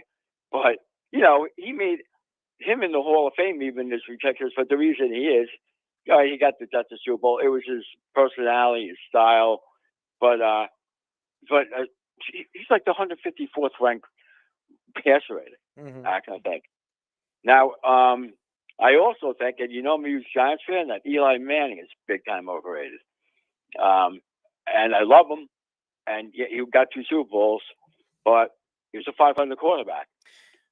If you look at dude, and I never liked him. I hate the Cowboys, but Tony Romo was a lot better than you think. He was. I'm telling you, he's the number 5 quarterback rating of all time. Your boy Rodgers is first by far, rating wise. Who's down there? If you look at the list, if you pull up, it's really interesting. But what do you think about Manning? I don't think he's overrated. First of all, he won 2 Super Bowl MVPs. He made two of the greatest runs we've ever seen. A quarterback ever. Oh no, make. yes. And I look at it, but as far as total career, he was a mediocre. Hold on one second. He's what is he? Top 5 in yards thrown in his career. In touchdowns thrown, I think he's in a top 10. I think he's in how long he played. No, he didn't play that. He didn't play as long as you make him out to play. It's only 10 guys in the top 10, man. I highly doubt he's in the top 5 for touchdowns. Well, maybe, but I mean, I think Eli Manning was very. I think guy is great. He's a good guy. Let me speak for a second. He showed up huge in the games, but he also had like great catches made. Remember in the Super Bowl against the helmet, which is shitty pass. But he got out of trouble. Hey, he was great in the playoffs at Super Bowl. He was clutch. I'm just saying, as a regular season quarterback, he was mediocre at best. I disagree. He was a 500 quarterback. So how do you disagree? Wins aren't a core. I don't look at wins. Hey, Speedy, quit kissing his ass. No, he's not kissing my ass. There's intangibles. Yes, could be. All right, who's the only quarterback who won 2 Super Bowls who didn't make the Super Bowl? I'm sorry, what was the question? Who's the only quarterback who won 2 Super Bowls who's not in the Hall of Fame?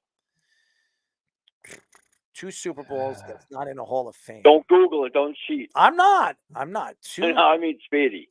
2 Super Bowls that never went to the Hall of Fame.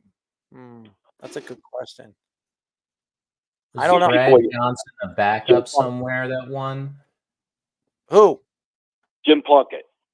Oh, Fish, you just mentioned him yesterday. Yeah, we did talk about him yesterday. Yeah, Fish just mentioned Jim Plunkett yesterday. And what was he talking about it with him? Number 1 overall picks. The Patriots early quarterback draft picks. Okay. I'm not a Giant. I'm not a Giant. Giant. I'm not a Giant fan. Okay, I am not a Giant. I am. Okay, you are. Eli Manning is not. I don't think he's overrated. I think he's underrated for what he has done. No way. Underrated? I think he's underrated. Yeah. He should never be a first ballot Hall of Famer, but he will be. He might be. I don't think I don't think he's a first ballot Hall of Famer. I think he's a second ballot. I think he's a second ballot Hall of Famer. But I think people forget what Eli Manning stood for. He took a lot of abuse for what his father did to him, and his father put him under a lot of pressure. His father put him under a lot of pressure because he did not want to play. His father did not want him to play for the Chargers. Well, let me speak for a second, Keith. He did not want him to play for the Chargers. He wanted him to play in New York. So that was pressure automatically because he was traded for Phillip Rivers. And if you look at Phillip Rivers' numbers, Rivers definitely a better quarterback. Yes, but he never won anything. He couldn't win the big game. No, not that. He didn't have a team around him. Oh, man. stop. Are you kidding me? Yes, he did. Yes, he did. He had good defenses. He had very good defenses. And one guy doesn't win the game. Dan Marino never won. He had one of the best tight Dan ends. Marino never won a Super Bowl. He had one of the best running backs of all time. Are you kidding me? Aaron Rodgers only won 1 Super Bowl. So what? Super Bowls are not. It's a great team. Super Bowls are. Hey, wait, hear me out. He was a great quarterback, though. And Dan Marino never won one as a great quarterback. Keith, so you can't go back. Hence why wins are not a quarterback stat. Keith, let me tell you something. No. I'm going to tell you something. He did have more wins. How about, all right, Tom Brady had it all. Patrick Mahomes is, in my opinion, the second best. I think people overrate Tom Brady. I think people overrate him because they forget that it's a team sport. Do you not? It's a team sport. It's not Tom Brady that won those championships. And by the way, we said this in the beginning of the show. Tom Brady had all those Super Bowls, those 7 Super Bowls that he won. Those were top 6 defenses. He had defenses were ranked 3rd, 1st, 5th, 6th, top defenses. Does he play defense? Is he on the field when the defense is on the field? No. Is he Vince Wilfork? Is he Darrelle Revis or Browner or any of those guys when they were a dominant force? No. And Bill Belichick was calling the plays as far as I'm concerned. And he was and all I think Tom Brady was a puppet. That's what I think. Okay, so yeah, I thought he was a puppet. I thought he was Bill Belichick's puppet, and he wanted to prove himself. No. Yes, he wanted to prove Him and himself. Belichick didn't get along. Brady, let me tell you, Belichick's got a great offensive mind, great defensive mind. You really think Belichick's some great offensive mind? So let me ask you a question. You're going to tell me that the offenses that he ran wasn't Bill Belichick's offenses? No. Really? You know, where's Josh McDaniels come from? Where does Josh McDaniels comes from? My question to you is, what I'm asking you. I'm asking you. Where did Josh McDaniels come from? Okay, and where did Josh McDaniels work before he came to Bill Belichick? I'm not sure, to be honest. Was he with Cleveland? No, he came from Bill Belichick. That's where he came from. No, I know. That's what I said. Now, where did he learn his offensive style of game if it wasn't from Bill Belichick? From the offensive coordinator. Who was the offensive coordinator? Stop, Keith. It's Bill Belichick's offense. It was his offense. Listen, Bill Belichick's great. But then again, Brady left, and they went down the tubes, the Patriots. And you're going to say Mac Jones is a good quarterback? He clearly got traded, so he clearly wasn't. No, Keith, I didn't say that. I said Brady left, and they became a shitty quarterback. I mean, look what Brady did with Tampa Bay. That was not a great team. Keith, they had a great skill players. The Buccaneers are good offensive skill players. Keith, when Tom Brady left, who was their number 1 quarterback? I mean, who was their number 1 wide receiver? Who was the number 1 receiver? Who was the number 1 wide? What are you kidding me? Who was it? Myers? It was a joke. But Brady didn't have great. Edelman was bad. Edelman was a bad wide receiver. Gronkowski was bad. No. Moss was bad. Come on, dude. Obviously not. Come on. Obviously not. Wes Welker was bad. Yeah, of course not. And he had Gronk. Yes. Hogan was a pretty good wide receiver too. His best wide receiver ever was Randy Moss, and they didn't win the Super Bowl. Yeah, but that's not what I'm saying. He had weapons. It's not like he didn't have good running games. They always had a trio of running backs. He always and it was run. The running game wasn't great, but they were very good and they were deep. Yes. When Bill Belichick was there, I'm just letting you know. When Bill Belichick was there, their running game was a top 10 running game every single year. Every single year. Go look at it. Every single year. They were a top 10 running team. Always. I'll check it out later. Go look at it.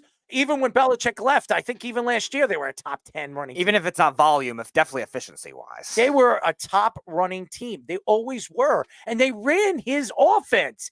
Fast passes. That was Bill Belichick. Fast passes, run the ball, run the ball. I believe it kind of, they used to, they go at it quite a bit in the sideline. But I know that, Brady's a genius offensive mind. Maybe it was Belichick's offense and whoever, but, you still got to produce, I'm not saying Tom Brady. I just think he was overrated. I just think that, yes. I think Mahomes will go down as the greatest quarterback ever. I disagree. I think the greatest quarterback of all time, and I'll say it again, is Aaron Rodgers. That's what I think. Who's calling up? Jeff, apparently. My man, Jeff. Hold on. I want to talk. Go ahead. Put him through.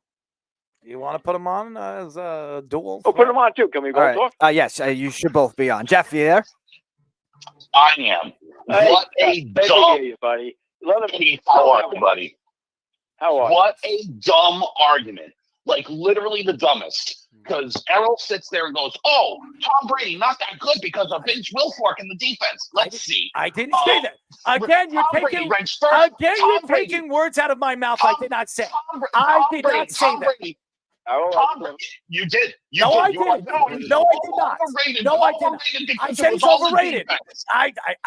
They were top 6 defense. They were a top 6 defense. Oh, yes. Let's go. Oh, really? Top rank. Keith, Let's go that top. Keith, you're going to tell me when they came back against Atlanta that James White wasn't the player of the game? He wasn't the MVP. They gave it to Tom Brady. Give me a break, Keith. Right. Give me a break. Hold on. Let's go with these overrated stats because it's just the running game and the defense. Let's go. Wins 251. He ranks first all time in the NFL. Pro Bowl. He also 15, played 25 years. All time in the NFL. He also Super played Bowl 25 MVP. years. Super Bowl MVPs. He has 5. That ranks first all time. He shouldn't have won Super Bowl five Super Bowl MVPs. He was Completions. horrible against Seattle. He was horrible. What are you talking about? Completion. Jeff, hold on, Keith. Are you going to tell me to let him speak when you didn't let me speak? Are you kidding me? No, you didn't. You were cutting me off every time I spoke. And you're yelling. I'm going to let him speak, and then you're going to shut the hell up, Keith. You're going to shut up. Completions. You're going to shut up. Completions, 7,753. That ranks first all time in the NFL. Attempts, 12,050. That ranks first all time in the NFL. Passing yards, 89,214 regular season passing yards. That ranks first all time in the NFL. Passing touchdowns, 649. That ranks first all time in the NFL. Do you want me to name the 14 records that he ranks first all time in the NFL in the postseason? And he's completely overrated. You know nothing, you stupid fucking idiot. Hang up on him. Hey, Jeff, what do you think about Eli Manning? Hang up on him. Hang on. Hang up on him because he made a point. I don't like it. Hang up on him. First of all, when I say overrated, and you be quiet, Keith, because I let him speak. Now you shut up and let me speak. I got a lot to say about this. First of all, when I say overrated, it takes a team to win a championship. And to go back to what he said, defense doesn't matter. Defense wins championships, you butthead, you stupid fat piece of garbage. So don't you tell me about what you think that you say. Five Super Bowl MVPs? He should have only won 2 of them. He was horrible in 3 of them. So stop. And the one game yes, he was horrible. Horrible. Yes. Horrible. Against the Giants defense. Okay. Horrible. And I wouldn't call it horrible. His best game in the playoffs. You know his what? best game in a Super Bowl. His best game in a Super Bowl. His best game in a Super Bowl was losing against the Eagles. Errol, do you agree with me on something? You won't let me speak, but he let that fat piece of shit talk. Listen, on my show. On my show. That fat piece of garbage. How Belichick was out-coached big time in the 2 Giants Super Bowls. You have to admit that. Right? What? What's going on? I'm not speaking. Hello? I'm not speaking. I can't hear I'm you. not I'm speaking. sorry. I'm not speaking. I'm not speaking because every time I speak, you cut me off. But when your highness speaks, and that's Jeff, everybody's got to be quiet for good old Jeff, that fat piece of garbage. Okay. No, he didn't get to finish. That's all. What do you mean he didn't get to finish? I let him finish. 25 years in the NFL. You don't think he's going to break every single record? Come on. LeBron James has had a longevity. That's why he has all the records. I wanted to bring up LeBron James. He's the best player on the Olympic team right now. It's amazing. Get out of here. And I don't like him. You know that. He is not the best player on that Olympic team. Oh, really? Yeah. He's playing the best, Errol. Stop. His passing has been sick. I mean, sick, like magic. Who are they playing? Who are they playing? Errol, I didn't expect it. Right now, I'm not saying he's the most, but as of right now, he's been their best, by far most valuable player. No one's even close. And I can't believe it. Now I want to finish up. I want to finish up with this Tom Brady thing. All right, go ahead. All right. And I'm gonna set it straight right here. I think he's overrated because he had one, if not the greatest coach of all time, coaching him 6 out of the 7 championships that he's won. That's one. Number 2, when you look at his records and his statistics, the big statistics that he was mentioning, it was all because of longevity, yards, touchdowns, all that. How about his interceptions? Does he beat out Aaron Rodgers with passing rating. That's very important. Is he? Hold on. Tony Romo's a great quarterback. I've never said that Tony Romo wasn't a good quarterback. Never. Oh, you said Prescott is better. I do. I think Prescott is better. If you look not at even close. That's wrong. I mean, not even close. It's not wrong. Go compare the numbers. Maybe he will be by the time it was all compare done. the numbers. He has better numbers. Romo did a lot of great intangibles. Look at the numbers. Look at their quarterback ratings. Let's look. Bring up Dak Prescott. Hurry up, because I don't want to be on this all night. Bring it up, ratings. Speedy. Bring it up. Our quarterback ratings. I want you to compare his numbers to Tony Romo's right now. Well, you can't, because I'm going to prove it right now. That right now he has better numbers than Tony Romo. What are you talking about? You can't. Romo played way more years. Just do it. Speedy, what's his numbers? 114 games. He has 67 completion percentage, 202 passing touchdowns, 29,459 passing yards, passer rating of 99. How many games? And a lot more talent than Tony Romo had. Hold on. A lot. 114 games. What is it? Numbers again. It is 67% completion percentage. What's his quarterback rating? Just let us quarterback rating. 202 touchdowns and 29. This is painful. Okay. Tony Romo. He also has way more talent than Romo. Tony Romo played 156 games. He has a 65.3 completion percentage, which Dak has better. How many touchdowns? Wait, Aaron, that's what is it? What is it? 202. 202. So he's played in 45 more games, and Tony Romo has 248 touchdowns. So he's going to break that. How many interceptions does he have? 74. And how many does Tony Romo have? 117 for Romo. If you would ask me right now, who has better numbers? I'm going to gamble. I'll give you that. Whoever had, if you would ask me right now, when you look at these numbers, who's a better quarterback? It's not even an argument. It's Dak Prescott. It's not even an argument. But wait. Now, like you said, it takes a football team. Prescott had way more talent than Romo. It's not even close. Really? Yes. The only time Romo had one talented receiver was Owens, who dropped the ball. One of the most dropped What about Des Bryant? Of all time. What about Des Bryant? He sucked. No, he didn't suck. But, How about Witten? Right there. Jason Witten. How about Jason Witten? Yeah. Remember him? I didn't. Hall of Famer. I'm just saying, Jason Witten. Dak had it for 2 years at the end of his career. Yeah, he was not. Witten was very good. Yes. So yeah, Witten, Owens, who dropped passes and absolutely clutch moments, dropped so many passes. You guys overrate him. He had great sick talent, and he had great years. But he did have, and you know this, so many drop passes. Where Romo had, which I can't believe it, more playoff wins. I can't believe it. Because Dak doesn't have like any. I'm so pissed off. I want to rip Jeff's head right off his. I'm not even going to say it. I want to rip his head off his damn fat body. Dealing with him, but you guys kick him around like a soccer ball. I seriously can't stand that piece of garbage. He has no idea what he's talking about. When I'm looking at numbers, and you want to bring up Tom Brady. Not everything's numbers, as you said yourself, and I agree with that.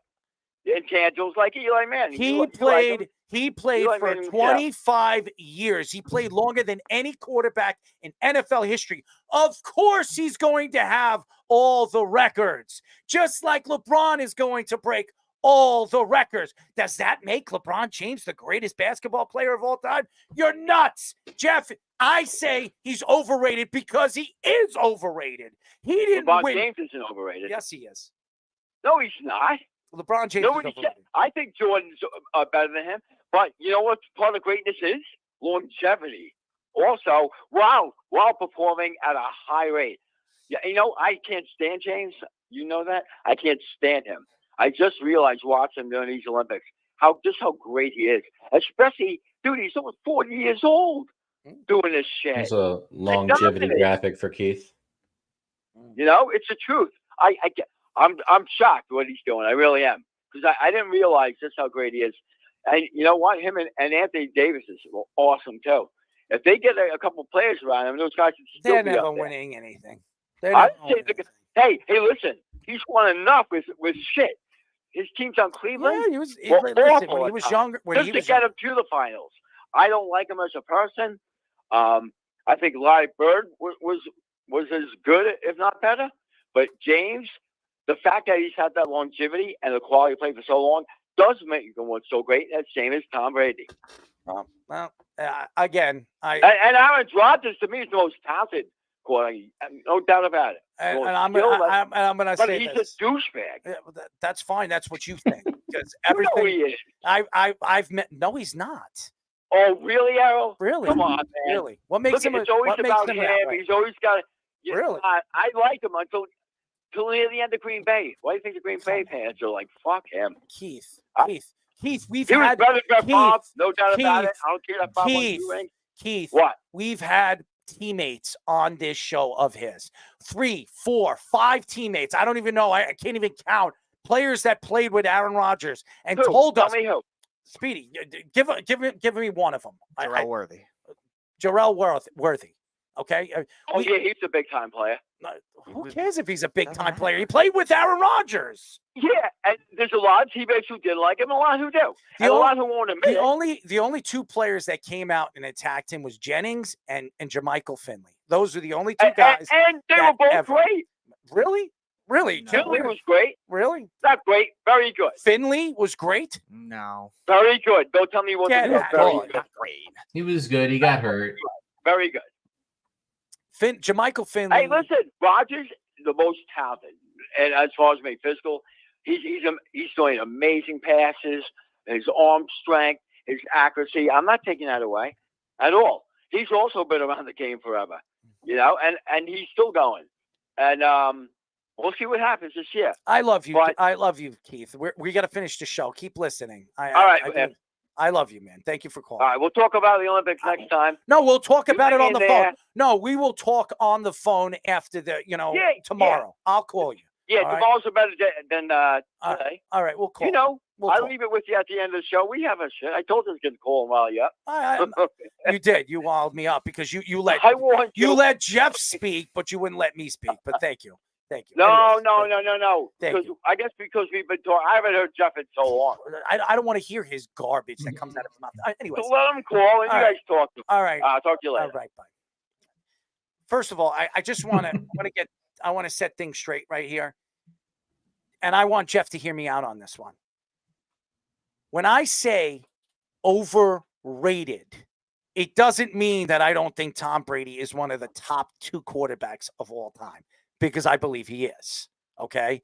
So when I say overrated, people forget how good his defenses were. People forget how good his running games were. People forget how good his tight end was. Okay. Or some of the wide receivers he played with. You know why? Because everybody wants to give credit to one guy. It takes a team to win championships, Jeff, just like it takes you to eat a Twinkie by yourself. Okay. You don't need a team to do that, but hey, listen, if that's what you want to do, then enjoy doing it. But I never, it's not to take a shot at Tom Brady. I think I actually like Tom Brady more now than I did as a player. I respect him. I respect his longevity. But to say that he's the greatest quarterback to ever play the game because he's got every single statistic, because he played the longest. Aaron Rodgers has played how many years? 16, 17 years, full years in his career, 15 full years. Tom Brady played almost 24, 25. That means he played 8 to 9 more years, full years than Aaron Rodgers. And if you take Tom Brady's top 15 years and compare it to Aaron Rodgers, I bet you Aaron Rodgers has better numbers than him. I bet you he does. So what does that tell you? If Aaron Rodgers played with Bill Belichick in those teams, does Aaron Rodgers win those championships? Maybe. I'm going to tell you this right now. Who's a better playoff player, Aaron Rodgers or Tom Brady? I mean, if you look at straight out, like Aaron Rodgers he only played in one Super Bowl. But if you look at his numbers, they're pretty damn good. So it's. I'm not saying Tom Brady isn't special. I'm not saying that he isn't great. I'm just saying that I think he's overrated, just like I think LeBron James is overrated. It's longevity. And longevity, yeah, it's fine. Jeff, Longevity he doesn't want you on the phone. I'm not going to speak to him. No. I want to Jeff, finish up sorry. our show. Jeff, I want to finish our show. And we have 2 more subjects, and I want to get it done in the next 15 minutes. Draymond Green said he doesn't believe the world is catching up to United States basketball. He compared USA basketball dominance to Usain Bolt dominance in track and field. He previously took shots at his own head coach, Steve Kerr, for not playing Jason Tatum and Joel Embiid in certain games. He also defended Rudy Gobert, who was surprisingly benched in France win over Canada, saying it was ridiculous to bench an NBA player on a team that doesn't have a lot of NBA players. He says that Team USA is the only team that can get away with benching a player as good as Gobert. The last 6 seasons have all featured NBA MVP winners that were not born in the United States. First of all, Draymond Green's on drugs, okay? To compare USA basketball to Usain Bolt is ridiculous. And saying that the world isn't catching up to the United States, that's ridiculous because as we just saw, the last 6 seasons have all featured NBA MVPs, winners that were not United States born. Those are true statements. First of all, United States basketball is falling apart. Okay. Yes, LeBron James looks great. Great. Congratulations. How many years does LeBron James have? How many years does Steph Curry have? How many years does KD have? When those guys are gone, who's taking over United States basketball? Anthony Edwards, who barely gets a chance to really show his talents. I mean, Devin Booker's look good. I mean, he's looked good. Joel Embiid is not anywhere the player that I thought he was going to be in this tournament, but he's not 100% healthy. I mean, the young Jason Tatum hasn't played well in this tournament. So what? What is the future of United States basketball? I know where Luka Doncic is heading. I know where Giannis is heading. He's heading to the Hall of Fame. I know what Nikola Jokic has been over the last 4 seasons, winning 3 MVPs. So how Draymond Green comes out and says that the United States basketball is so dominant and there's no way that foreign teams, international teams are not catching up to them is ridiculous. As a matter of fact, in 4 years, I believe the United States is not going to win a championship. They're not going to win an Olympic gold medal because I don't know who I'm going to depend on. LeBron James, obviously, is the elder. Obviously, the Redeem team, it was Kobe Bryant. He had to come in and had to help out LeBron James to win that championship back because 4 years before that, they lost. It was a complete disgrace with Stephon Marbury and Allen Iverson and Kevin Garnett and Tim Duncan. It was a disgrace. The fact is, ladies and gentlemen, Draymond Green's on drugs. He's smoking something and he's trying to sell something. I don't know what it is. I'm going to tell you this right now. I was so shocked that he would stick up for Rudy Gobert. I'm so shocked that he would say something like that to Team France, saying that he shouldn't be on a bench. He's an NBA player. Who cares? The fact is this was the United States' goal to win. They're probably going to win it. More than likely going to win it unless Canada comes out of nowhere and wins this. They have. I've always thought that Canada had the best chance to beat the United States because Shai Alexander, what he is, the type of player that he is, they've got players. They have good NBA players, but they don't have any size. Neither does Team USA, but I think Team USA has the better players of the, to match up against Team Canada. Jason Tatum, he's not been himself really. Even through the finals, he wasn't really that good. I don't care what anybody says. He did not play well in the finals. That's why Jaylen Brown won the MVP. I also think that Draymond Green is a player that likes to stir up things and like to argue things that make no possible sense. Right now, Team USA is a shell of what that United States Dream Team was in '92. The fact that they're playing, I think everybody keeps saying that the international game has gotten better. In this tournament, it doesn't show because to me, I thought that these teams were going to be better of a challenge. France, with all those those first round picks and Wemby and all that other stuff, I thought they were going to put up a better fight. I thought the Serbia was going to put up a better fight. I thought that obviously Luka Doncic, Slovenia was going to put up a fight. None of those teams put up a fight. Why? I'm going to tell you why. Because to me, it was always planned that Team USA was going to win that gold medal. Even if you watch the Olympics, how many times has Team USA have gone to the free throw line? How many calls have they gotten in these games? Okay, if you're not watching these games, and I'm sorry, Keith, go watch how many times the United States have been to that free throw line. Okay, it's a ridiculous statement to say for Draymond Green to say that the international game hasn't caught up to the United States, because it has, and it will.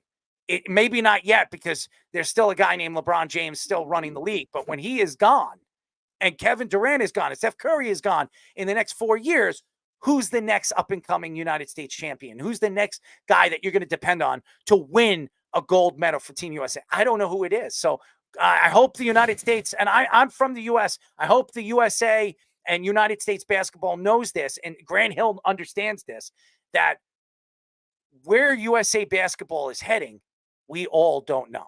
Yeah, and you also have to look at, like, they don't have the same level of the resources. If you're an economics guy, you'll know that there's a difference of what the U.S. has available, both size-wise, population-wise, and money-wise, compared to, like Errol was saying, a country like Serbia. That's a neutral nation. Nikola Jokic is their guy. That's their guy that they ride on, but they don't have this level of, like, all-star NBA players there, right there. So for Draymond to take shots at all these other international players is just making him look not only just ridiculously like stupid, but just uncultured too. And it's just ridiculous that he would say something like that. Not that he's talking about Gobert was ironic. Fish, you were texting me about that before, but still, like, in general, yeah, Draymond, yeah, learn some culture.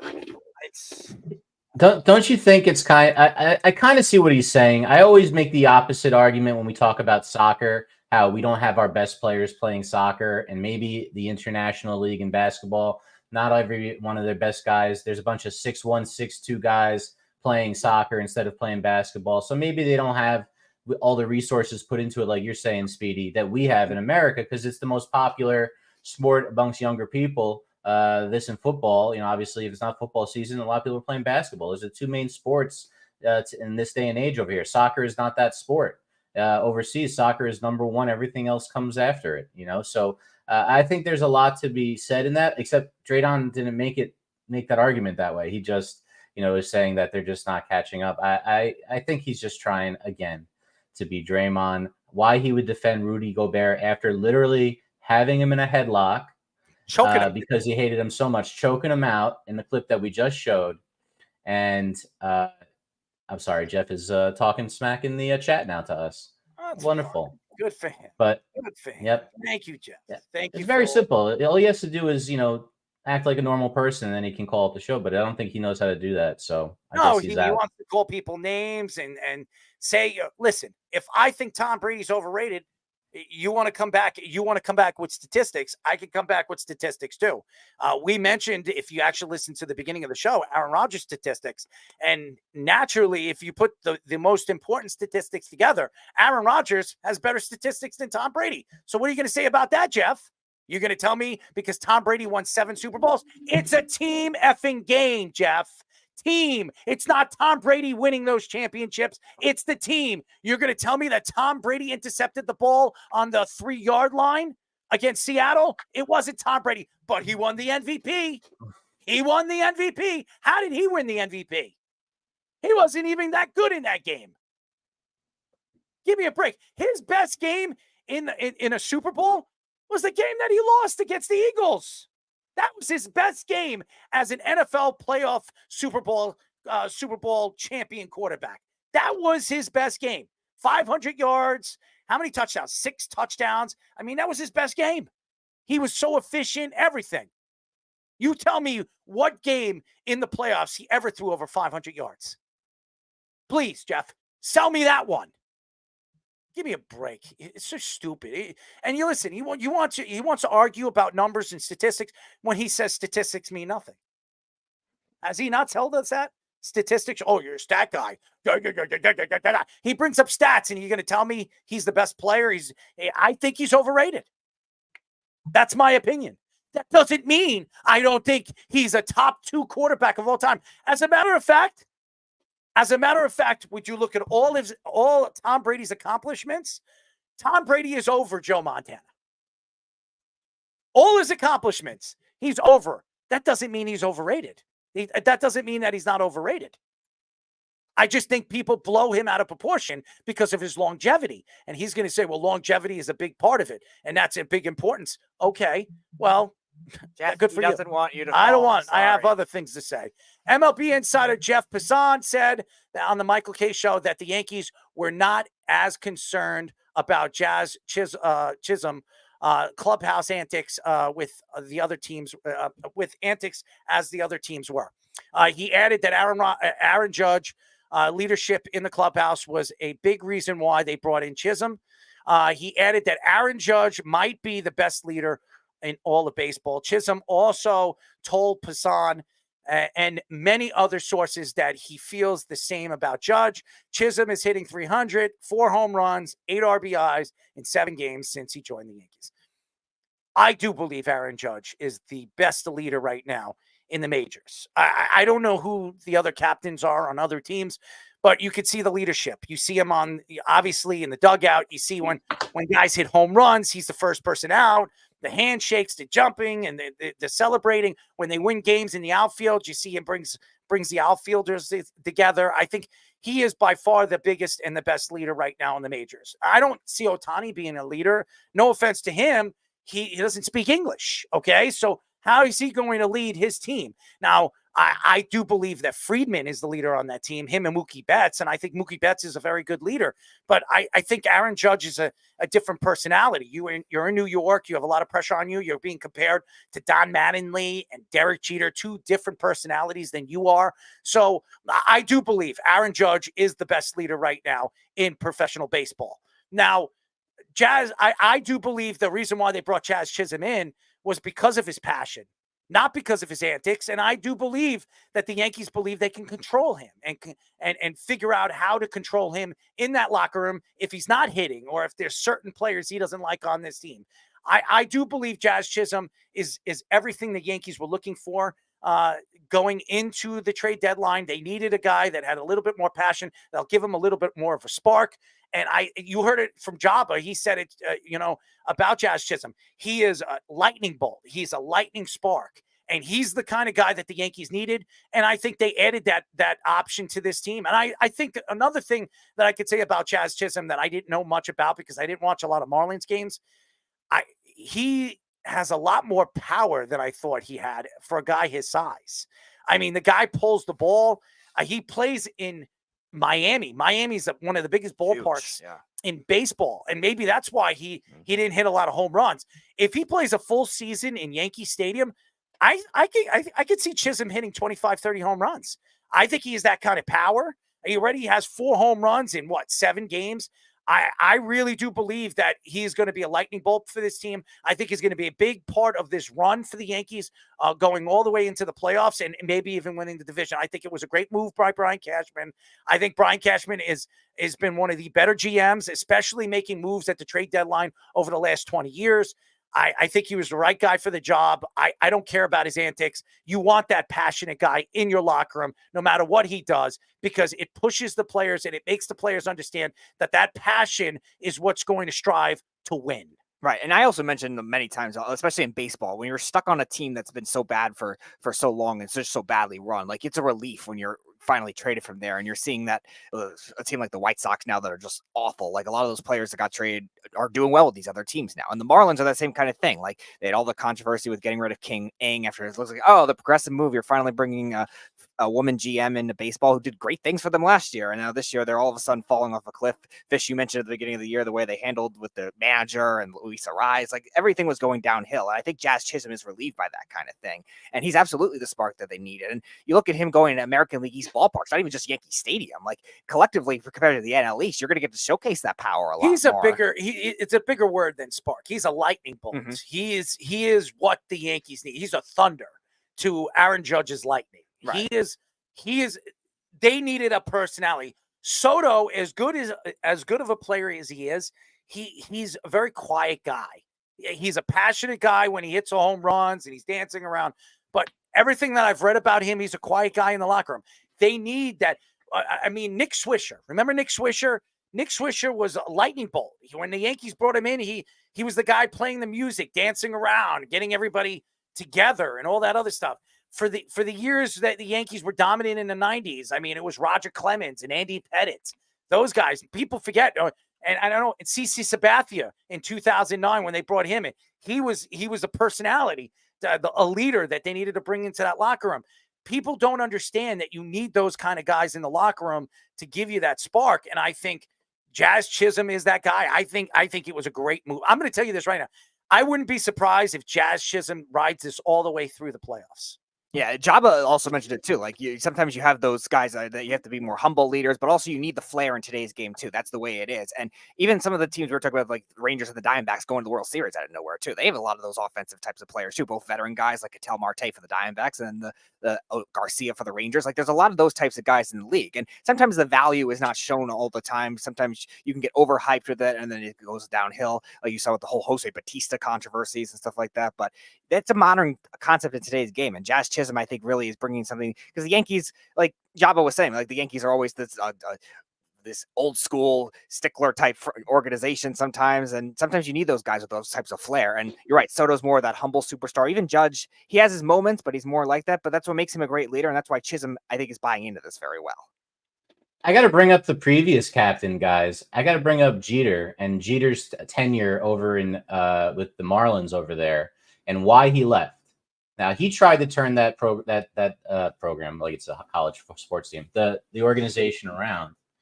Look, 97, they win the Super Bowl. They load up, they sell everybody. 2003, they load up, they get some young guys, they sell everybody. Since then, nothing special whatsoever, near the bottom of the league every single year. Jeter gets in, tries to turn it around. They want to sell off. That's how they've worked. They have this very strange history where they think that that's how you're supposed to win championships, is just load up for 1 year and then suck for the next 7 and then hope you can do it again. Well, look, they've sucked for about 15 years. They had a blip where they made with the rise, previous year. Look, it's not the same way of baseball as they have in New York. And Jazz Chisholm was immediately rejuvenated. Judge, as a leader in the clubhouse, allows him to be himself as long as they buy into team. Look, Judge is biracial. He gets along with both the white and the black players. We have Juan Soto, Dominican, in the Bronx, huge Dominican population. I just taught in the Bronx, huge Dominican population. Look, this is representative of the city. These are the guys that you want to lead your team. There's the music. We've got big hip hop culture, same as in the city. You got to love what's going on if you're a fan of the Yankees. Now, can they put it all together in time to not waste Judge's prime right now? Look at what he's doing. He's having the best season that anyone's had, and he was completely terrible the first month of the year. We forget about that. So it's really been the biggest heater since May that anyone's seen. He's got a WRC plus well over 200 for the entire season. I'm sorry to cut you off. I want to apologize to, I shouldn't have called Jeff fat or whatever I said. I'm not even looking at it. I'm thinking about it. I should never go to that point or get to that point where I'm calling somebody a name. So I'll apologize to Jeff that I should never have said that. Okay. So, but I'm sorry. I'm sorry to cut you off, Fish. Yeah, Jeff, it's just, just embrace the show. Let's not attack the show. That's all. Just have a nice debate with us. And look, if you want to debate about Judge being the best leader, you can make the claim that they haven't won anything, because they haven't since Judge has been here. You can say that they haven't gotten to that mountaintop. And since that, how can he really be the best leader? Because he hasn't won. And it's hard to argue with that, except it's, again, a team game, and they haven't had it all come together. He had that freak injury last year with the Dodgers dugout, right, going through the wall. So things happen. We know the Astros cheated in 2017. We got a lot of things that happen. So, look, I think Passan's right. I think he's probably the best leader, and the only team that could have acquired a guy as, I guess, enigmatic, it might be the right word for Jazz Chisholm. That guy's got 30 home run power with a left-handed swing, Yankee Stadium, that's for sure. And if he could play good defense and run, why wouldn't you want to have him the next couple of years? And the Yankees have that. And they gave up a third, what was he, a third-tier prospect, or he was their third best prospect, in their farm system. We'll see what he transitions into. Usually these prospects don't turn into anything. So, and usually when the Yankees trade him to other teams, they don't really do anything. I don't even remember the last prospect the Yankees traded for a decent player, or a player that helped them go on a run, that ever turned into anything. So we'll see what this kid turns out to be. He's a catching prospect, and the Yankees have a ton of them in their farm system. They always develop good catchers. But I have somebody else. There's somebody else that has his own thoughts to it. We have Mr. Tommy Scoops. What are your thoughts to the whole Judge being the greatest or the best leader in baseball, and Jazz Chisholm changing everything for the Yankees? Well, you guys are definitely mentioning, and the Yankees, they have looked a lot better. The team has looked good, and this team hasn't. The move just looks like a boss move for Cashman since getting the Chisholm trade. But truthfully, come time for the playoffs, I could see him and Judge, being the most dominant sluggers, like heading into the postseason. And I know. Well, Juan Soto is, if you look at Juan Soto's numbers in the playoffs, they're pretty damn good. I was just about to say too. And you also have Juan Soto. So having like him and Jazz Chisholm when, Aaron Judge isn't actually in the lineup, or for whatever reason, them being the number one hitters when Judge isn't there, that's a great move. I've been really impressed with Jazz Chisholm. I didn't really watch him in Miami. I knew who he was, but I didn't really get a chance to watch him in Miami. But he's a really great player so far with the Yankees. And like Fish said, compared to what so far, how can you not be impressed with the Yankees? You got to like what you've seen with the Yankees, and hopefully they try to use the prime of Aaron Judge's leadership to win a title within the next. I don't think I don't think it's all about Aaron Judge's prime. I don't think the Yankees are looking at that. I think the fact where the Yankees have been all these years, not winning a championship, not going to a World Series. I mean, the last time the Yankees have been to a World Series was 2009. That's not even talking about winning a championship. The last time they were in a World Series, they won a championship. You're talking about the longest drought a Yankee team, the Yankees organization's ever had. So that, as a Yankee fan, where you expect to win every 10 years, is something that you're not used to. So it's not about Aaron Judge. It's really just getting the right combination together so you can bring a championship home. And it's not just one, because as soon as you win one, you're going to want to win two. The Yankees have had so many good opportunities for years. And you have the Astros and all these National League teams like the San Francisco Giants, all these and great managers and great opportunities where they've lost the opportunities because they couldn't produce in the playoffs. This has nothing to do with Aaron Judge. I know everybody wants to believe, oh, you're taking away Aaron Judge's great years. Aaron Judge is not a good playoff player. Go look at his numbers. He's not been a good playoff player. And either as some of these other Yankees that we've mentioned, when you bring in Juan Soto, when you trade for Juan Soto, you brought in Juan Soto to help you get over the hump in the playoffs. Juan Soto is a career 320 hitter in the playoffs. He's hit a ton of home runs in the playoffs for the amount of times that he's been there. He's won a World Series. He's won a World Series MVP. He is a special player. So it really is, if you want to win a championship this year, you don't know if you're going to be able to keep Juan Soto in the offseason. I think the important factor here is Juan Soto. If you're going to make a run this year and win a championship and lose Juan Soto next year, it was that renting of Juan Soto and giving up all the stuff that they gave up, and we'll see what those guys turn out to be. It was worth it because you rented Juan Soto and you win a championship. And then if you lose into free agency, it won't matter. It has nothing to do with Aaron Judge. It has everything to do with renting players and bringing players in and getting the right combination to get you over the hump. And the Yankees, over the last, 13 years, the combinations have been horrible. And they bring in pitchers, they bring in free agents. It hasn't worked. So, and Garrett Cole, I don't know how good he's going to be moving forward or if he's going to be a big factor in the playoffs, but they need Carlos Rodon. They need him. And if Carlos Rodon could figure it out in the second half of the season, which I believe he will, and he's a factor in the playoffs and he gives you that left-handed power, I think the Yankees are going to have a chance to make a run. They're going to make a run at it, but they got to get through Baltimore. They got to get through Cleveland. They're going to have to get through Seattle and the Astros if they make the playoff. It's not over. And maybe even the Red Sox if they sneak into the playoffs. It's not going to be easy for the Yankees, but it has nothing to do with. I know everybody wants to believe it's Aaron Judge.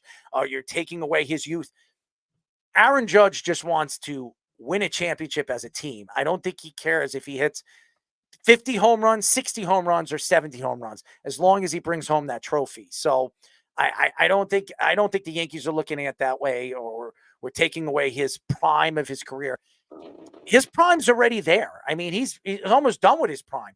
Aaron Judge is how old? 32, 33 years old? 32. Your prime is practically, you start your prime at Juan Soto's age. Juan Soto's what, 26, 27 years old. Your prime starts at 27, and your tail end of your prime is really at 34, 35, unless you're Alex Rodriguez or Barry Bonds. Okay. Your career is not over, but you're not the same player. So these are the best years of Juan Soto right now. If the Yankees want to sign him, or whoever wants to sign him, you're going to have to give him a 12, 13-year deal. And Aaron Judge, the Yankees had to overspend for him to keep him here to be the captain of this team. I think he's having a great season. He's hitting for power. He's hitting for everything. How many years do you believe he has left of doing this? Maybe 1, maybe 2, at best. His prime is here. So, and the Yankees have another, even if he has 2 more good years of this, the Yankees still have him for another 6 years. And I got to pay him. So, it's all about winning championships for the Yankees. It's not winning one, it's winning multiple championships. So, I mean, as a Yankee fan, I mean, we're blessed to watch so many great Yankee teams in the 90s, but it's been a shell of that over the last couple of years. And the Yankees have spent a load of money. So Yankee fans out there crying that Brian Cashman or Hal Steinbrenner is not spending the money. The Yankees have the number one salary in all of baseball. Number one. And they've been number one probably out of the last 25 years, 24 of it. So, I mean, I don't know what Yankee fans want Brian Cashman and Hal Steinbrenner to do. I don't know. It's all about, showing up in the playoffs. Maybe Jazz is that guy. Maybe he is. I don't know. It's going to be very interesting to see. The Yankees are going to win the division. I've said it. I'm predicting it. They're going to beat out Baltimore. You can book it. You want to bet on it? Bet on it. I think the Yankees are going to win the division. But that doesn't mean they're going to beat Baltimore in a 7-game series. And it doesn't mean they're going to beat the Red Sox in a 7-game series. And it doesn't mean they're going to beat Cleveland or Seattle or any one of those teams in a 7-game series, because you have to show up in those games. You got to pitch, and the bullpen has to, stay healthy, which the Yankees have not done over the last couple of years. So anyways, that's it for our show, ladies and gentlemen. It's been a long one. Thank you to Keith for calling the show. Again, I'll apologize to Jeff. I didn't mean the attacks that I had. I didn't mean it. I'm a little tired, and I don't want to hear somebody attack me or even attack and call people names. You have every right to have your own opinion, but do it in a professional way, not a disgusting, disrespectful way. Thank you to you, obviously, Fish, for all the stuff that you do behind the scenes and all the content. You too, Scoops, for giving us your Sports Minute and some of the content. Speedy, of course, all the work that you do, and all the fans out there that tune in on all different sides of the platforms that we're on. Listen to the Weekend Crunch, which airs at 7 o'clock on Saturday on 103.9 FM. If you don't live here on Long Island, you can get us on LI News Radio on the website, or you can go to iHeartRadio, LI News Radio at 7 o'clock. It's going to be great content, so tune in. Again, thank you to our guests. Thank you to Joba Chamberlain. Thank you. You were fantastic. Mike Hollis, you were fantastic. Thank you to everybody. Thank you to everybody that supports everything that we do.